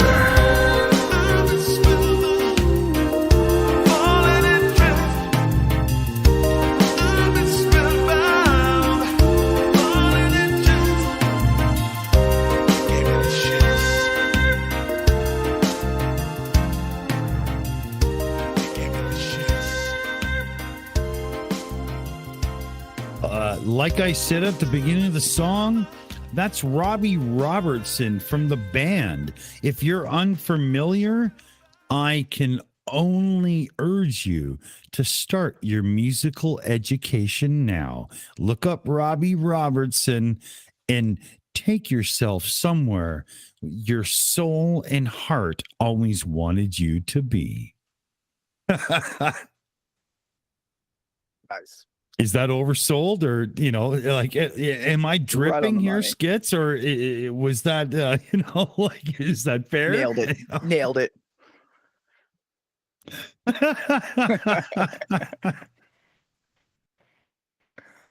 But yeah, I love that line. That you'll learn to. You may hate me now, but you'll learn to loathe me later. Yeah, exactly. I Great love line. that. Yeah. Especially the way he delivers it, right? And this is the dude like from the band. Take a load off Fanny. Take a load for free. You know what I mean? Like, this dude's been in rock and roll as a chart topper since, I don't know, 66. You know what I mean? Incredible. And people are like, who is he? Yeah. He's not Beyonce's boyfriend. Sorry. Thank God. Well, hey, I'm going to need to head out because I got to get up early in the morning. I will drop in the $20 thing again. Let me turn it off by 4:04 because I am back. I'm not quite sure if I'll be able to do planets and deep sky at the same time because that's two different scopes. So I'll work out the details and we'll definitely get everybody set up. And we are so close to goal right now. Yeah. I would not be surprised if we hit goal by this weekend. Yeah. I can't wait, dude. And plus, this I'd put will money on it. also lend to you and the Empress's channel being able to do a few outreach things and stuff and take it to the next level where not only do we have within the Shills family an amazing astronomy channel, but we also get the privilege of watching the Empress grow up through it. I mean, oh yeah, she's the entire show. That's just it's really cool, man. It's really cool. You Just know, too damn wholesome. yeah. You know, I mean, there's been a couple of nights when all the Shills are there hanging out and stuff, and the stream has literally been a Shills stream where everybody's goofing around, but they just don't swear. But it's the same thing, you know. Yeah. Like, you know, it's funny as hell. I set myself up to just be slapped around, and oh my God, did the Empress give me hell? It's now become this ritual where all I have to do is say the wrong thing to Loki, and she just fucking tears a strip out of me. Oh, It's yeah. hilarious. Dick Dawson, and that's it. Excuse me, Mr. Dick Dawson. What Yeah, did you say? Yeah. Yeah. And meanwhile, over on the Shills, people are like, should we tell him? No, don't do that. Right. And but she's like, fuck you, buddy. You know, like it's hilarious. Just like God, that. it's so funny. Yeah. It's so funny. I love it. I love it. So yeah, I'll get things set up. If I do any planetary, there's not much in the sky right now. That would be my vintage scope. I generally don't take that out too much. The other one is the one that I modified myself and converted it into an astrograph. For those that don't know, an astrograph is a telescope specifically designed for astrophotography. That's all it does. You can't put an eyepiece on it. And they're generally pretty fast. By fast, I mean they let in light real quick. So I will work with the skies that I have here and do the best I can for everybody. You see what you see what I mean, everybody? There are those who actually set up telescopes and go, look, there's Jupiter, and then there's Loki. Did anybody understand anything he said? I have a telescope and I didn't. You know what I mean? But the show will be amazing because he's so fucking good at it. Just trust me. You know? Actually, when you're talking about the whole outreach thing, I need to get in contact with my local astronomy club because seeing how well my 4K Skycam is doing, the response it's getting, I'm thinking about taking it out to to the astronomy club public events and let it run. Dude. So that they get, oh man. Dude, I got an idea. What if we reached out to other clubs so that we could literally get different angles on the view and we could literally do some parallax? There were a couple projects right back in the day. If you don't understand, yeah, but hold on, dude, hold on. For the viewers, if you don't understand why that's a big deal, because we can prove the distance to the stars and stomp on flat earthers and get drunk and have a hell of a great stream, right? You know, yeah. like, yeah. But if we had multiple people doing observations on the same date and time, we could actually do it and prove it live. Dude, we've got to do this. We've got to do this. Hopefully we can get it to work out. For those of you in the flat earth debunking community, you probably know who Dazza the cameraman is. He hasn't done anything in a couple of years. He's awesome. Oh yeah. The whole 4K zoom in on a ship obscured by the horizon. And he did a crop where, okay, so here's the wide angle cropped in on the ship compared to the 4K zoom in on the ship. And look, the ship's still, bottom of the ship's still missing and stuff like that. He and I were talking. about doing a collab a couple years back. Where's Wally? Well, Wally here, and I were talking about doing a collab. You're good at this. So let me ask you something. If we were to use like Sirius, right? Close star, right? And we were to do multiple locations on the globe, observing it and doing like proper measurements to local stars beside it and stuff. Do you think that we could get an actual measurement from different sides of the globe to that star? Is it possible? Or do we have to do the, okay, it's been 6 months, we're on the other side now to do this, right?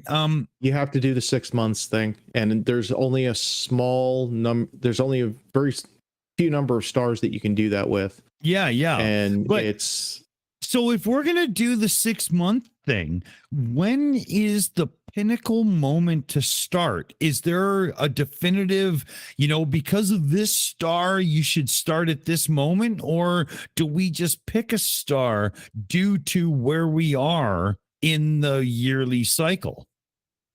There's 5 or 6 stars. I can't remember off the top of my head which ones.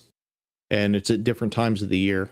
It would be picking the ideal one at the given time of year. Yeah, so we got to do this. We got to do this because we could literally demonstrate parallax and just be done with it and go, see, this is why we don't do flat Earth anymore. Anyway, yeah. I want this. Let's do this. We have enough people and we have some really great viewers and shit. We could do this, no problem. We could even do it to the point where if we're going to do a 6 month variable between observations, we could easily have multiple people submit to make sure that nobody can say bullshit. See what I mean? Yep. One of the other projects that was very similar to that I wanted to do was a relay race with the moon. Have astronomers throughout the world shoot the moon in their sky, and as it showed up in somebody else's sky, they would shoot the moon as well and live stream and just basically hand off from one astronomer to another. Oh my God, that's a good idea. Oh my God, I like that one even better. What do you guys think in the live chat? Do you want to do parallax to prove distance to a celestial object, or should we do moon handoff? You know what? Why would we choose? Let's do both, right? Let's ask Dr. Bob, the science guy. Why the fuck would we choose when we can do both? Right? Exactly. Only a fool rushes in. Yeah. Hey, Dr. Bob, you want in on this shit, man? We'll do it in a private room on the Discord and plan some shit out, brother. You're real good at astronomy stuff too. Like probably Loki's level. I mean, Loki's really good at this. So yeah. Bob's in. All right, cool. Yeah. Right on. Yeah, and I could probably hit up Wally and see if Wally would want to do it too. Dr. Bob, I sent you the link to the meets. Jump in, buddy. Come on. What the fuck? Come on. Loki is Dr. Bob. Loki is unbelievable. His knowledge of lenses and stuff kind of freaks me out still. I've been streaming with him for 2 years now or something, and I still just go, yeah, so that's amazing. Right? I mean, fuck, I try, but I look like an idiot. See, what's funny is if Bob and I got together in the same place between his gear and Sky's and what I can do, God, we could just smash stuff. Oh, yeah. Oh, guys, I would love to do a weekly simulcast where we do like Dr. Bob's channel, the Shills channel, Loki's channel, and a few other channels. and we simulcast the same show over multiple channels just to do the love of astronomy and the science that it begets us all. You know what I mean? Right? Dr. Bob, what do you think, buddy? Hey, welcome to the stream, pal. You're probably muted in meats, but you know, there's some group share love here to be done with astronomy. I mean, come on, it's astronomy. I love astronomy. This stuff. Cool, right? Word. You know, come on, buddy. Hey, I'm so glad you made it, pal. How you doing, man? Oh, doing great tonight. How are y'all tonight? Good, dude. I don't know if you heard the story, but I actually had to save my son's life the other day. Say what? Yeah, it was the most scary moment of my life, Dr. Bob. I was in a different room. My son was just finishing a snack after a live show, and I heard thump thump. And my brain processed it, and I instantly jumped into action and blasted to where he was, and he was doing the full seizure funky chicken on the floor, not breathing. I slid underneath him, right? Picked him up, so he was on his ass but sitting up. His jaw was locked, so I couldn't check if he was breathing or anything. And in a panic state, I couldn't sense breathing from his chest holding him. So I went right into a Heimlich maneuver, right? I think we call it an abdominal thing now or whatever, you know. I'm sorry, you know, but he spit up a bit of pasta and took a rough, very not good breath. So I gave him a couple of more pulls and he spit up a bit more pasta. He had been eating penne pasta, the big, thick, you know, noodles, right? And then he took a real breath, and it took about a minute or so before I felt that his eyes were even recognizing the fact that he was there. And after a couple of more, I started, getting him to recognize he was around.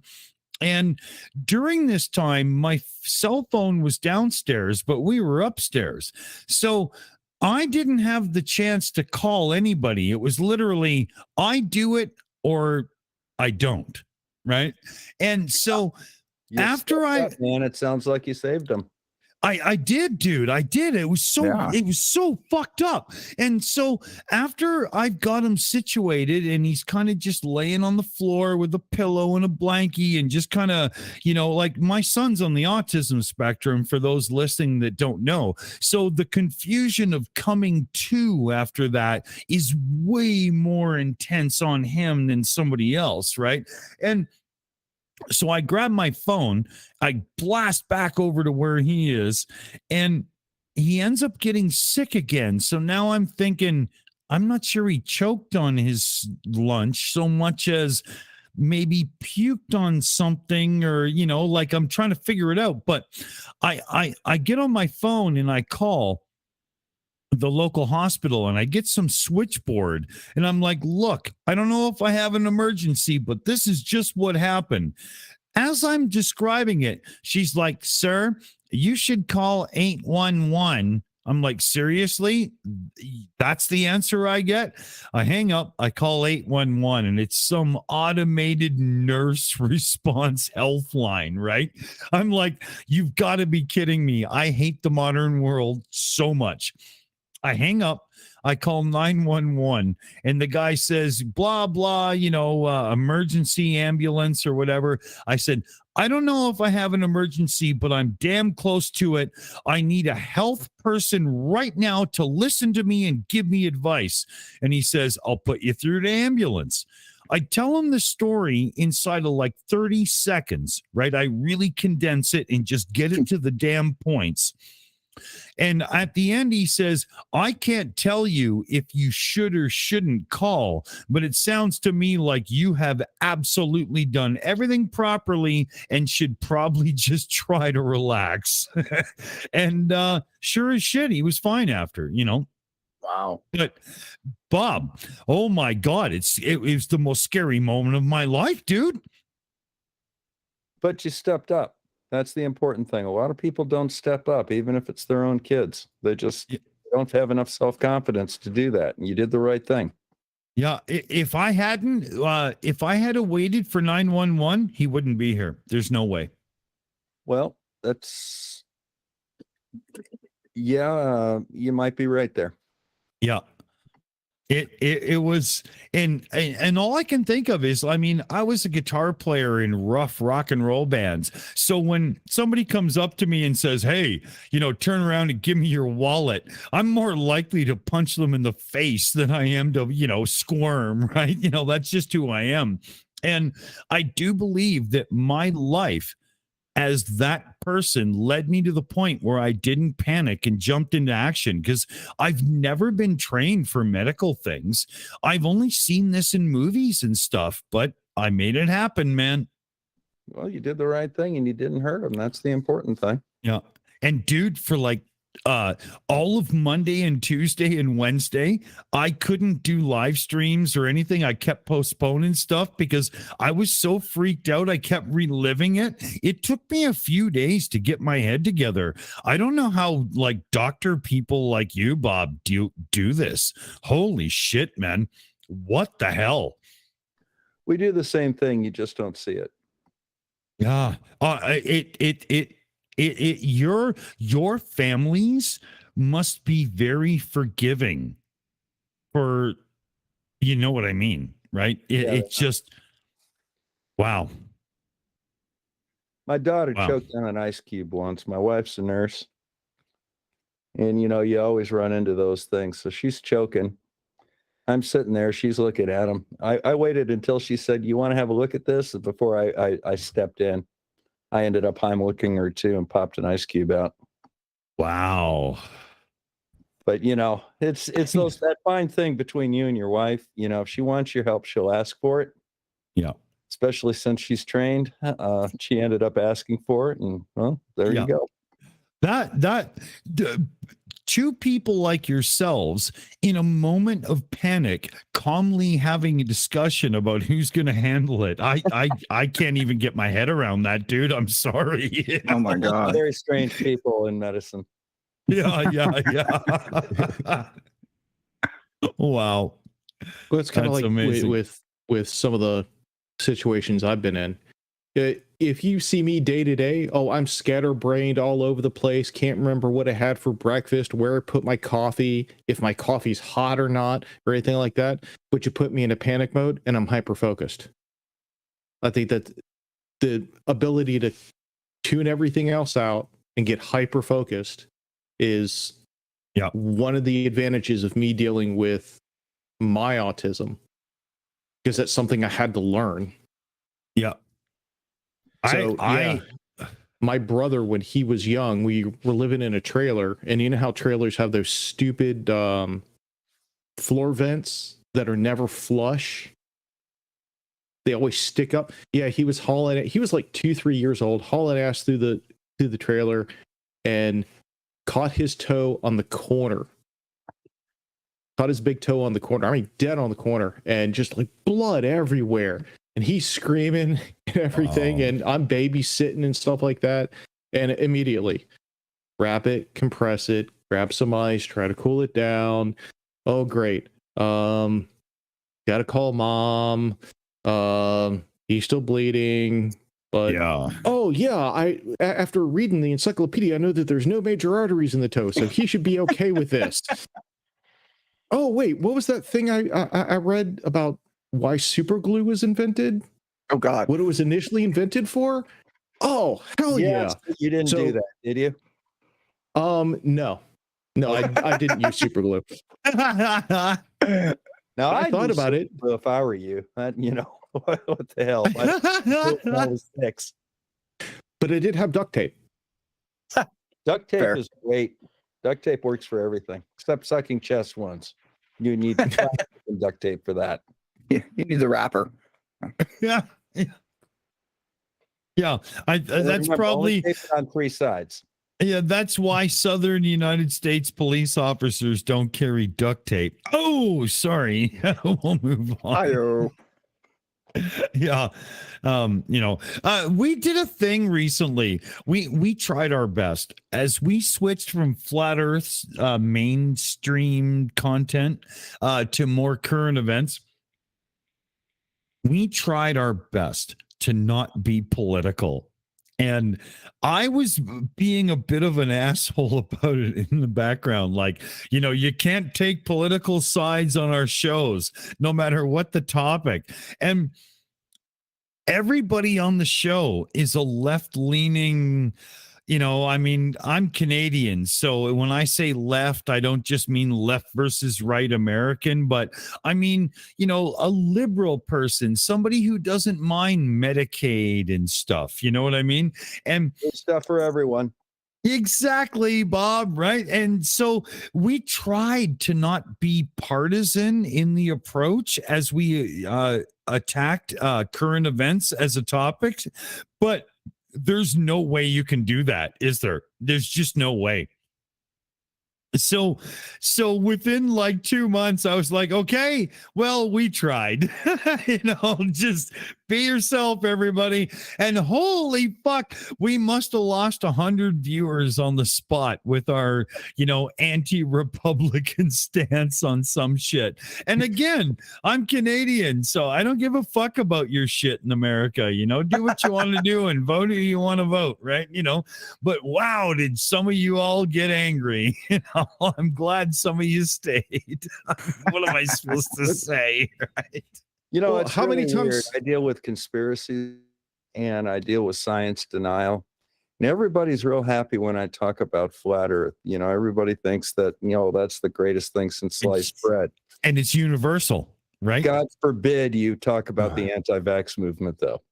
Dude, when we did medical misinformation, not only did YouTube give us hell, Dr. Bob, but the comments and the moderating needed, I'm not sure it was worth my time. You know what I mean? I had a video taken down by YouTube, believe it or not.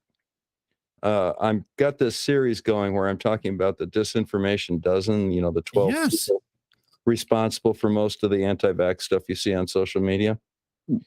And, they took it down for medical disinformation. Now, mind you, I'm an actual doctor. I know. The guy that I was talking with is an actual PhD molecular biologist that studies vaccines and the messenger RNA. Yeah. Like, oh, for fuck's sake, come on, guys. Dude, it happened to us too. We got a community guideline strike for medical misinformation that I had to fight. Right. I was like, are you kidding? We had culture cats and stuff on that show. Like we were debunking it. Come on, guys. How many times do we have to do this dance before we get the benefit of the doubt? Right? You know what I mean? I sent them a note explaining who we were, and they still wouldn't allow it. So what I ended up doing was just putting it on another channel, and then I linked it. Yeah. You know what we're doing, Dr. Bob, now is every time we touch these topics, we have a scrolling disclaimer that goes for the whole show. We are not promoting this YouTube, and we direct it right to YouTube. Like we're not telling other people. It's funny, but you have to do it now. It's so pathetic. I took the thing and I ended up adding captions to it. Little things. I'd start telling dad jokes and all sorts of things because then it was no longer the same video, so I didn't do a terms of service violation. Oh my God, that we're sitting here joking about this just makes it that much more sad though, really. We're the ones defending, truth, justice, and the American way. You know what I mean? And we're the ones that actually get in trouble. You can't make this shit up. I swear to God, you just can't. Well, wasn't that much trouble. It's not like they took my birthday away. Yeah. They tried. Yeah. Well, once you get a certain age, you don't need your birthday anyway. The hell with it. It's just more numbers. And yes, I'm at that age. Yeah, yeah. Once I turned 50, I was like, celebrate my birthday at your own risk, bitch. Like, no. I don't need, who needs that? I mean, seriously, that's for kids, come on. Speak for yourself. I want good crap for my birthday, man. Yeah, I'm at that point. I'm at that point now where people go, wow, you're that age and you still have a hairline. And every time they say that, that means I'm going to wake up and it's going to be gone. I'm literally jinxing myself every time it comes up, and I'm not willing to play that game. Right now, the wave I'm riding is okay, and I'm going to take it and run. Is that... No, that wasn't too much selfish. I don't care. Fuck that. No, it's fine. Fuck you. I like my hair. Oh. Yeah. I want it, damn it.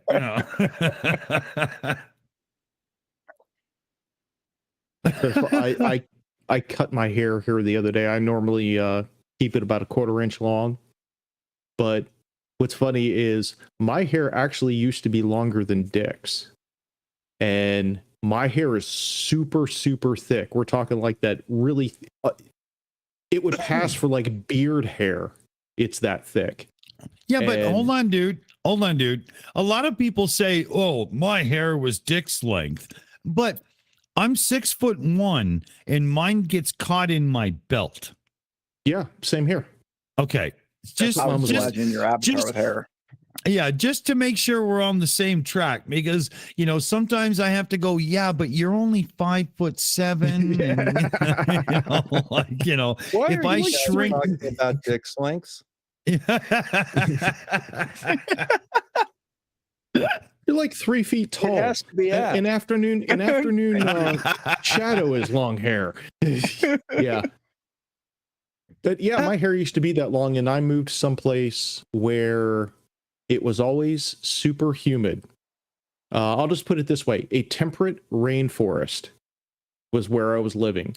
So super thick, long hair. Well, you wash it, it's never going to fucking dry. To go to pull it back to get it out of the way. And then, a couple hours later, oh, great. It's even more wet now than what it was when I took a shower. What the hell? I used to have George Harrison hair and a red beard. I've never had hair over 3 inches. I look like Jesus walking through the halls of the hospital in the middle of the night. Crossing people. It was humming, I am the walrus, cuckoo, cuckoo. Yeah, it was a Jewish hospital, so it was kind of an interesting conversation when I walked the hallway. Oh, I can imagine. Oh my God. That's funny. I used to be a member of the Four Horsemen of the Apocalypse. That was a subgroup of my intern class. 2 of us were paramedics, in a former life, and the other 2 actually knew their crap. When when the busload of hemophiliacs got hit carrying by the train carrying razor blades, they'd call us. Oh, good God. So I could get away with looking like Jesus. I've looked like Jesus since I was 13, and I can tell you all the things it did detrimentally to my academic career for a while. But that was the era I lived in, so I was in the army, I had to cut it all off. Oh yeah, I mean, like in 1978, teacher used to say to my parents, "Oh, he's got great potential, but he just doesn't fulfill it." Well, that's because you treat him like shit and won't listen to him. Why don't you try actually, answering him when he raises his hand? When I got to grade 7 and grade 8, and we had computer class with the TRS-80 Model 1s and Commodore PETs and stuff. Yeah, it turned out I wasn't such a dumbass after all, was I? Back in the day, you really had a thing where those that are teaching you, even if you were good, if they didn't like you, it wasn't going to really work out. But nowadays, we're in a position where you're almost, you would be in a bad place to behave that way. And I think for fringe environment people, like myself with the long hair and the rock and roll, or other people who are, visibly on the fringe, I gotta say that I think we're really creating a much better place for everybody when it comes to academia now. I hope everybody can afford it.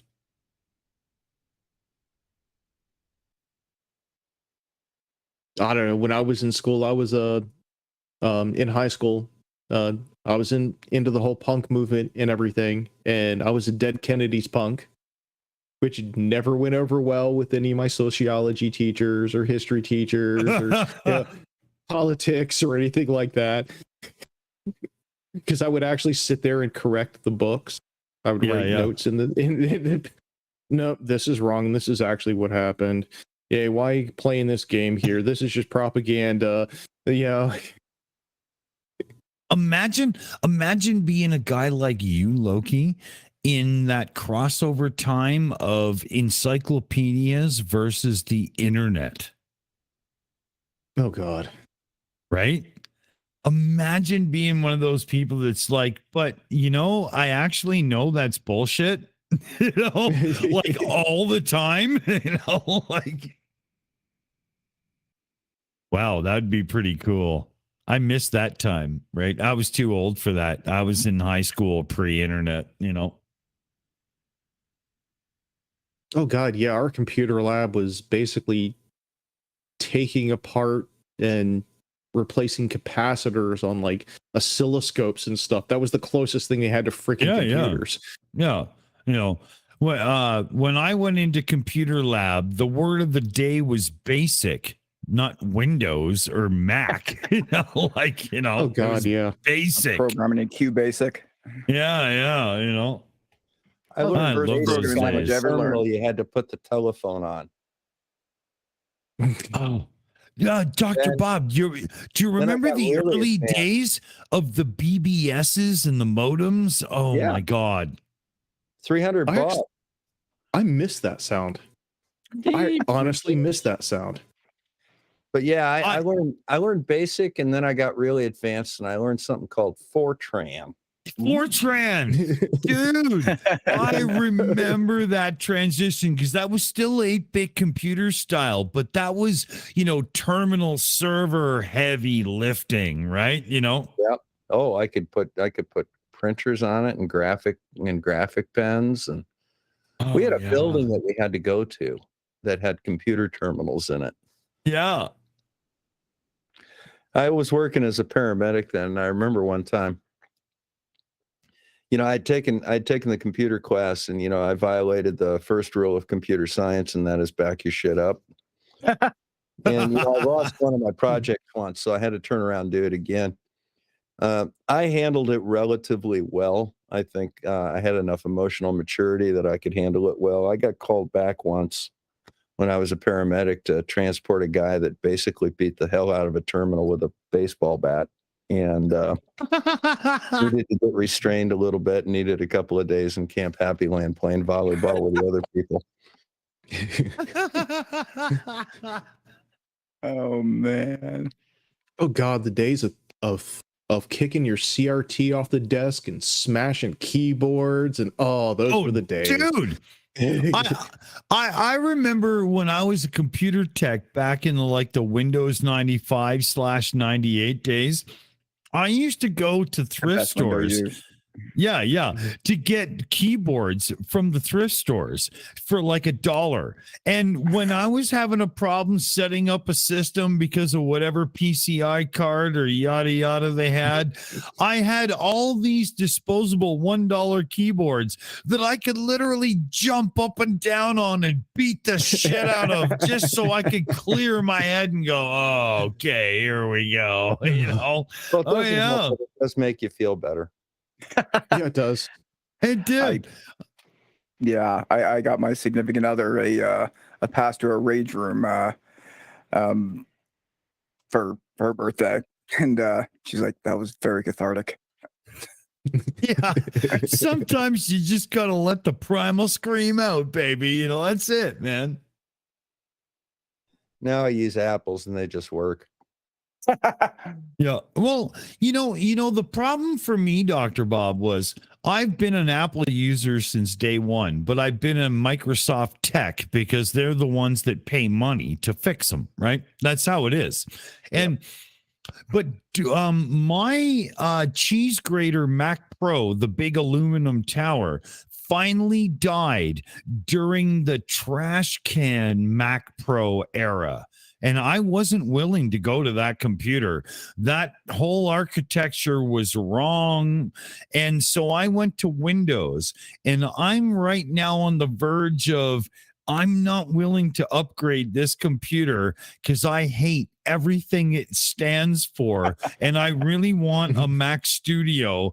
And that's what I'm doing right now, you know, to be honest. I ended up getting the Mac. I got a MacBook Pro and I got the M1 when it came out, you know, because my other Mac finally died after about 8 years. Yeah.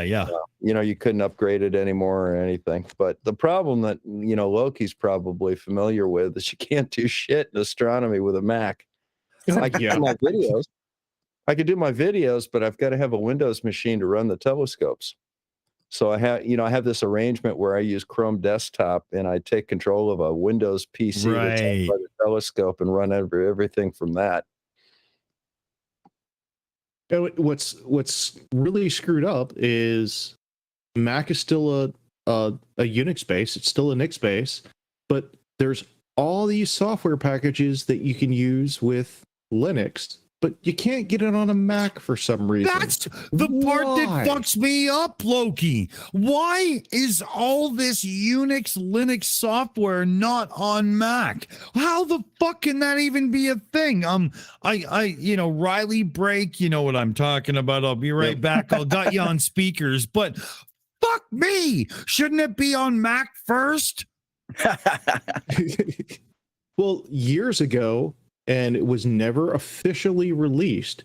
Years ago, there was a piece of software that leaked out of Apple that was a Nix to BSD conversion. So you could take a regular, you know, Ubuntu or, you know, whatever program or package, drop it in the application, and it would convert it over to BSD to work on Mac because of the BSD base that Mac uses. And it was like, why aren't you guys releasing this like officially? Oh my God, you could charge a crap ton of money for this software. But their whole, you know, closed environment thing. Then again, what is it? Was warranty certified for Mac and PC. And I love using Macs. I love using them. Fucking hated working on them. The laptops were built by fairies. Dude, they were built from the inside out. It's just magic. Fucking magic. I need to take this keyboard out. Why do I have 30 some odd screws here just to take off the keyboard? Well, you don't want it coming loose. Yeah. Yeah, it always bothered me how proprietary, you know, Apple has always been. Granted that does make some benefits, especially when it comes to like, you know, viruses and things like that. But when it comes to like IT help and actually repair, as you said, it's fucking magic. Yeah. And oh God, they would treat their warranty service centers. Like I used to work for Micro Center, and they would treat us, Apple would treat us like crap. We had one of the dual CPU water-cooled cheese grater Macs. Yeah, I need to replace the power supply in this. Well, here you go. Here's an exploded view. Have fun. What? you're not going to give me access to the service manual? Oh no, you're not an official Apple employee. You may be warranty certified, but you're not an official Apple employee, so we're not going to give you that information. Oh, dude. Louis Rossman has been fighting the good fight hard recently. And you know what? When it comes to right to repair, there was a massive victory against no less than like John Deere and a few in Colorado, where Colorado just passed a bill for right to repair. About damn time. Yeah. And the more and more states are starting to actually wake up to it, because Louis Rossman, he's a YouTuber. You got to check him out. He fights for the people to make sure that we can own our devices, not rent them, that we can access the parts to repair them without exorbitant fees from the manufacturer and whatnot. He's an amazing YouTuber and a repair guy. And he teaches like Linus from Linus Tech Tips and stuff how to repair things, right? He's actually taught Steve from Gamers Nexus how to repair shit. That's how good Louis Rossman is, right? And he has lobbied and put together thousands of dollars to lobby the government for right to repair, so that you don't have to, buy a screen with a battery that's glued to it that costs $570 to fix your cell phone that's 2 years old, that's only worth $350 now or whatever, right? The industry is so bad. You know what Samsung has just tried to do? They have tried to get the United States to put a blanket import ban on all screens for cell phones and for computer monitors and stuff that aren't made by them, because they have a certain patent for the way the dots can be arranged for an OLED screen, an OLED screen. And Samsung is now petitioning the United States government for an outright ban on all OLED screens that aren't theirs to protect their patent. Ridiculous. That's crap. And actually, coming from Samsung, it's not surprised, because it's not surprised. I used to work on cell phones as well, and planned obsolescence, yo. Yep. Oh man. And do I have stories about Samsung? Christ. Oh, they're the worst. They're the worst. But this is a step to not only right to repair issues, but people that are able to build screens that are the same and can be a replacement to your broken Samsung phone will no longer be able to sell and import those screens to the United States and Canada and stuff. And as a result, your 3-year-old phone can no longer be fixed for $45, $65. It's now $400. Yeah. For years, Sony used to do the same thing with parts for their computers. Yeah. You want a 160 gig hard drive? You can go out on the floor, get the exact same hard drive for $30, an OEM drive when I was working at Micro Center, or you could pay $400 to get the exact same hard drive from Sony. Yeah. And with Samsung, dude, the whole battery issue, batteries catching on fire and stuff over the past few years. And guess what? Samsung's known about this for decades. Totally. And all they did was push the same product out. Oh, try to give a little bit better breathing and blah, blah. And it's so bad. It's so bad. And all the while, we are paying a massive premium for these products, and they are also farming all of our personal information through Android and whatnot to make a profit on us at the same time. I mean, when you look at it from both sides of the coin, a top of the line flagship cell phone with all the money they make from my personal habits and so on and whatnot by tracking said phone, it should not be more than about $400. We are getting hosed so bad so that companies can make billions on their fucking stockholder reports. How can we, we all got to do better at standing up and saying no. We really Well, do. I won't even get to the the details on the data collection stuff. Because if you guys remember about 10, 15 years ago, that one specific app that was on all Android phones that was key logging and all that shit. Oh, there's so many of those stories now, though. It's unbelievable. Like, and you've got people like grandma who goes out and gets a new phone and she doesn't understand any of what's being said to her. But all she understands is if you don't click yes to this app won't work. Okay, then. And, grandma is literally being listened to by the microphone on her Android phone because she didn't understand to say no. And we're all fine with this. Like go back in time to the 70s going into the 80s. If I walked into Zellers and started pricing out, maybe a stereo system, and I'm not sure they have what I want, so I go across the street to Woolworths or fucking Sears or something, whatever, and I look at those ones. If the guy from the first store had followed me across the street to the second store, and I turned around and said, "Why are you following me, asshole?" and punched him in the face and broke his nose, the cops would have shown up. And I would have said, "Yeah, this stupid cocksucker followed me from that store to this store, taking notes about what I was doing. So I broke his nose." They would have said, "Good on you," and dragged his ass out of there. Because that's how life was back then. But now, since we have cell phones and computers connected to the internet, that kind of following me is totally fine.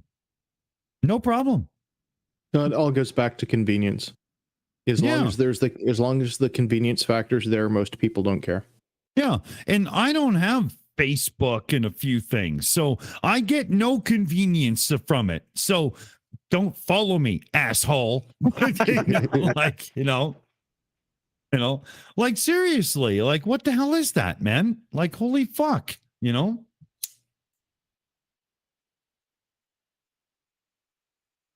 Well, I don't know.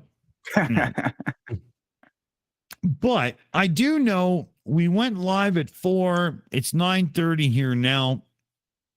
And I have about 45 minutes left, maybe 50, until my son gets dropped off. So I will have to get my head together soon. Very good. Well, Skits Crasher speaks, and I have a big shout out from you right now. $375 into the donation pot from none other than Skits Crasher, who says to finish off strong. Holy fuck, dude. Wow. So that's 29. Yeah, okay. So right now we are thank you very much for doing the math for me. We're at $2,984 US.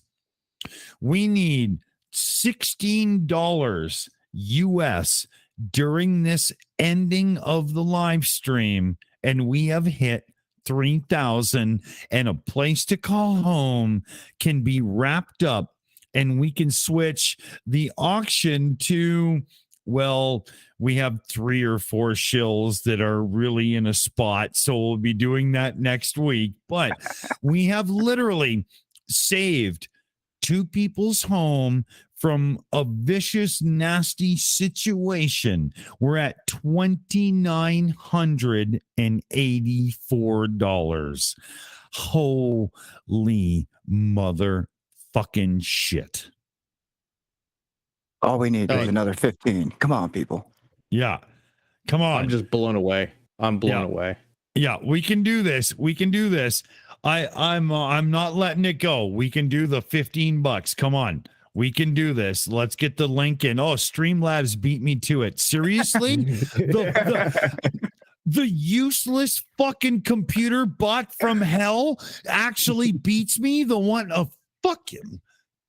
You know what, Streamlabs? Tell your mother to, when she comes over the next time, to, you know, pick her clothes up from the floor and, you know, take them with her when she leaves, you know. Hey, at least the bot works on this channel. I can't get it to work on mine. Oh, fuck. I was blown away, man. You know, of all the things that were going to actually work, it was Streamlabs. You gotta be kidding me. Fuck me. I believe it on skits. Yeah. Skits. Yeah. So, Skits, now that you've joined the team and bitch slapped Streamlabs into submission, how are you feeling about yourself? I'm feeling pretty good. Pretty good. I'm proud to be able to help out this community that I now call family. Yeah. Yeah, the Shills thing, dude, it really becomes family too. You wait, you'll see. It's wow. It's pretty cool. I hate you all. You know. Love you too, Bob. You know, these things, these moments, they really matter, eh, Dr. Bob? You know, when people come together to solve issues for people that they only even sort of know, but they know, but you know what I mean? And there's just, it's so cool, right? You know? It really is. And I think this is probably one of the best uses of the internet. There's so many bad things that we do on the internet. And you Don't know, judge the me. ability to come together like this and help somebody is just one of those special things that it's one of the reasons I like this community and this channel for that matter, because I know you've done it before.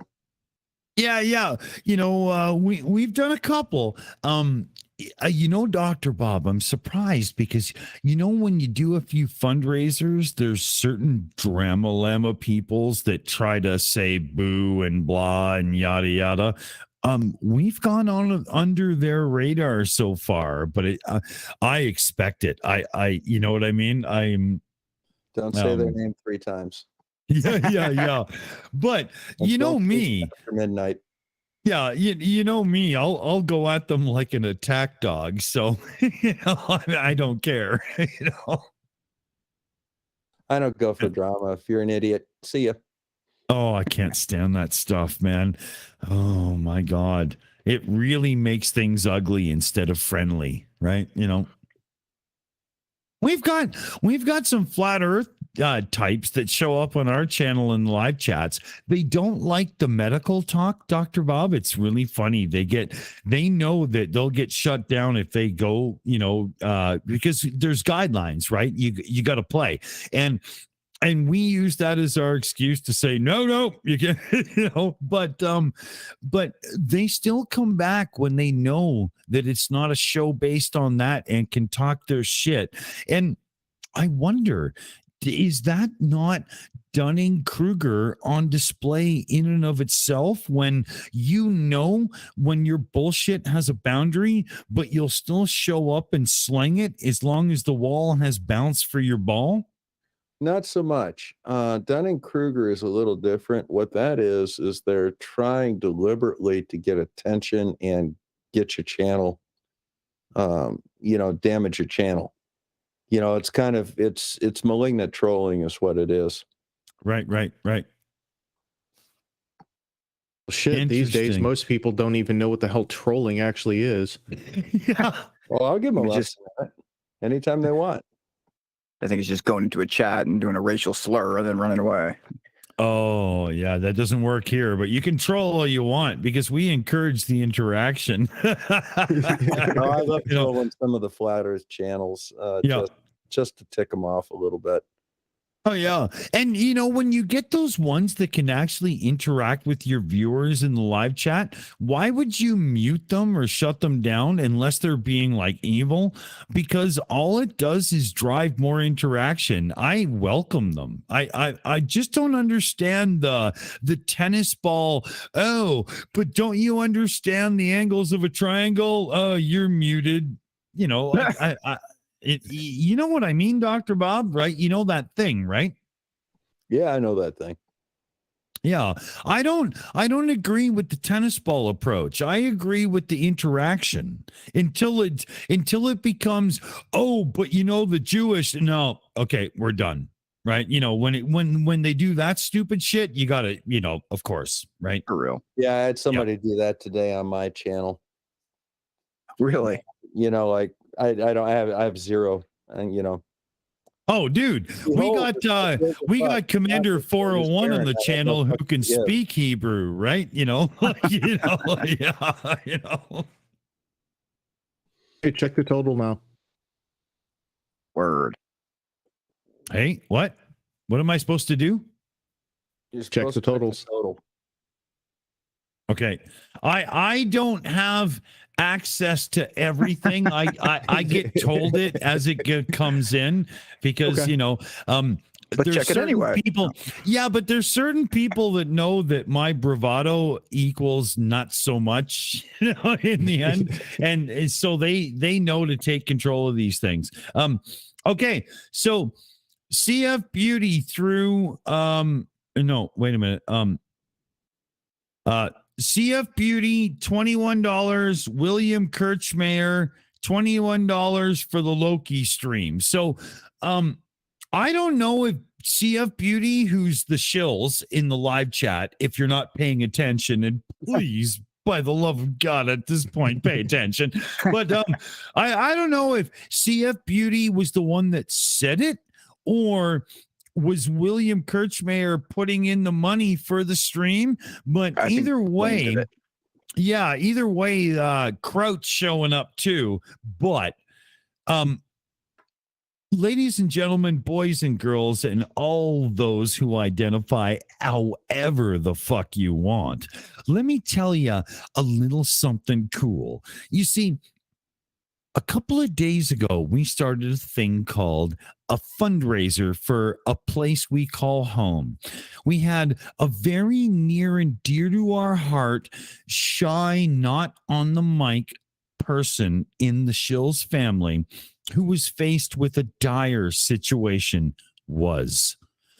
And what was going on was the house that this person and an elderly relative who both lived in were in had changed hands legally and was about to be swiped out from under them without any say on their side. And they live somewhere where there is no rental protection or anything. So some numbers were crunched, emergency meetings were done, and we decided that it was like $2,400 American needed to fix this. But I didn't like the sound of that because you know how people who are in the middle of a thing and facing like a fundraiser might, you know, scale it down a bit because they already don't like the situation they're in, asking for help and stuff. So I felt that.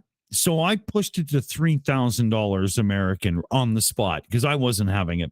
And we've got to make sure that things are dealt with, you know, comfortably and accordingly and, you know, properly. So what we did was we did a live stream about, I don't know, 4 or 5 days ago. I had the whole thing with my son. I'm a little bit thrown off. Yeah, it was, I don't know, Saturday or Sunday. Fuck, I don't know. But we started a place to call home live stream for $3,000. We got to, I think it's $1,700 on that show. So we were going to try again on Monday. We didn't quite get to it because of that freak show with having to resuscitate my son and stuff. So here we are, Thursday evening Pacific. And I now get the most pleasurable job I've ever had as Dick Dawson of the Shills. But on our second live stream for this cause, we can now say that we, as a family, as a team, as the viewers and creators of the Shills, we have now raised $3,044 American, and we have put this fucking nail into that piece of wood and put it to rest, and we have solved this situation. A Place to Call Home is now funded, and we can pretty much guarantee that this situation is solved. I want every single person out there who has been a part of this to pat yourselves on the fucking back. And, well, you know, if you want, I'll sing you a song. Not right now, but one day. Oh. Get my hopes up. Yeah. But we just did it. We did it, fellow babies. We hit 3K. We hit it. We did it. Good job, everybody. Well done, everybody. This is what happens when good people come together for a good cause. Yeah, man. Yeah, you guys are amazing. You guys are amazing for helping us with this. We fucking did it, man. Holy fuck. Yeah, it's just an amazing, you know, from the person who donated to us $1 to, you know, $100, whatever. Yeah. Every single person, we made this happen. We did it. Oh, do you guys think we could get away with playing We Are the Champions? Right? Worth a shot. Yeah. What are they going to do now? We made our goal. Yeah.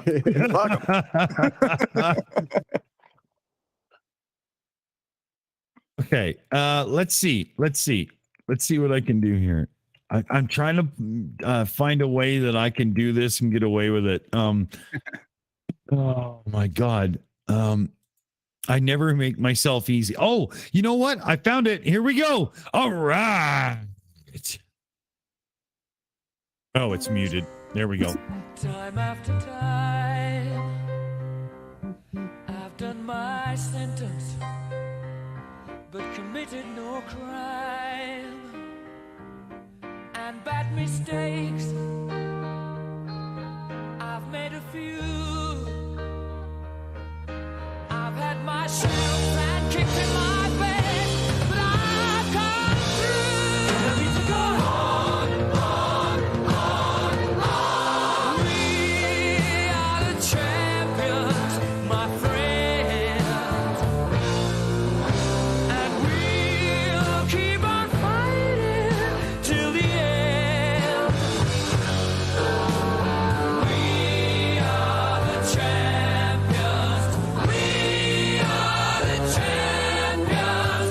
No time for losers, 'cause we are the champions of the world.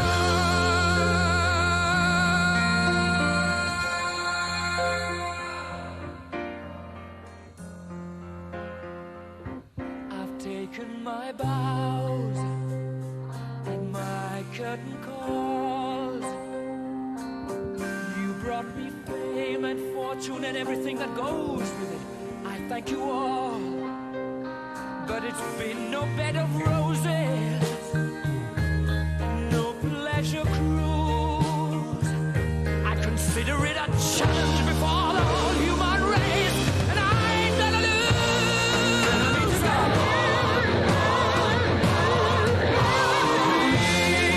We are the champions, my friends, and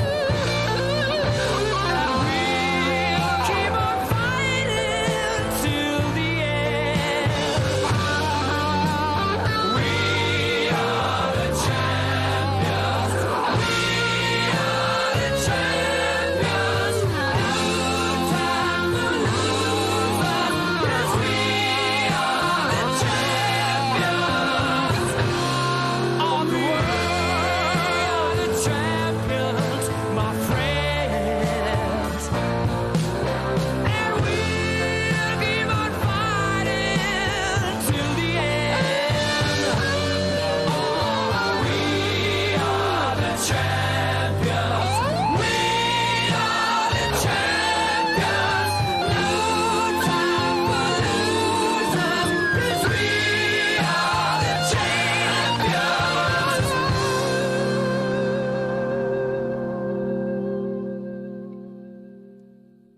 I just want to reiterate again.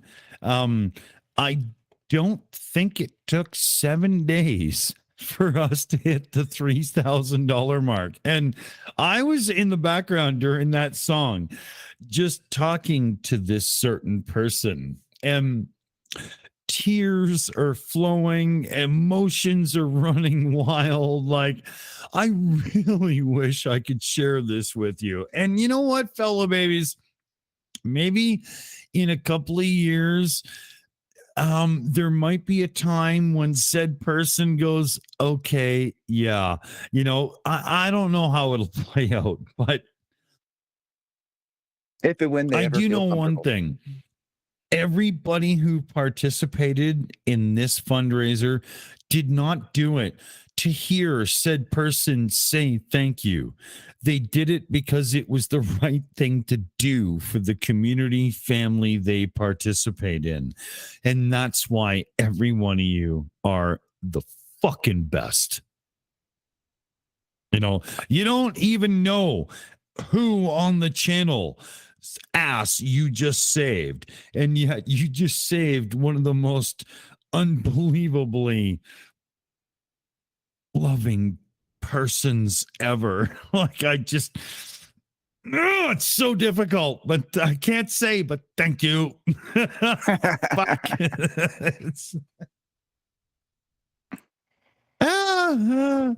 This is really hard. Well, on that happy note, good night to you guys. I'm going to get on. Sorry, guys. Yeah, Bob, it was nice to meet you, brother. Yeah, I mean, I was burned out, tired, out of coffee kind of thing about an hour ago. I was like, yeah, I'm going to head out, guys. I'm going to go to sleep. Hopefully, sitting there thinking, hopefully we could, make that close little bit here, tomorrow or something. I'm fucking glad I stayed up for the extra hour or so, because this is fucking awesome. I'm going to bed feeling good.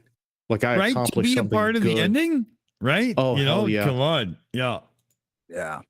Gonna sleep good tonight. I was just polishing off the end of a 12-pack of beer, and I was thinking I'm going to run across the street quick just to get a couple of tall cans. And what we could do is play with the end of the stream now, because, if they take us down for copyright for playing music, well, what do we care? Right? Fair. Yeah, that would be like, oh, I could make some, but you know what I mean? So we could really push some boundaries and just be total assholes right now. And I don't know if it's just me, but I'm feeling it, right? Well, I really wish I could stay up. I really do, but I really do need to go to sleep. Yeah, see, I don't now. Yeah, I'm falling asleep at the mic. Yeah. And Skits, I know it's not exactly late for you either, is it? No, not exactly. Yeah. Yeah. Oh, CF Beauty says, I want my Billy Squire. You know what? I had a Billy Squire tune queued up earlier, but I went on the Kinks tangent instead because Starsky was here, and I really wanted to get his response on Destroyer because I love that tune, but Billy Squire is somebody who could really get us in trouble again. Yeah. So what I'll do is, yeah, because when you search his music, it's all my channel, my channel, my channel. Like there's not a lot of options, Yeah. Let me find one here. But I do want to run across and get a couple of drinks, and then we can hang out for a bit more and whatnot, right? So if I play Billy Squire the Stroke, that's not going to be long enough, I think I'm going to have to do one of those things where I do like Rush, because they're like an 8-minute song or something. Yeah. I've done this before, and people are like, wow, he had the balls to play Rush 2112. Well, no, I needed 7 minutes to go across the street and get alcohol. Like it wasn't balls, it was necessity. But yeah, thanks for the shout. Balls out of necessity are still balls, damn it. Yeah, they I guess they are, as long as they're built from aluminum, So here, what we'll do is we'll do Rush 2112, and I'll get back way before even the first song is done, because it's like 18 minutes long and I only need like 6 minutes. It's literally, I'm looking out the window and I can see said palace of alcoholism right in front. I just need to get there, right? But I'll get there, and you'll love what I'm going to play you while I get there. Wait a minute. I've got all my buttons so bad when it comes to, do I feed the music into here? Do I do this and do that? Lord Thunder and Jesus, just hit the button.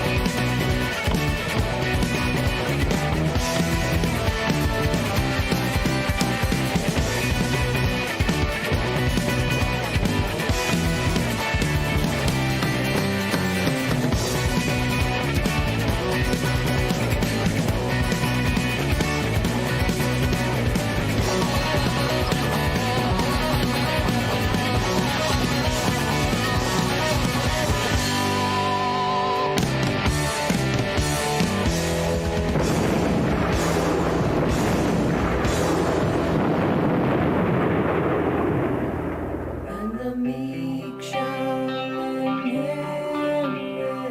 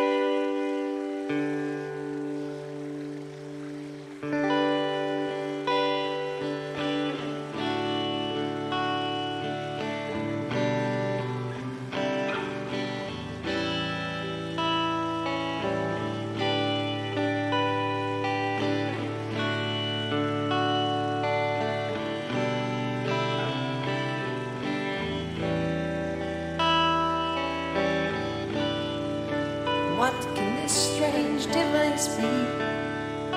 When I touch it, it gives forth a sound. It's got wires that vibrate and give music. What can this thing be that I've found?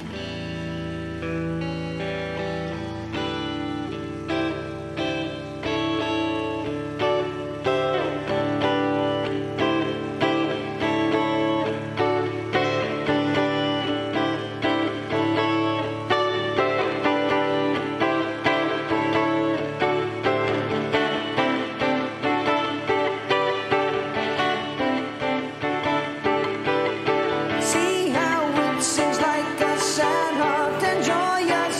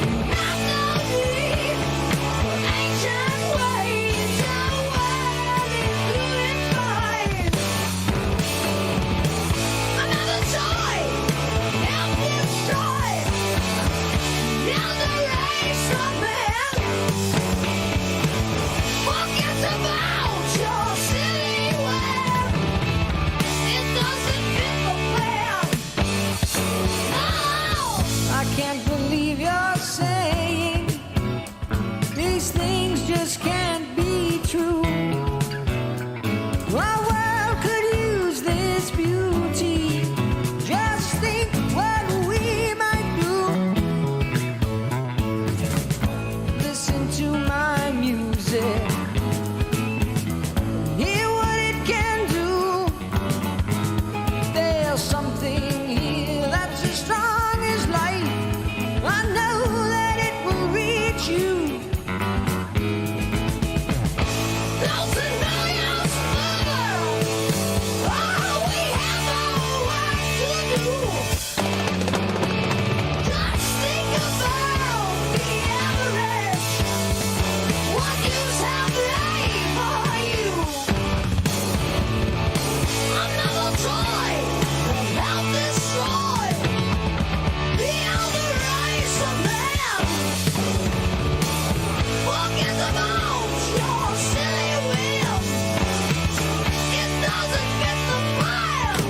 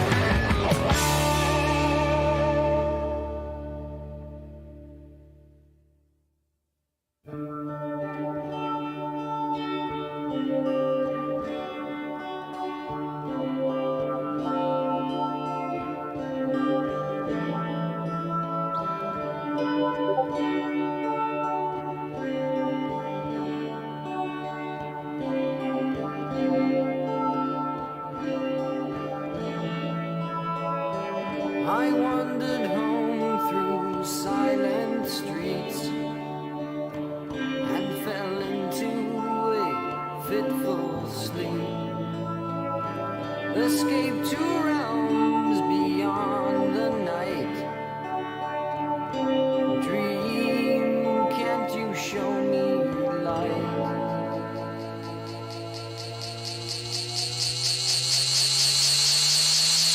I stand atop a spiral stair, and Naruto confronts me there.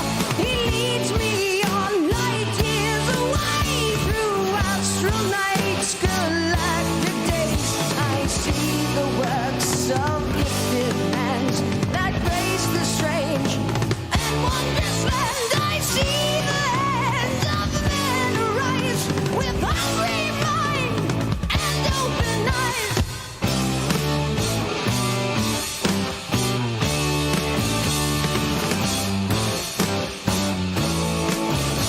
They left our planets long ago. The elder race still learn and grow. Their power grows with purpose strong to claim the home where they belong. Home to tear the temples down. Home to change.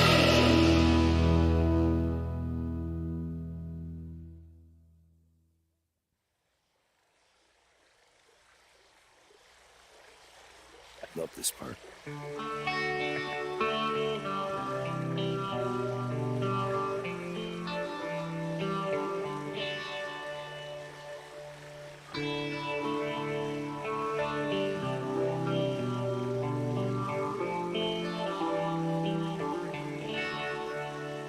The sleep is still in my eyes.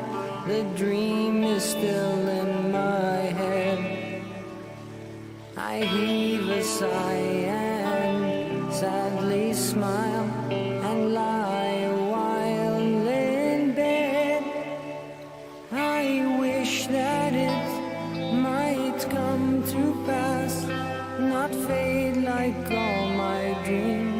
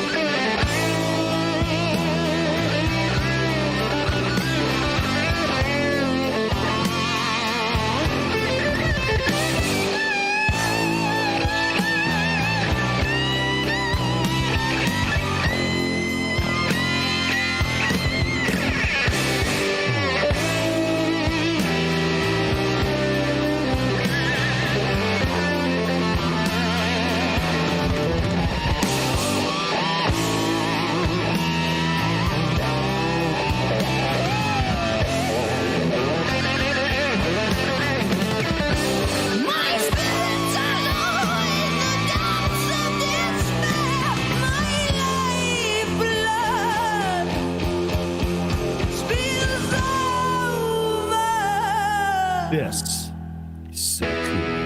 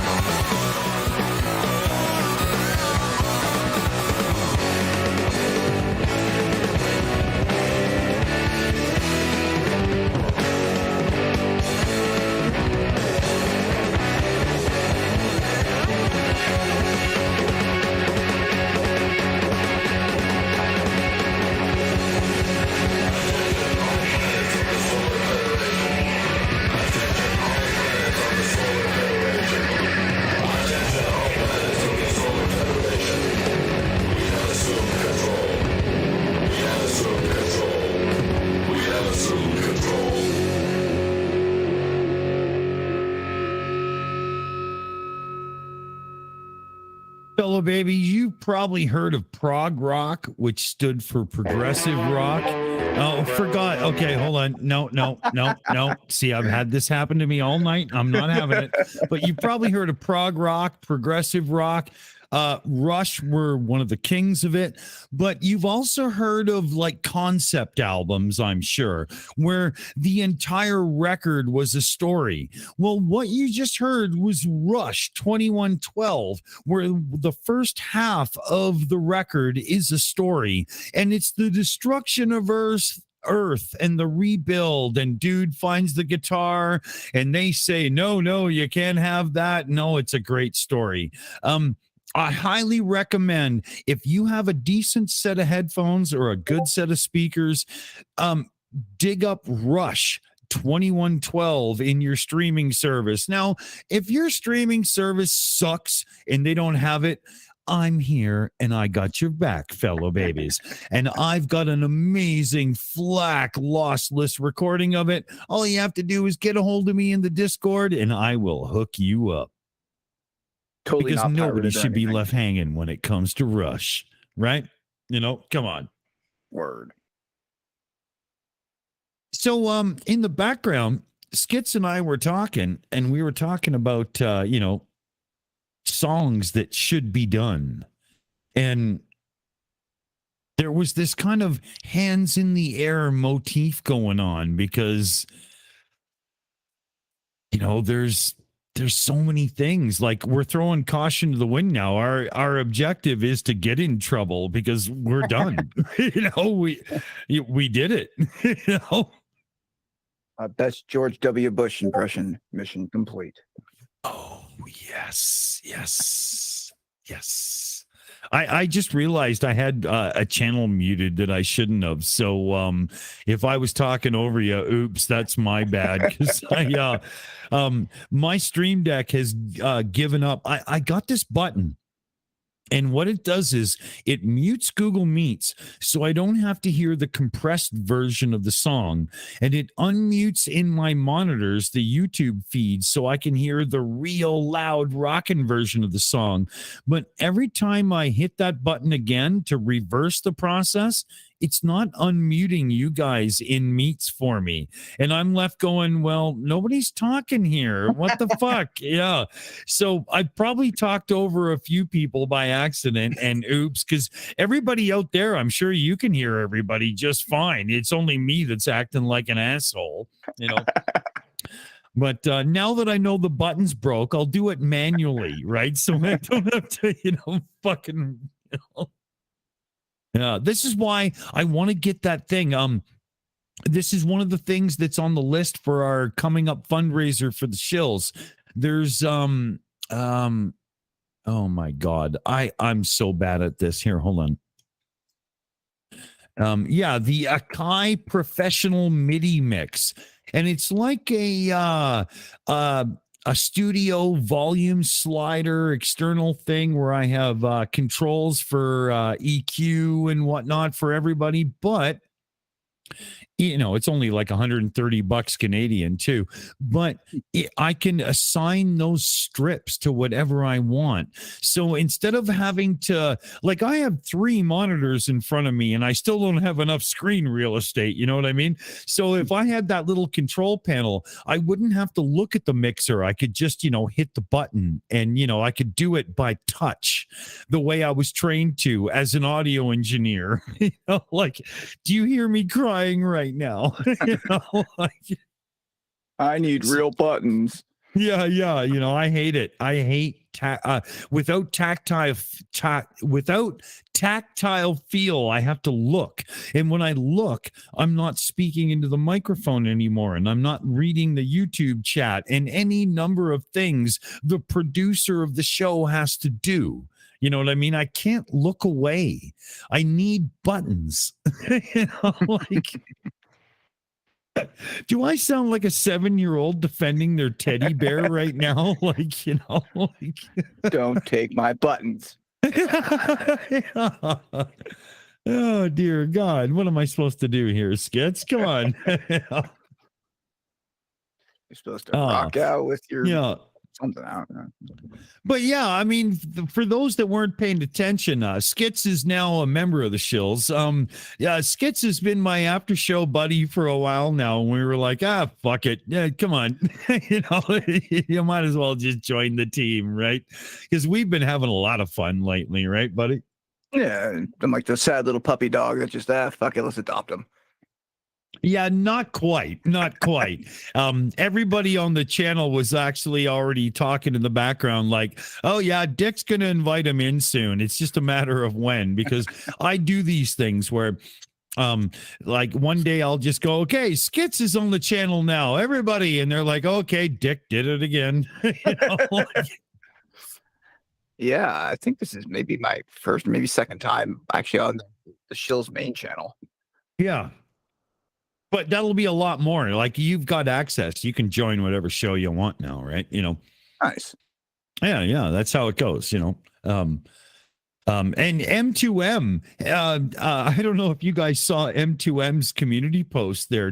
Was it yesterday or today? But there's been a major breakdown in his existence with his ex-wife, and his children are about to move home, and he can't do live streams except for like on golden moments because there's teenagers running amok in his home now. Yeah. And I was like, oh, dear God, I can only imagine, right? So poor M2M. Like, when he got to join us tonight, that must have been that once a month moment, and that's all we get. That's all we get. But yeah, it was really cool to actually finally meet Starsky. That was a trip. Oh, you got to join the show on Saturday coming up, because it's really good when we start getting into like the personal hangout stuff. Never mind the news. He does that on everybody else's channel. We breeze through the news in like 20 minutes and start getting into hangout mode, That's I think our golden moment with Starsky. Other people are so like, oh, we have Starsky on the stream, and all they do is Ukraine news because they're just scared to get personal. And I'm like, hey, dude, how's it going? Listening to his music was intense. Yeah. He's fucking good, right? Yeah, when he did that to me the first time, he was like, oh, Dick, really? You're a lifelong musician? Here's my stuff. I was like, okay, fuck, I hate when people do this and their music sucks, you know? And I listened to it and I was like, oh, motherfucker, thank God. You're good. You know? Yeah. That's really cool. Really Yeah. cool. Like But before he's got- tonight, I had no idea. Yeah, he's got real talent, man. You know, it's great to have Starsky in the Fellow Babies crew, you know, like today when I got hold of him, I was like, you know, I know you're busy and all, and you know, life is crazy, but sometimes you're awake at 2-3 a.m. I know you. So here's the link, you know. Sure as shit, right? How did you first connect with Starsky? It's actually funny. Starsky was just growing as a YouTuber in the early time of the war, and M2M Matt, you know, on the Shills, he gets a hold of me and he goes, "Hey, I just met this guy Starsky in his live chat, and I got his email address, and he's, you know, reporting from Ukraine on the Ukraine war, and I thought it would be cool. We could do a show with him." And I was like, "Yeah, that would be very cool. What a great idea!" So we had him over for a show. And at the end of the show, we were all goofing around by the end of it. Like it became a Shills show right away, right? And at the end, we were like, dude, how was that for you? You feeling good? And he was like, that was amazing. How would you like to join us all the time and just become a part of the crew and hang out? I would love that. Thank God. Thank God. Yeah. And that's how it was. Cool. You know, it was one of those things. And we even had a couple of people get a hold of me and they're like, Dick, you got to hook me up with this Starsky guy, man, you know, blah, blah. And I'm like, well, you know, I'm not just going to slut my buddy around, you know, and blah, blah. Right. But, you know, give it a little bit of time and I'll hook you up with them. And a few people got really angry that I would not do it right away. Oh, you're just hiding them for yourself, for the views and blah, blah. Well, no, you just don't treat your friends like commodities, man. You know, like seriously, you could see the other side of the coin. But the funny thing is M2M Matt, how did he meet Starsky? He clicked about on his channel and clicked I'm not a robot and got the email address and emailed him. Like, how hard can it be? You know, like. Seriously, like, oh, Dick, why don't you introduce us? Like, just email the dude, man. Yeah, you know, and I literally have a couple people that are not happy with me right now because I did not facilitate that. Well, I'm not the person. I'm not his agent. Yeah. Can you imagine doing that to your friend? Oh, by the way, I booked you on 3 streams coming up. I'm sorry. What now? You know, like you just, you know. It's like, you know, I'm in the middle of a war, right? Yeah, you know, but you know, it's all cool. If said people were to go, oh yeah, that's kind of dumb, and then get a hold of me, I'd be like, yeah, it's fine, no big deal, I don't care. You know, I'm not calling anybody out. I haven't said any names, right? Of course not. You know, I wouldn't do that, but you know, never. You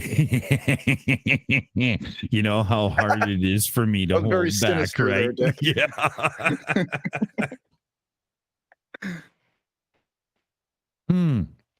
But I did, you know, when the Shills first got together, all we did was flat earth debunking. And then there was this incident with this certain person and drama started. And I thought it was funny. So I would, you know, repeatedly, you know, in the middle of our live streams, do these interruptions for news briefs and totally call this person out. Just, you know, so bad it wasn't funny, right? It was really bad. But every time I did it, dude would double down and start talking about us even worse, right? And it was you know, a no-win situation, right? So I did eventually end it, but I will say that inventing these little news report things that I did on the spot and just, crucifying somebody because I literally hated them so much that it was unbelievably entertaining to every fiber of my being. I do kind of miss that, but drama's bad. Okay. Yeah, that's funny because I was looking at your guys' or the merch store because I wanted to get like a poster for my back wall there, and it's all kind of still, flat Earth stuff. Is there any plans? Yeah, to no, kinda that's update all. that? That's all about to be redone from the ground up, except for the Okay. grub muffin ones. I love those. Yeah, the grub muffin ones are awesome, right? They're staying, but all that flat Earth merch and stuff doesn't even suit the channel anymore, right? It's Yeah. stupid. Yeah. We've got some ideas, but what I'm going to do coming up is we're going to do like an off the cuff next Thursday stream or something. And what we're going to do is the Shills merch idea stream. Everybody get drunk as they fucking can. And we'll see whose memory's the best for the good ideas the next day. Right. Oh, I regret posting that. Yeah. Like I think we should have a Donald Trump t-shirt where, his own hard-on for votes is pushing the peak of his hat up to the sky or something, or you know what I mean? Like, Donald Trump must be vilified in our merch because, well, he's Donald Trump. I mean, what do I have to say any more? Say no more. Yeah. And we also have to go with I told you I will swallow the supreme leader of Iran, because if anybody was ever a closet queer, it's that son of a bitch. And we have to have a shirt for him. Seriously. He's like closeted, yet God help you, he will execute the shit out of you. Yeah. I mean, like, seriously, Vladimir Putler is probably the worst human being on the planet right now. But I told you I will swallow the supreme leader of Iran is got to be a close second right now. Come on. I mean, and talk about closet. I mean, come on. Putin with his shirt off on the. Yeah, like how do you get on the back of a tiger and ride? Because you put a little something in first to make sure you had control, right? He's fucking that thing. Come on, he's a disgusting piece of shit and always was. You don't put yourself on display as Mr. Hero and whatnot like that. Like, seriously, who could buy that? And like, when I, as a Canadian, see that kind of propagandist bullshit, I just go, oh my God, you've got to be kidding me. Come on. Really? Yeah, I mean, I can't imagine being so insecure about myself that I have to get on a horse with the shirt off with a gun and have people take glamour shots of me, I know. Especially when, as a guy, you're worried about your tits hanging down to your knees. You know what I mean? Like, literally, the dude is a flab bag on the best of days, right? Come on. Got some chesticles going on.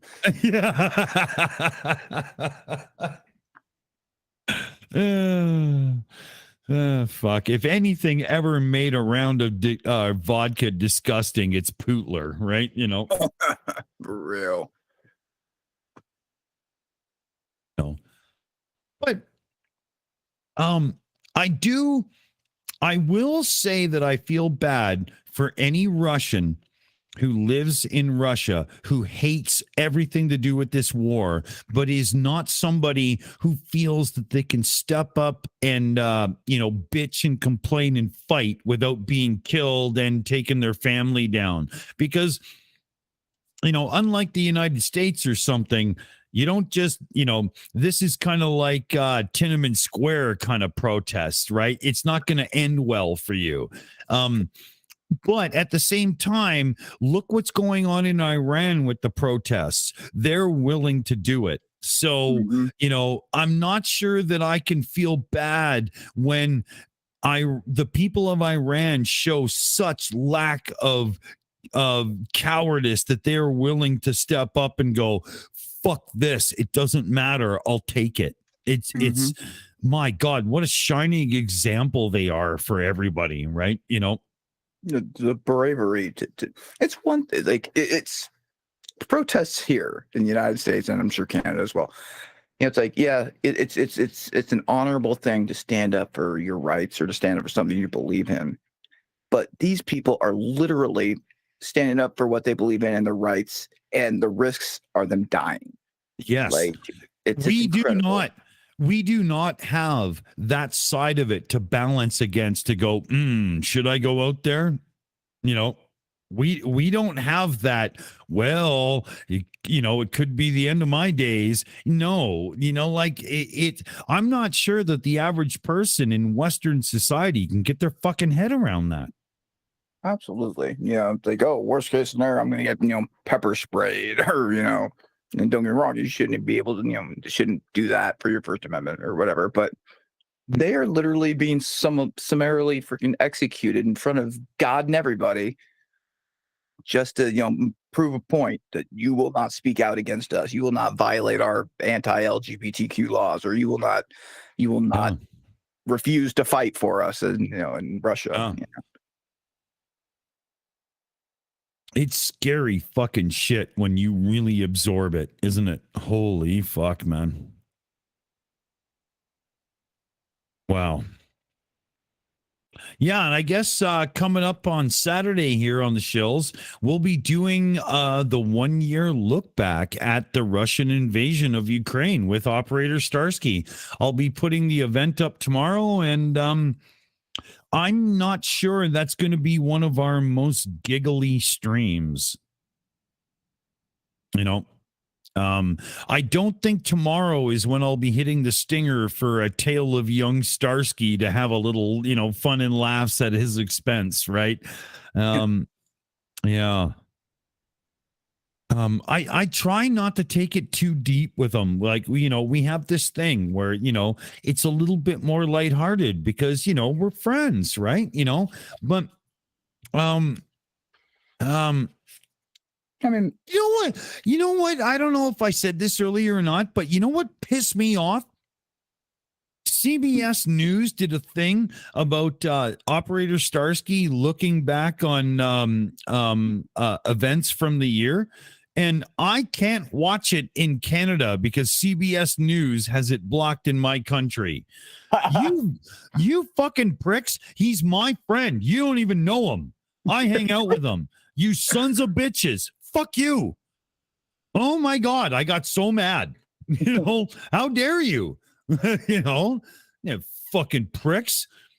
But a couple of the shills that are like, you know, able to download videos and whatnot, they're sending me the links. So, you know, because I mean, fuck me, man. No way. Right? No way. Seriously. You know? Yeah. How dare you? You know, fuck. You know, sons of bitches, man. You know, that is crazy. It's so I got a VPN for shit. Like, what? Like, it bothers me when, like, oh, why? Because I'm in, you know, another country, when I get different access to the same material. Yeah. You know, this isn't North Korea. Yeah. Yeah. And I mean, for fuck's sake, CBS News, I'm in Canada. I can actually subscribe to your news through my cable television feed, but you're blocking me out. So what motivation do I have? Because I can't watch to see if you're worth it. I mean, what the fuck? I don't know. Maybe it's me, but I just find that all a little bit funny. You know, you can't watch us unless you pay, but I don't know what I'm paying for. So could I watch? No. All right. Yeah, I know. Yeah. Yeah, well, with the Shills, Gary White in the chat there says you're not using a VPN. With the Shills more focus now of current events and whatnot, we have so many people from the States submitting news articles that we should cover.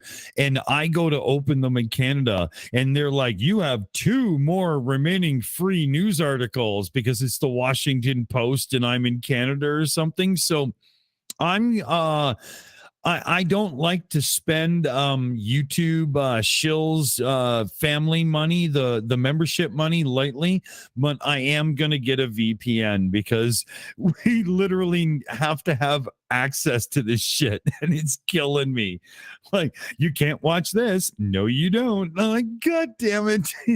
Fuck off.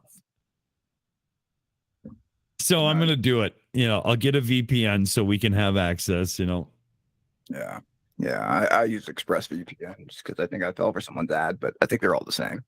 Yeah. Well, I want one that has high bandwidth because I have like fiber to the home. I paid $149 a month or whatever it is for badass fast internet access, but I produce the shows and I don't want latency. Like, I want our live chat to be as in sync with us talking as it can be. And I do believe that most of you watching will notice that we're way more in sync with our live chat than your average live show. I work hard making sure we have 0 latency. It's about 2 seconds, but that's as close as you can get with YouTube. Trust me, I've tried. Oh my God. For real. You go to so many other people's channels and it's like 15, 30-second lag time. Yeah, I won't have that. No way. I need it to be instantaneous so I can actually converse with people. Otherwise, what's the point? Right. They're talking about something that you already talked about 30 seconds ago. Yeah. Or if we're covering a video and debunking it and somebody goes, oh, great point. But, I need that but on the moment, not 2 minutes later. Yeah. I am not above saying, oh, fuck, I fucked that up. But here, so-and-so says blah, blah, right? You know what I mean? Like, I need that on the spot, not later. I know I'm a dipshit. I'm just a loudmouth. It's fine. Help me along here. Toss me the links, but... But I've always said since day one that one of our key things was having that live chat be in sync with us as possible. And I don't mean in sync like the Backstreet Boys. Don't you dare do that. I swear to God, I'll ban you from the channel. Nope. Never mind. Yeah. Yeah. Oh, yeah. Links here. Hold on. Okay. Hold on. Okay. I've oh no. Okay, hold on. I might have to restart Chromium. I've got this.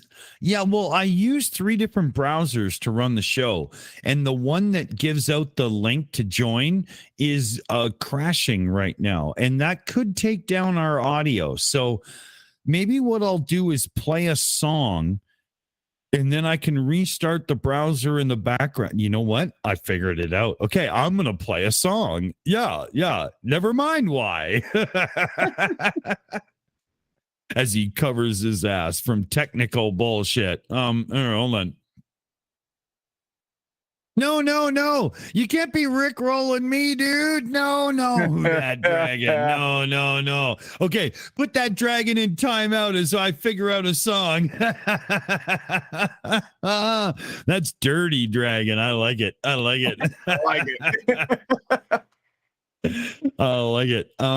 Where should we go here for a tune? We did the whole Concept 70s album, so we can't do that anymore, right? And we pushed the limits with a bit of thrash metal there, so we can't go there anymore because how much of that can you take in life, right? What about something like Huey Lewis and the News? Oh.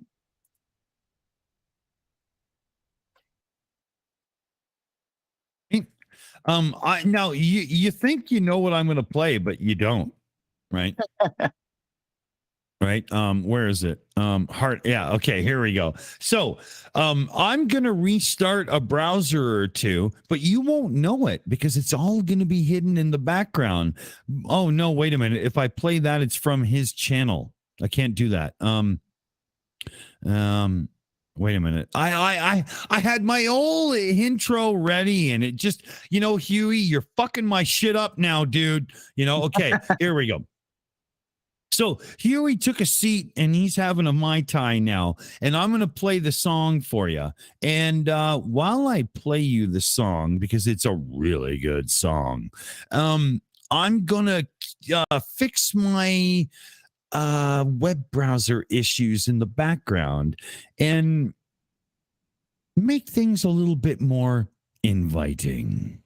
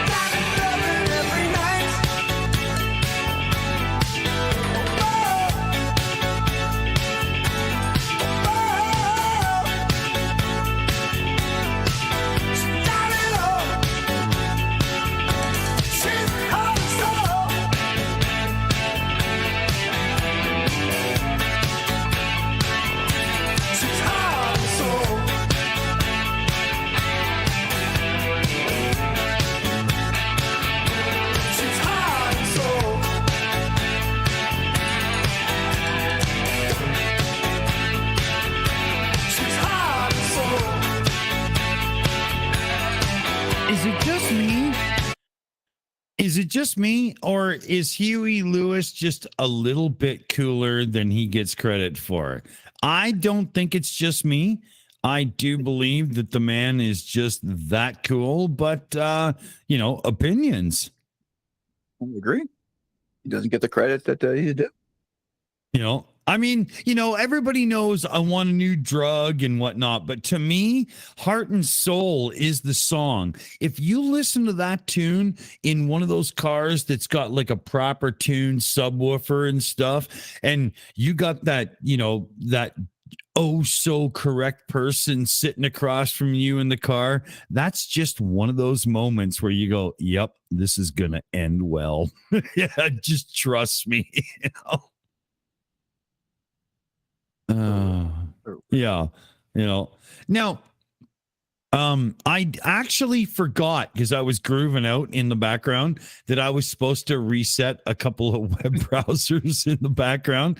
So, bingo, guess what? I didn't do that. So I'm going to play one more tune in the background and try to remember not to just sit here and go, woohoo, I'm drunk, I love this song, and actually do something. I make no promises, no guarantees, but I tell you what, we're going to give it our best. But we need a tune to play that we can get away with, but really pushes the envelope, right? One I know we can't get away with is the Eagles, because Don Henley is the devil incarnate when it comes to copyright. I hate you and everything that you stand for. Oh no, we get it. Shit. I had a great idea, but I know we got in trouble for it before. We need some ideas here. We need some ideas. We need the fellow babies to step in. What if we were to do Get the Funk Out? Do you guys know that song? Get the funk out. I used to play this in many bands because it was one of those 80s songs, and I had to play it in all the bands. And it's a really, really good guitar track if you like guitars. And it's also got like great, vocal harmonies and stuff. You know what? I'll just fucking play it, and we'll figure out where we are afterwards, and make it make sense to at least somebody. But here you go. It's extreme. Get the funk out.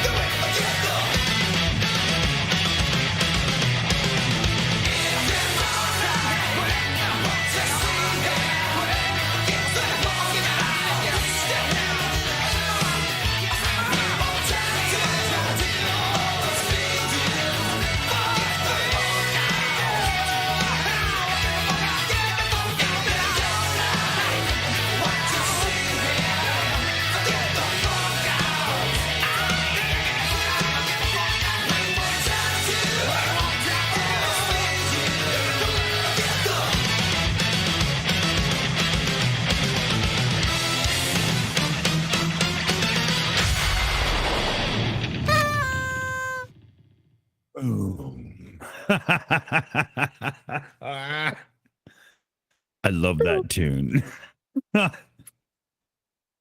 Skits, you know that one?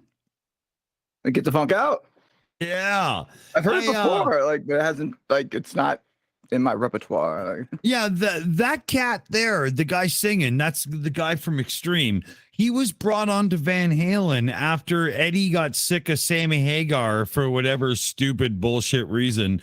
And they brought him in for the album Van Halen 3. And you know what? Nobody knows that album. Funny that.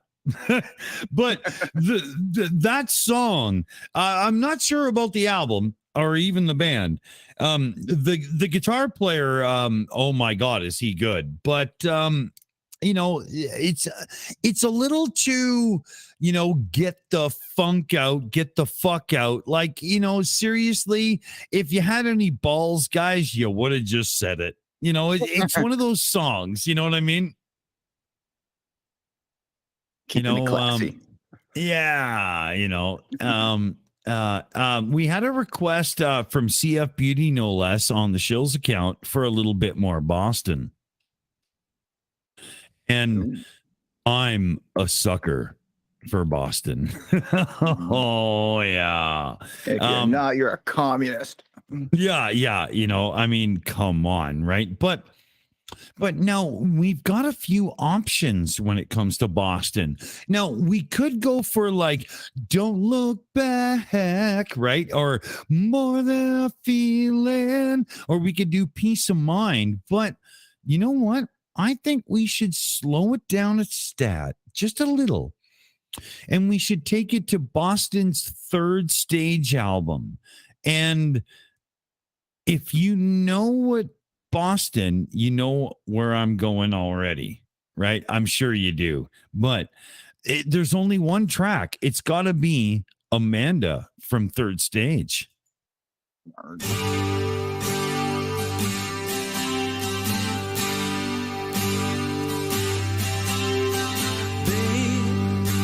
Tomorrow's so far away. There's something I just have to say. I don't think I could hide what I'm feeling inside. Another day, knowing I love you.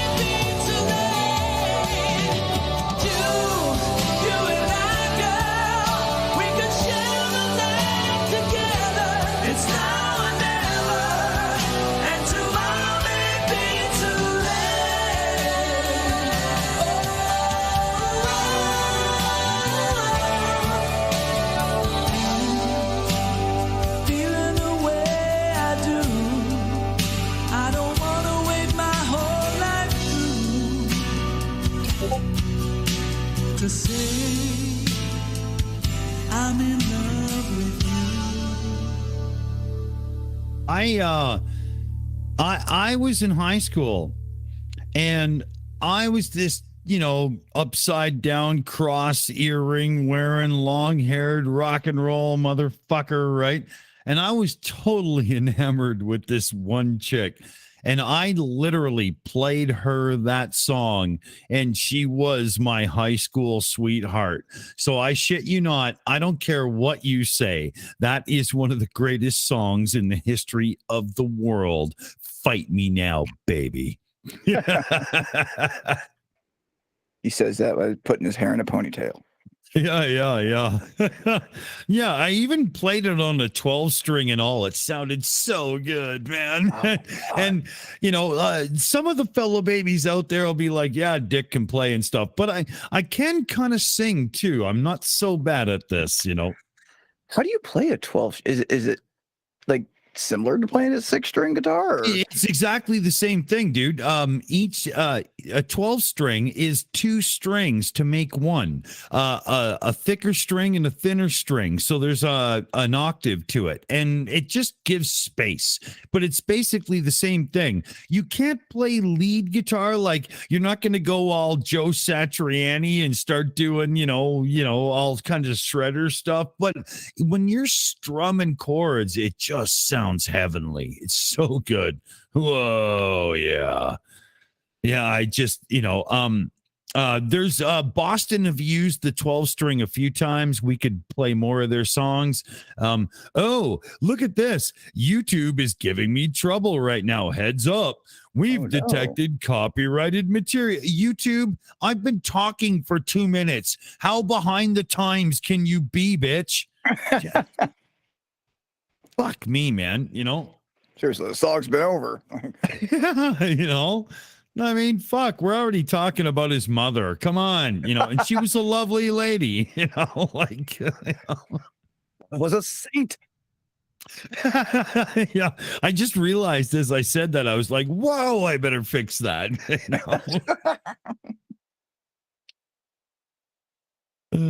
Because of course we're advertiser friendly. That's going to be a sore one. You know what we were thinking, right? So there was 2 choices. The new rules for advertiser friendly regulations are basically we would have to stop live streaming, right? Because we swear too much and carry on, right? So what we came up with was we have 2 answers. Number 1 is we could all have a little button like one of those stream decks by us, and we could bleep ourselves. So I could be like, you motherfucking cock-sucking son of a bitch, and I would hit the button and it would go bleep, bleep, bleep, and you guys would all be left to fill in the blanks. And sure, it would be funny the first time or 2, but it would get really stupid really quick, right? And we can't stomach it any more than you can. So this is what we came up with. The Friday show we do, weekend update. We'll go live on Friday and we'll say whatever the fuck we want and get in as much trouble as we always do, which is as much trouble as we always do, right?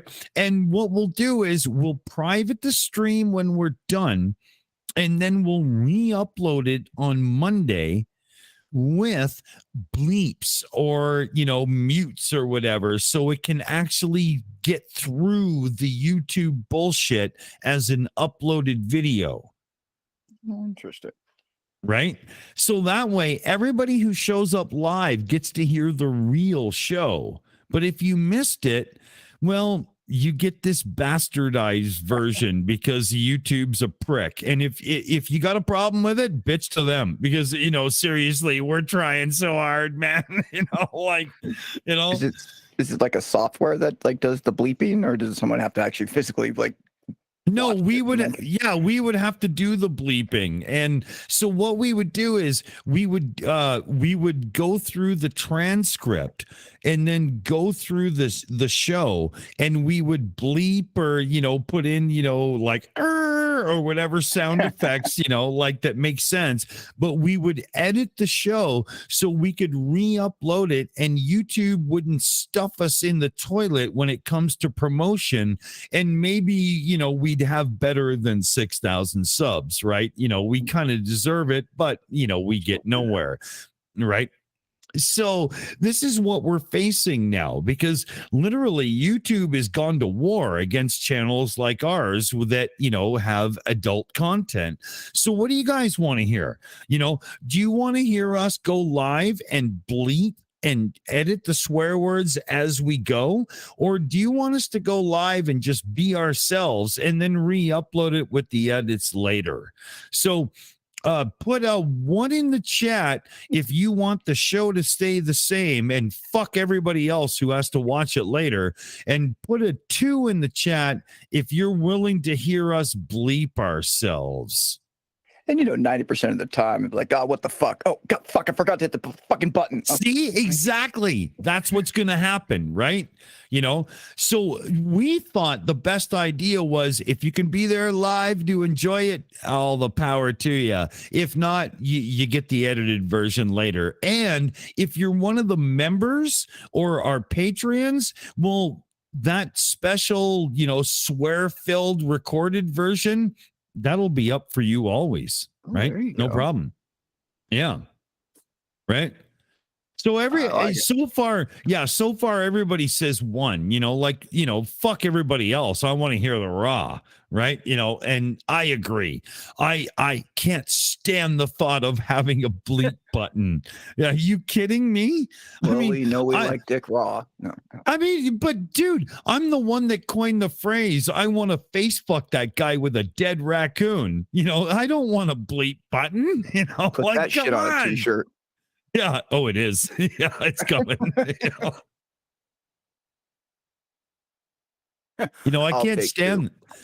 I can't stand being stifled that way. There's no way. But I know that if we don't do it, we won't get the growth, because YouTube hates us because we're not worth monetizing, right? YouTube gets a cut from all ad revenue. So if they don't give us ads, why would they promote us? They don't get any money. For real. You see?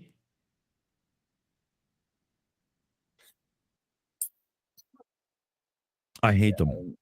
I love them. They write the checks, but God damn it. Yeah. And without YouTube, I'm just, some musician guy who's an angry asshole, right? But it's working for me right now. But I still hate them. I still hate them. Yeah, just only be more consistent at the very least, Yeah, it would help. We should give a huge shout out to everybody once again, because last week we started, you'll see the name above my head right there, A Place to Call Home fundraiser. Now, what that's all about, we had somebody very close and dear to our hearts in the Shills family facing not just an eviction, but themselves and an elderly relative who lives with them were literally facing a situation were past tense, fellow babies. Yeah. But they were facing a situation where the house was about to trade hands legally, ownership wise, and where they live, there is no protection, zero, none. They would have been on the street. So last week we did the first of the A Place to Call Home fundraisers. Tonight we did the second. The goal was $3,000 American to make sure that our family members, our fellow shills, were absolutely content and tight to tuck themselves in at night and sleep without freaking out about where they're going to wake up in the morning. You know what? We did it. We hit $3,000 today, fellow babies. It's done. We did it. We actually fucking did it. We raised $3,000 inside of a week, and we saved a family from utter destruction. So I hope every one of you who helped and donated feels as unbelievably amazing about this as I do. Because holy God, I can't believe I'm a part of this. Like that even happened. Wow. Like wow. Man, it's truly an experience. I mean, from every single person, even give $1, whatever. Yeah. You just showing up and sharing the stream. Yeah. You did We had- something today in the last Yeah. week that is just truly awe-inspiring. It was. It blows me away. This is, I mean, we're not exactly the biggest channel on the planet. We're hoping to hit 6,000 subscribers soon, thanks to you all. And yet, inside of 7 days, we raised $3,000 and saved somebody's home and made sure that this person and their elderly family member were not going to be on the street and stuff. And I was like, what the fuck? It happened that quick? Like, I can't even get my head around it. It's fucking. Yeah, it's and not only is it the fact that the pure fact that they don't have to suffer and go through all this necessarily, is they don't have to worry about it. Like the stress, the anxiety. I can only imagine what they're going through. Yeah, we've not only put the cash together so they can just like they're already looking for the next place and they have the money, but they also have the money for moving and getting situated and paying down payments on the utilities and stuff. Like that's what we did. That's what we did. Yeah, we did that. That's just we did Changed that. a life. Yeah. We did that. Like, fuck. Fucking A. Yeah. Weeping A. Dude, it blows me away. It's just we did that. Wow. Like wow. What the hell? Yeah. Like I've never had a Facebook account of my own and whatnot. I don't like social media very much, but watching this, maybe I'm missing something because maybe it's not as bad as I thought. You know what I mean? Like, what the fuck? Really? We did it? Like, I'm just. True humanity still exists. Yeah. And it's really things like this that remind me that good people, good things still happen. All you see in the news and so much you hear in other channels is this bad thing, this terrible thing, this mass shooting. Yeah, man. But how often do you hear about a small group of ragtag, shill family members changing a life, providing, some breathing room, it actually makes me wonder, we're only in February of this year, right? So if we pick up a couple of other really good causes through the year, what could we do? Yeah. Like seriously, imagine what we could do. I'm pretty excited right now. I don't have to be that guy standing on the corner with a street sign and a shopping cart saying we can make a difference. I've actually done it. Like the end is nigh. Oh, yeah. Oh my God. But it's amazing. I know I'm babbling on about it, but I can't help it. It's just unbelievable. Right. And it's just with the help of everybody here, and it's amazing. Oh, I mean, shit, man. And you put a lot of work into this deck. Well, sure, but at the same time, I did believe that we'd be 4 streams in before we finished. When the first stream ended and we were at like 1,700 something, I was like, what? What? How did that even happen? Right? I was, I would love do a thing where, you know, we could do a target of a drone for Ukraine on the armament, like go boom side, and, you know, orc killing son of a bitch drone. Imagine if we could raise the dollars for one of those like every 10 days. Oh my God, right? Right? You know, we could really help supply some fucking orc blood fertilizer for sunflowers, right? We could do real good here. Mhm. I like that a lot. Yeah, I like that a lot. I think that's a good idea. I think we'll have to get, you know, we already switched recently on the Shills, the Ukraine show. We switched the support from humanitarian to boom boom recently, and we've already we've already supplied like a drone and a half's worth of money, but we could make it more direct. And you know, literally count down to boom. And here, wait a minute, I've even got a gag. We could do the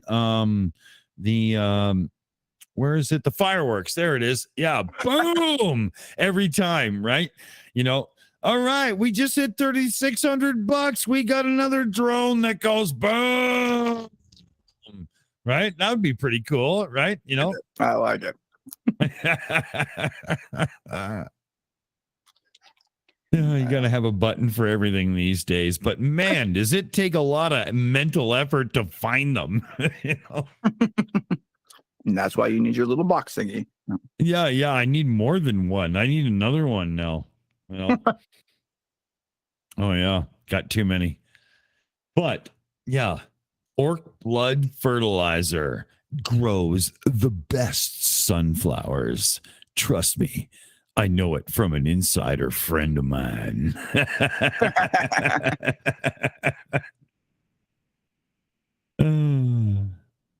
Yeah.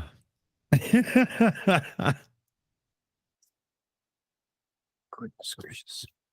You know, it's that moment now where I have to think to myself, okay, you had quite a few beers prepared to go long for the stream, and you went and got more. When is the moment to silence yourself? Well, I don't think we're there yet. What the hell, right? We should play a tune, though. Now, we almost got in shit for Boston. So that was a good call. You know, it was a good effort, but I think we could do better. What about like Whitesnake, Still of the Night? Is that offensive or is that I like it myself? Whitesnake, I mean, come on now. Yeah, you know, especially that's John Sykes on guitar, Whitesnake. So it's a good Whitesnake. Yeah. It's that one album that really kicked ass. Although Slow and Easy is amazing, but different guitar player. Okay. Let's see here. You know what? They don't seem to be brutal copyright aggro assholes. I do believe we can get away with this. So let's ask the chat, the live chat, if we're going to do Whitesnake, do we want Still of the Night or do we want Crying in the Rain? That's a close one, isn't it? Right? I think my vote is Crying in the Rain. I think it's a bit more intense. It's a good one. It's a good one. Yeah. John Pearson says Crying in the Rain. John, man after my own heart, motherfucker. John and I always see eye to eye when it comes to, like, you know, life, everything, the universe, you know. And Loretta is doing cheers. So if we got Loretta and John Pearson on board already, I do believe that the audience as a whole has casted their vote. You know, honestly, there was no vote here. I just wanted Crying in the Rain, so we're gonna play it. A black cat mourns when he's burning with the fever. A stray dog howls when he's lonely in the night. A woman go crazy with the thoughts of retribution. Did a man stop weeping when he's sick and tired of life?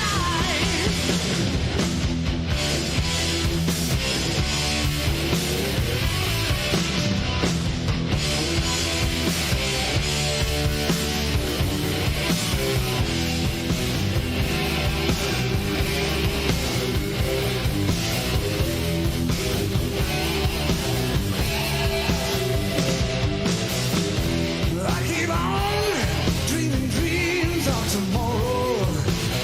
Feel I'm wasting my time, lighting candles in the wind. Always taking my chances on the promise of the future. That a heart full of sorrow paints a lonely tapestry. The sun is shining. Ooh, that it's raining in my heart. No one understands the heartache. No one feels the pain. No one ever sees the tears when you're crying in the rain. When you're crying. We're getting in trouble from YouTube already, big time. But I'm gonna turn it back up and keep it going because fuck you, bitch.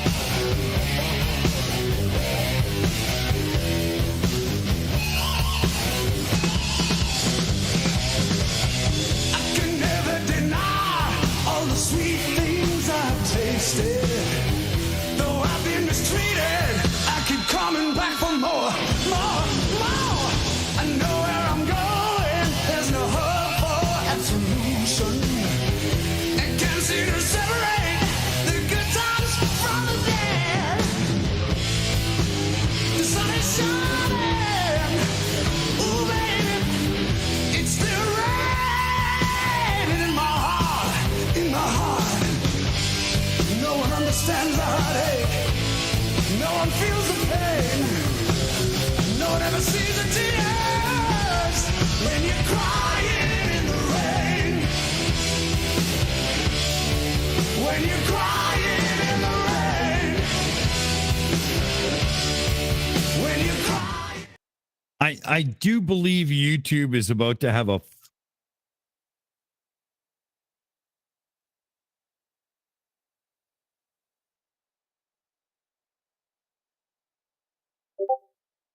Oh, sorry everybody. YouTube Studio is freaking right out right now, and if I play any more of this, we're done for sure. Holy fuck, YouTube. Really? It's David Coverdale. He wanted to be Robert Plant so bad it's not funny. And you're calling us on copyright infringement when he built his whole career on Led Zeppelin? Like, I don't know. YouTube's not a I conniption don't know. pit. You tell me, fellow babies, is that fair? You know, like, no. You know, fuck this guy, man. Fuck. You know? It's like having a song titled "Download This Song" and getting upset when people download your song. Yeah. You know, so yeah, we'll have to we'll throw Whitesnake into the pile of fuck them. David Coverdale, you're a goddamn asshole and a piece of human shit, and we'll never play your music again, and we'll never help you ever have other people search your music on Spotify to help you make money, bitch. You dirty bastard. Yeah. So yeah, fuck you then. All right. YouTube Studio still giving me the warning. So when are we going to get past that, YouTube? You know, the song stopped how long ago? There we go. All right. It's gone. So motherfuck, right? What should we What other bound? If we go to Ozzy, I know we'll get stopped right away because Ozzy is one of those people that does believe everybody should bow down to his greatness and nobody can play his music. It sucks, but it's true. Oh, goodness.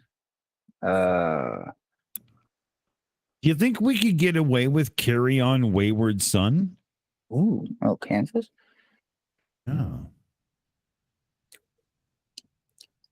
Probably not, but it's worth a shot. I think so, right? Let's see. If I could type, I might actually get you know what? There's lots of people playing that song and it's not theirs. You know what? I think we can get away with this one. So let's rewind your memory. And instead of shit that gets us in trouble, we're gonna play this one instead. This is nice. That's not the smoothest transition. I think I could have done better, but let's try Kansas. Carry On Wayward Son.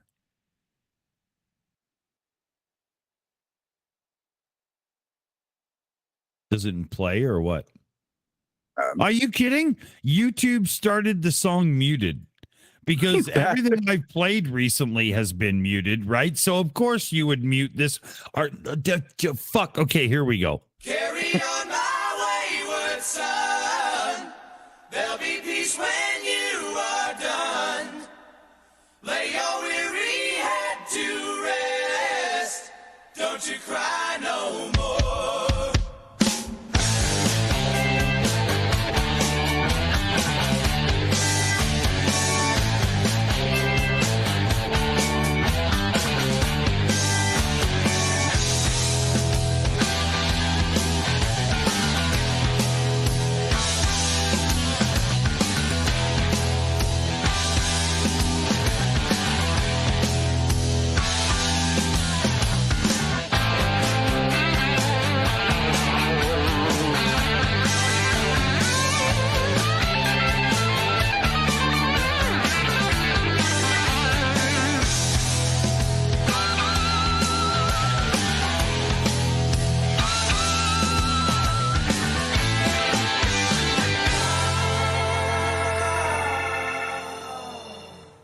Once I rose above the noise and confusion, just to get a glimpse beyond this illusion.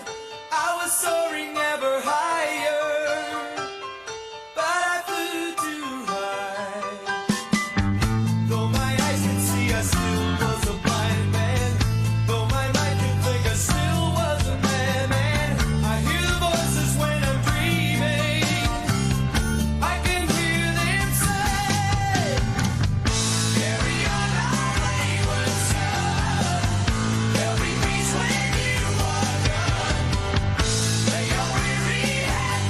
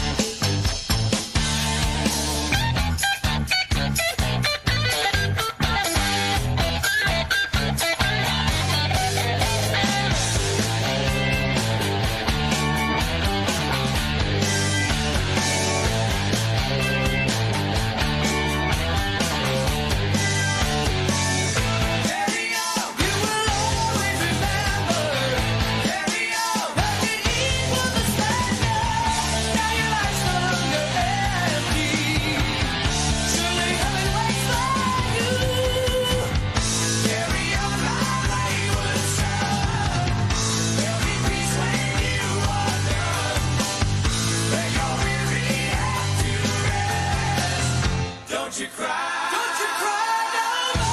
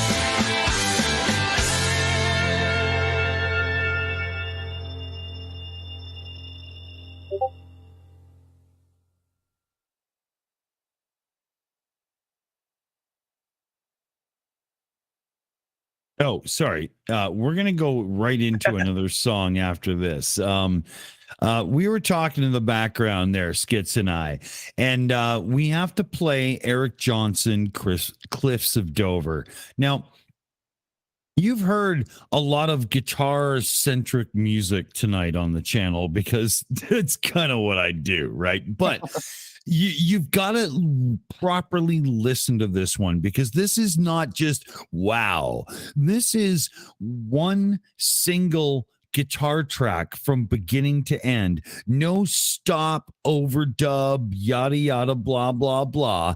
Dude steps up with a drummer and a bass player and plays the entire song from beginning to end. And it is dude that plays this, like he's one of those guys that gets invited onto the shows with Joe Satriani and all those other Guitar Hero guys because he's that fucking good.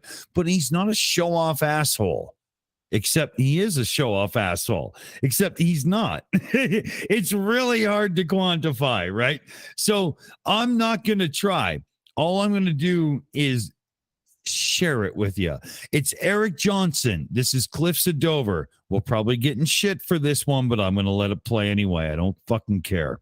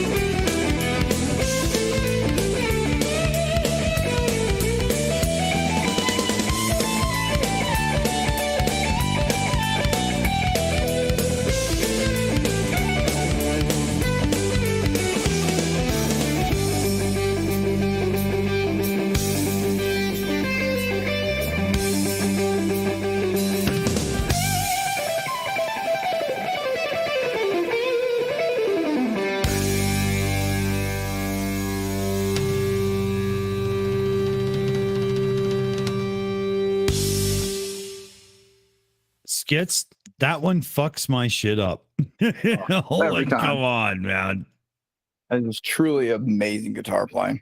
Right, like you guys got to understand, like when somebody like Steve Vai or Satriani plays one of those, melodic, beautiful guitar tunes, there's all kinds of other layers of guitars and stuff. But that song had 0 guitar layers. One guy played every part, the rhythm, the melody, all just because, well, I can. It's just not how it's done. Like, oh my God, he's amazing. Wow. I'm shocked. Oh, we're getting a warning now. Heads up. We detected copyright material. Your stream may be temporarily interrupted. The fuck up. Seriously, fuck you, man. You demonetize us as soon as we go live, and I'm supposed to take heed to your warning. You know what? I should play an Aussie track just to piss you off, Do it. How about we look? I know Frank Zappa would get us killed. Steve Vai is pretty close, but what about we try Joe Satriani? Sound point. Right? Let's try, and play something that's just wow, right? Summer song. Okay, here. How about Flying in a Blue Dream? Doesn't it have to be? Has to. Yeah, right. This is for the fellow babies out there that aren't sure, this is one of those moments where this is one of those guitar shredder guys, and you don't even have to understand how good he is. You can hear it. You can feel it. It's that fucking amazing. This is Joe Satriani, Flying in a Blue Dream.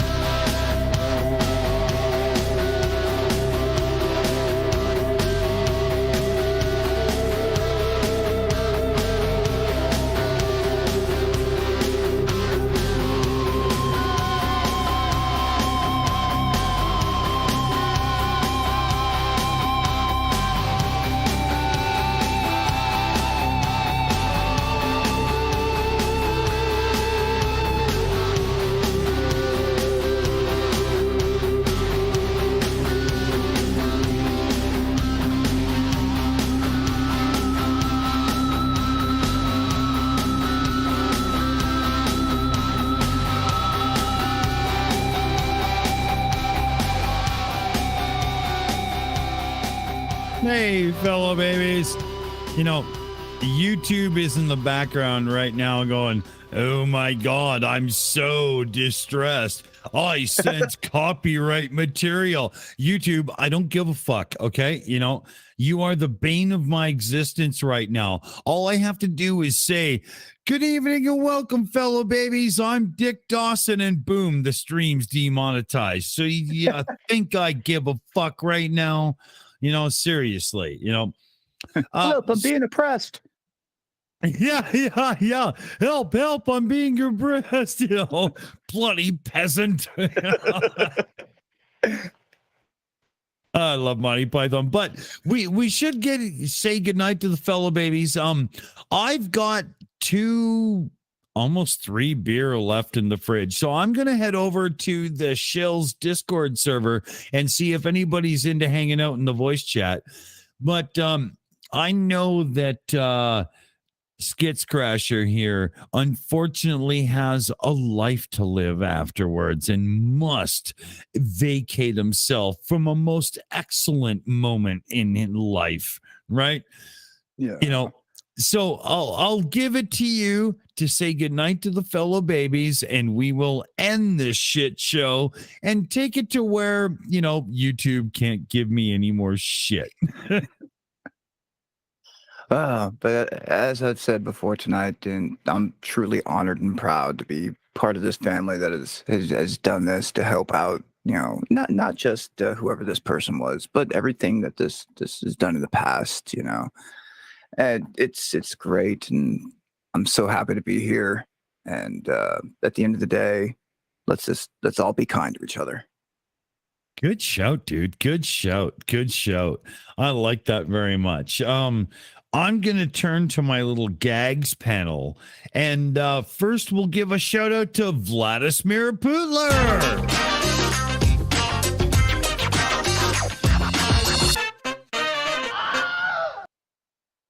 It's not looking good for you, buddy. You know, if there was ever a sick ass piece of shit that has been inflicted on the world, we are definitely dealing with it right now. Right, Kermit? Yeah, see, you know, even he knows, right? So, what do you say when you're going to end a stream like this? Fellow babies, it didn't take us 7 days to raise $3,000 to alleviate the unbelievable stress of a lifetime that a certain person was going through. We did it. It's done. We have actually done this shit. It's signed, stamped, and delivered because, you know, that's who our viewers are. That's who we are. And I'm still just over the fucking moon, man. I mean, holy God. Exactly, dude. You know, like I'm just freaking out here. So we did it. You know, we did it. And we did it. Did I say that? We did it. We did it. you know, we did it. We did it.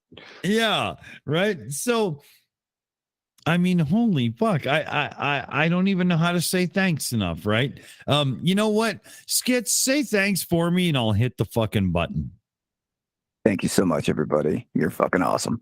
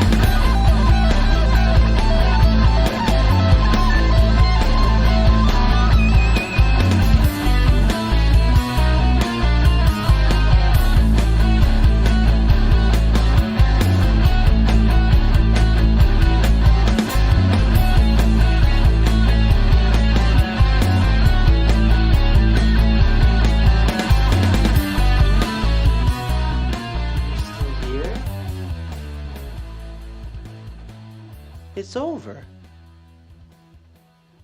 Go home.